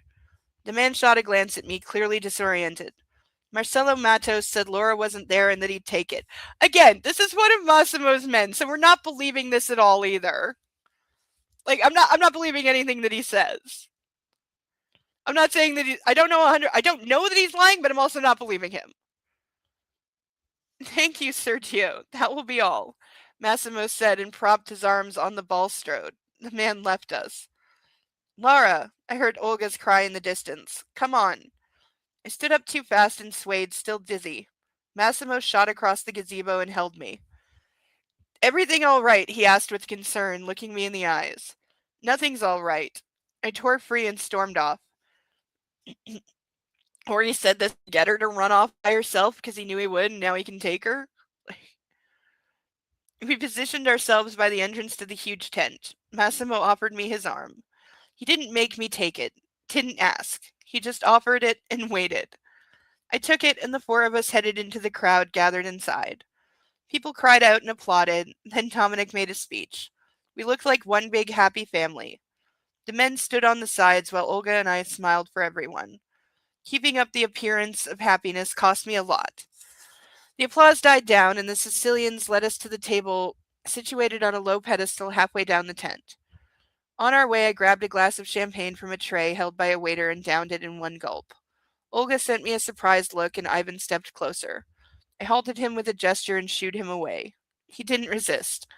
Another waiter offered me another glass and I drank that too. Alcohol calmed my nerves. That's what any alcoholic would say. I relished the taste in my mouth. A while later, Dominic took Olga's hand and went to the dance floor for the first time. I waved at the waiter again, ordering another champagne. You'll get drunk, Massimo said, leaning in. That's what I intend to do, I retorted. Don't you worry about me. Go play with your Eve. Or he just said that to get her drunk, knowing that she gets reckless when she's drunk. The man in black laughed out loud and grabbed my wrist and stood me up before leading me to the dance floor. I'll keep you company instead. We passed my 6 bodyguards, who are all so effective since he could literally just, like, if he's got a gun on him, he could just shoot her in the middle of the dance floor. Or poison her, or stab her, or whatever else, you know. If he's dancing her around, there's kind of... Ivan shook his head, seeing Massimo pressing me against himself. I didn't give a fuck. I was so incredibly furious at the whole Canarian gang, I could send them off without another thought. So I guess she's believing that Nino killed her dog and now she hates them. Like, like, even if it's true, can she not see it? Like, obviously not, because she's an idiot, and we know this. She's really stupid. But, like, this is just the most blatant, over-the-top manipulation. That just how blatant it is in and of itself would have me sus. But I would not be dancing with this man. I would not have gone off to the gazebo alone with him. Like, she has no sense of self-preservation. No, she wasn't supposed to drink anything from Massimo. She wasn't supposed to eat or drink anything at this wedding. Now she's having 3 glasses of champagne that definitely could be spiked.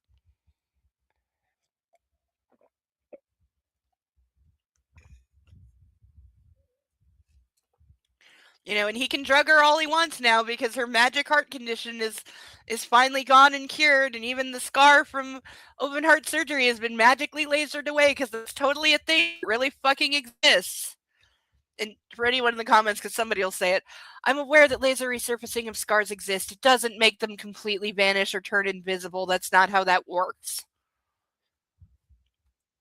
I'm not saying it can't help, but it's not magic. Book treated it like magic. Also, like it's instantaneous.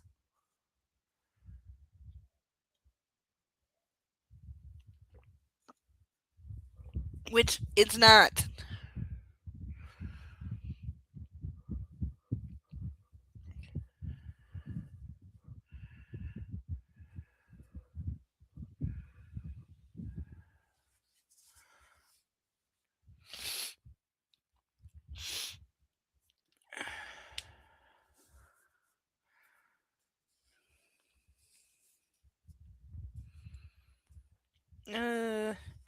Tango, Massimo whispered, kissing me on the crook of my neck. Your dress has the perfect fly, you know.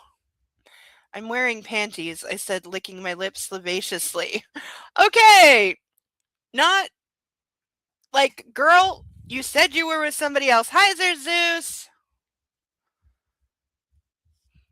Oh, you're just in time for a puppy to be barking on the couch. Okay, but chat, I'm really curious. I gotta fix my lips.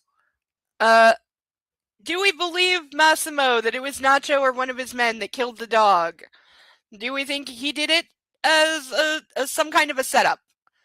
Do we think he is lying? Do we think he did kill the dog and he's lying about it as some part of a setup to either kidnap her or lure her back to him?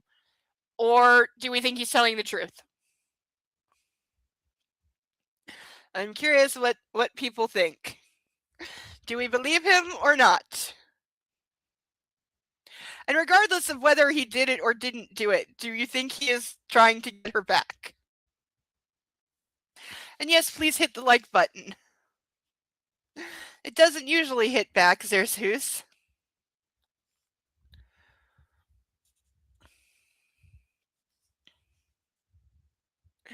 But let me know if some afternoon in the near future you want to go over the 2 videos that I sent you. We could definitely make a good afternoon out of it. And, you know, I don't have fuck all else to do, so it would keep me from being bored for an afternoon. But I definitely, the one at the airport, there's some things to get into there.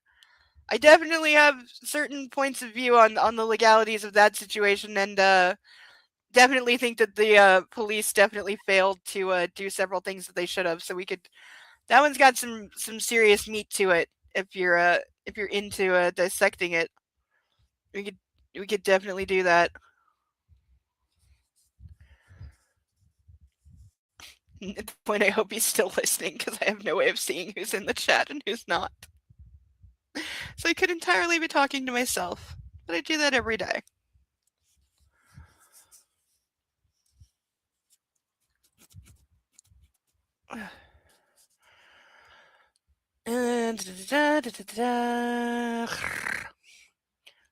We can give it our best this time. The alcohol I had drunk and the anger inside me made this the best tango I had ever performed in my entire life. Yeah, because dancing what's known to basically be like the sex dance with another man when you're with somebody else. Because she is. I mean, this is her husband, but she's with somebody else. That's not gonna, like, cause insane jealousy between two insanely jealous and just plain insane men? No, that are fighting over this woman who is attractive for reasons. Massimo led me expertly, holding me firmly in his arms. After the dance, everyone applauded us, the newlyweds included. We both bowed and returned to our table. A call for you, miss, Ivan said, approaching with a phone. I'm not in the mood to talk, I blurted out. Tell him that. I paused, searching for a fitting response. You know what? Give that to me. I'll tell him myself. Okay, you have no proof! I haven't had time to watch the second one. I've not been too successful with time management the last couple weeks. Yeah, I feel you there. I feel you there, but yeah, the second one definitely there's some things to talk about the legalities, who's in the right, who's in the wrong, and what the cops did and didn't do and should have done. The should have done is quite the list. Yeah, I'd be very curious what you thought and to go over that because if we could get some different points of view going, we could definitely make a lengthy afternoon out of that one.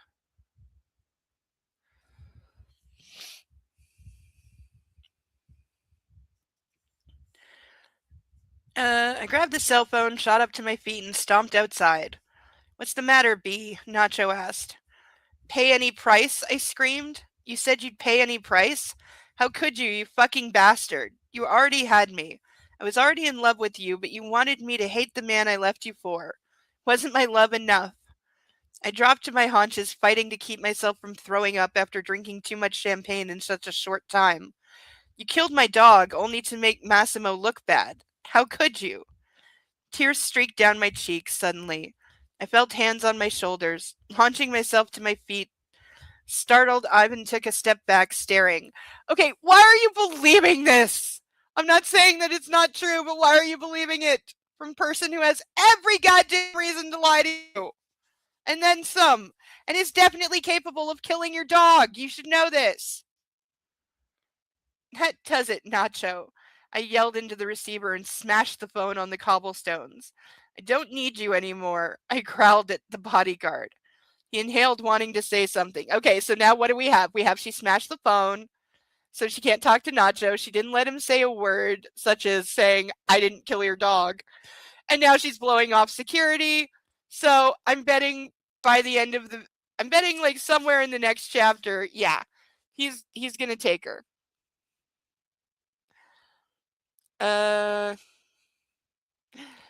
That's when I swayed on my feet and felt the champagne rising in my throat.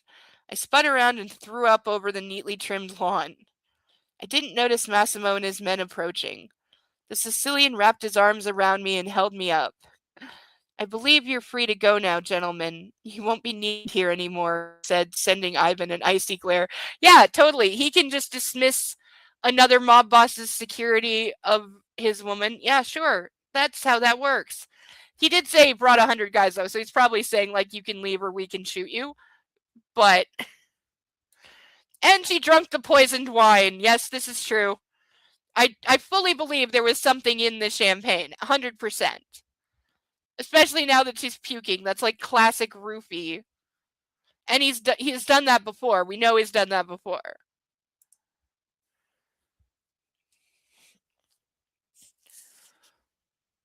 The men stood immobile for another while, looking at each other. Finally, the outnumbered Canarians admitted defeat and withdrew. Yeah, literally, they're outnumbered. I heard the slams of car doors, and then 2 dark SUVs drove off, engines roaring. Okay, so now she's all alone. Oh, baby girl, Massimo whispered, offering me a handkerchief. I'll take you home. Take Eve, snapped. My wife is more important, he laughed. And I don't remember having any other wife. I didn't fight. I had no strength left. So there we go. There we go.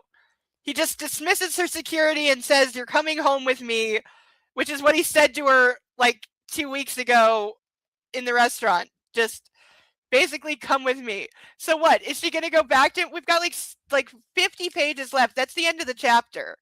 That's the end of chapter 18. We're on page 297 of 351. Like, we're going to be speed running the shit out of whatever this ending is. Whatever the ending is, it's going to be fast as hell because there's not enough room left to do anything else with it. All right, we've got some burnings. Then I will go get the other book and show what we will be reading after this. But first, let's play with fire. Okay. I go way back because there's quite a few. I saved them up. But yeah, I absolutely think there was something in the wine. I think Sarah Vellum hit it right on the head. There's something in the wine. But also, how stupid do you have to be to just blindly believe him and go to the other person and be like, you killed my dog. I'm so done with you. I'm not even going to let you finish the sentence. I'm going to smash the phone and send your security away because this is not guy who is always manipulating me yet again and getting everything he wanted in doing so. And now he's taking her home to his house and not back to Tenerife where she's supposed to go. So we know Nacho's going to like come get her or something like that, or try to. I bet the book ends in a shootout and like whoever survives she's with, or everybody's dead. If everybody was dead, I'd be okay with this. But for now, sugar, sugar, honey, honey, burn.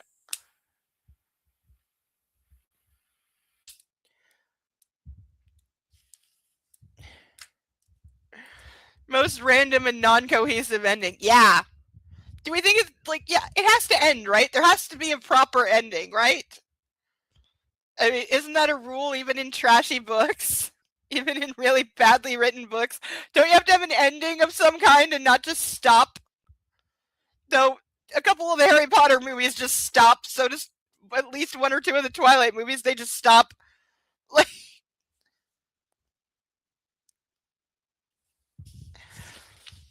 oh. All right, Baby Girl, still my favorite one to burn. Read my other comment. She drank the poison wine. We know. And she wasn't supposed to drink anything from Massimo and the Red Wedding. Yeah.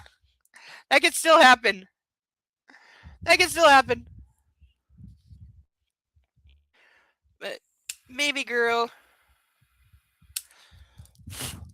Ooh, that really tried to set the whole book on fire. Is it still on fire? Ooh, go out. And finish reading this before I burn the whole thing.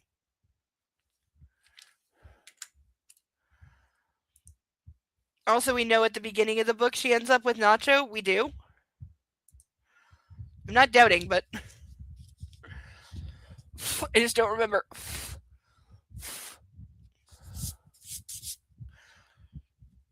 Right after the poison wine comment.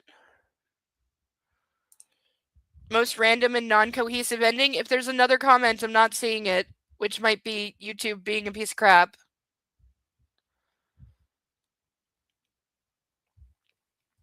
Yeah. Is this the comment that you're talking about? I'm waiting for the lag to catch up. If there was another comment, I'm not seeing it, please repost, because YouTube sucks sometimes and hides comments.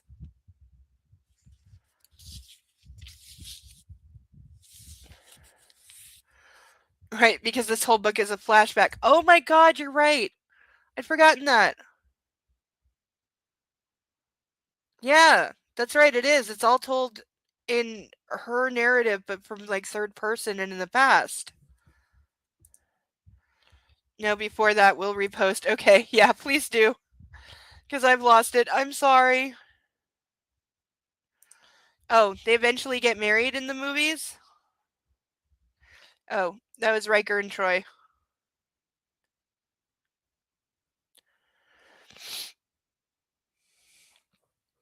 If YouTube's really being a brat, just post to me in Discord, but yeah, try to. You know what? I wanna let me just pull up an actual YouTube screen that I don't usually have up. But let's see if I want to see if the YouTube chat is different from what I'm seeing on StreamYards because I'm only watching StreamYards. But first things first, that's going to take a minute to load because Google sucks. But baby girl, once again, so I'm so happy. And we only have 54 pages of this left. Then we get to burn the whole thing, and won't that be fun? See, sometimes it's like it goes like whoosh, and other times it just doesn't, and I don't understand. And I should have read the other side. Okay, I should have waited and read the other side of the page first because now I just burned a hole in it, and now I don't know what it says.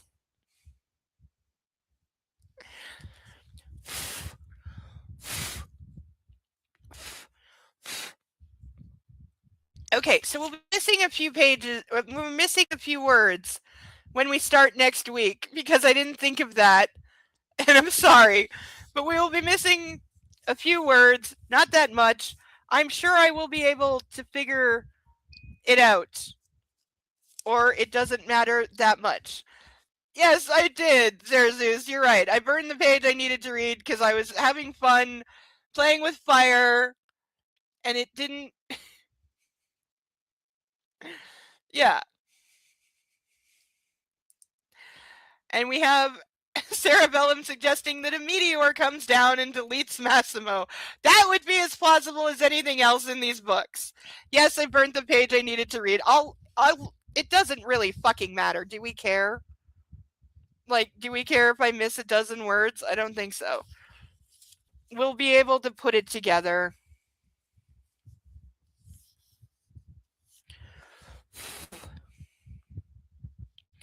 But I lost my bookmark. And I need that. Ugh. Okay, so the next page is a little burnt. We'll make do. We'll figure out what it said. It won't really matter. But yeah, we've got. Oh, warm. Yeah, we really don't have much left. So whatever happens, it better happen quickly. I'm going to run and grab the other book that we're going to read after this book. So we'll be right back. 2 shakes. Still trying to see if the YouTube chat is any better.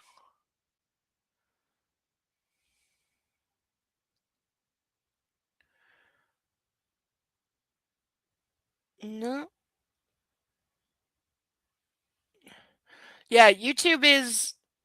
Yeah, YouTube is. I don't know. Maybe it is censoring the term deleting. I don't know.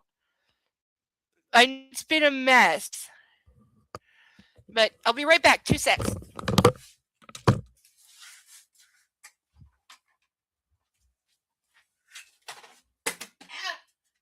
knocking stuff over. What did I knock over? Okay, that's fine.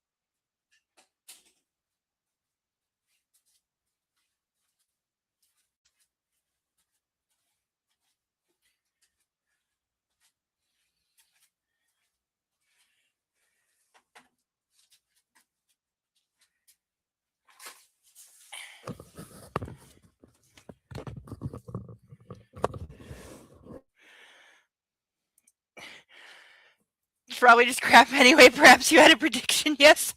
Well, I predict she's going to wake up in bed with Massimo and won't remember what happened. I predict he will have raped her again.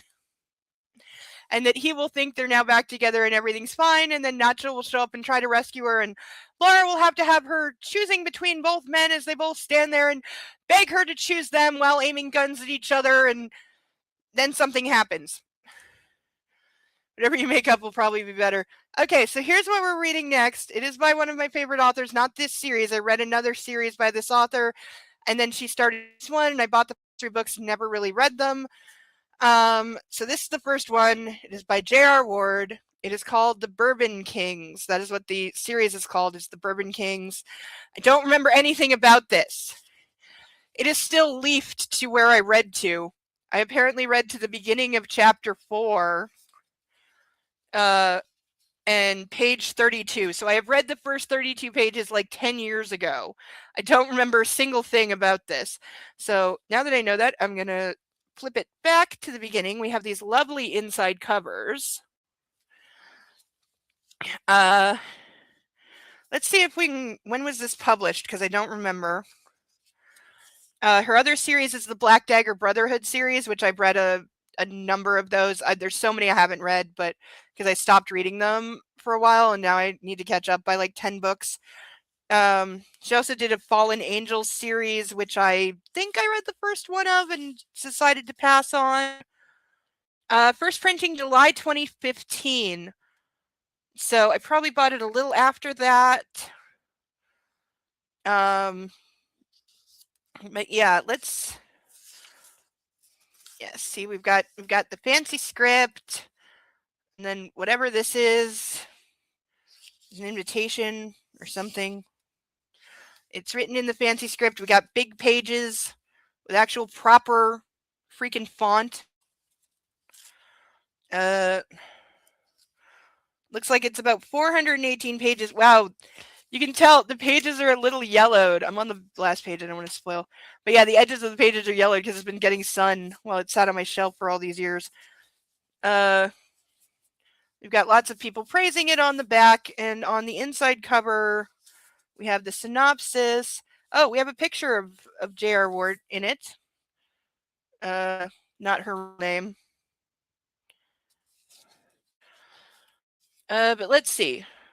For generations, the Brantford family has worn the mantle of kings of the bourbon capital of the world.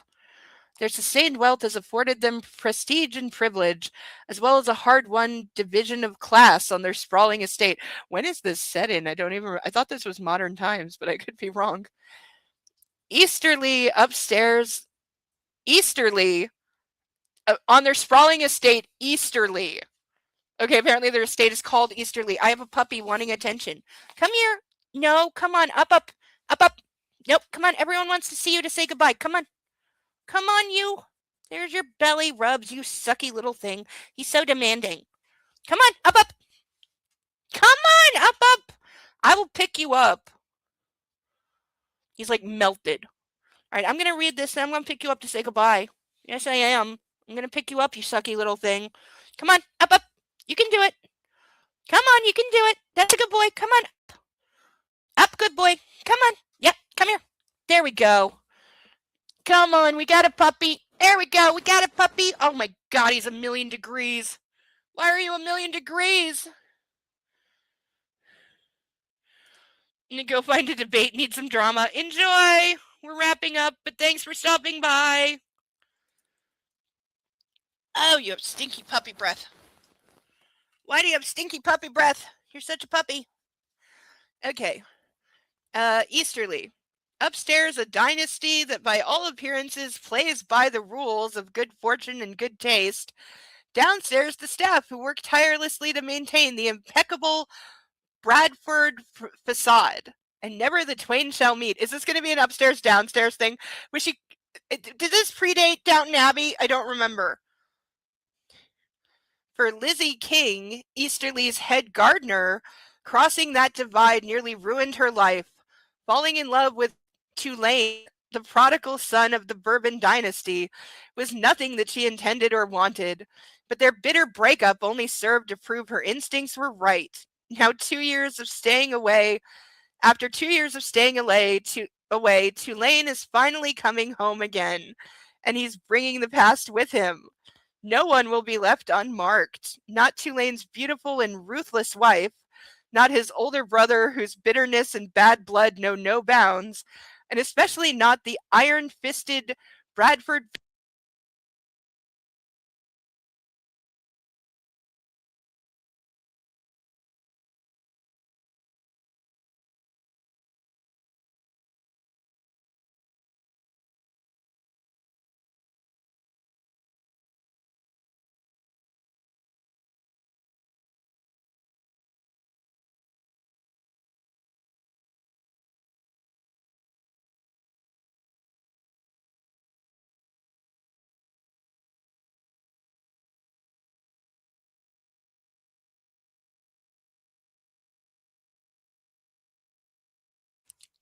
Hi, puppy muted me. How much of that got through? How much of what I said got... Do I need to start over? Did you have to mute me like that? Did you have to do that? Yeah, he says yes. He says yes, he did. Yes, there's Zeus. He likes to mute me. That's what he does. Because then he gets mommy's attention all to himself. Because how dare I be paying attention to anything that isn't him? All right, I'm going to speed read the second part again.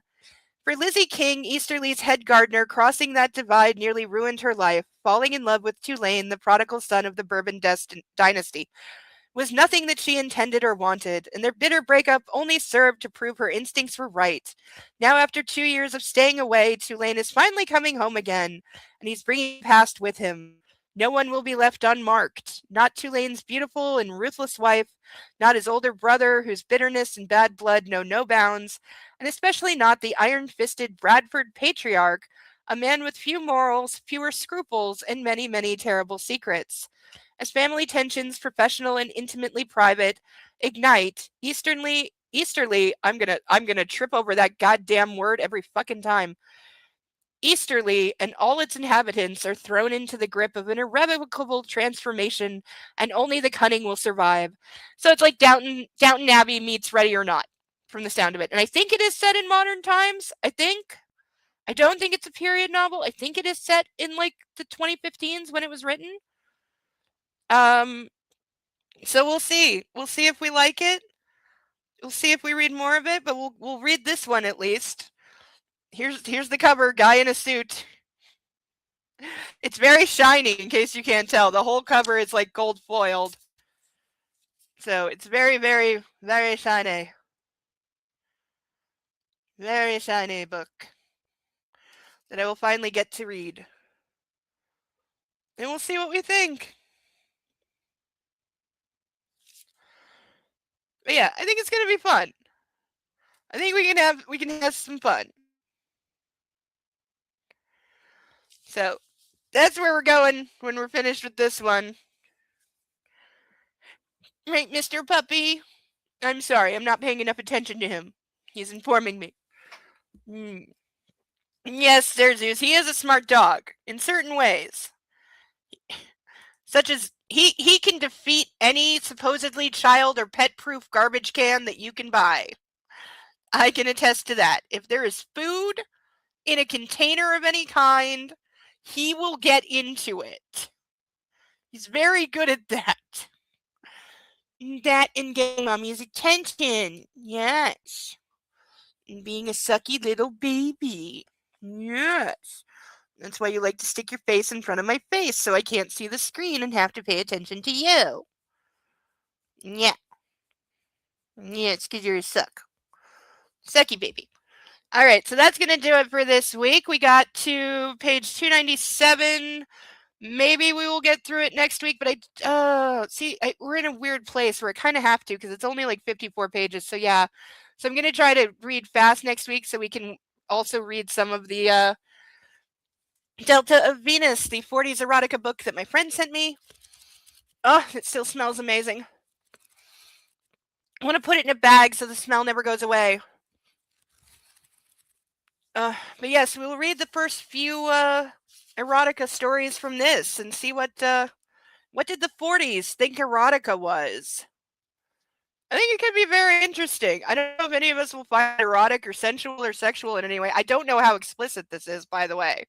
I have no idea if this is PG-13, R-rated, or X-rated. I have not pre-read any of this. I don't know anything about it. It's completely blind, and it's old AF, so we'll see. We'll see what, like 80 some odd years ago, they thought was titillating erotica, that the author was paid $1 a page. She was paid $1 a page to write this for a private collector and demanded that it only be published posthumously, which it was.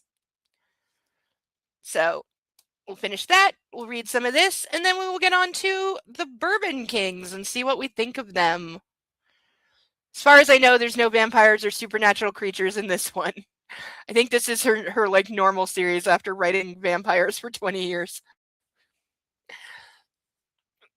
Which, I gotta get back into those books because I really liked those.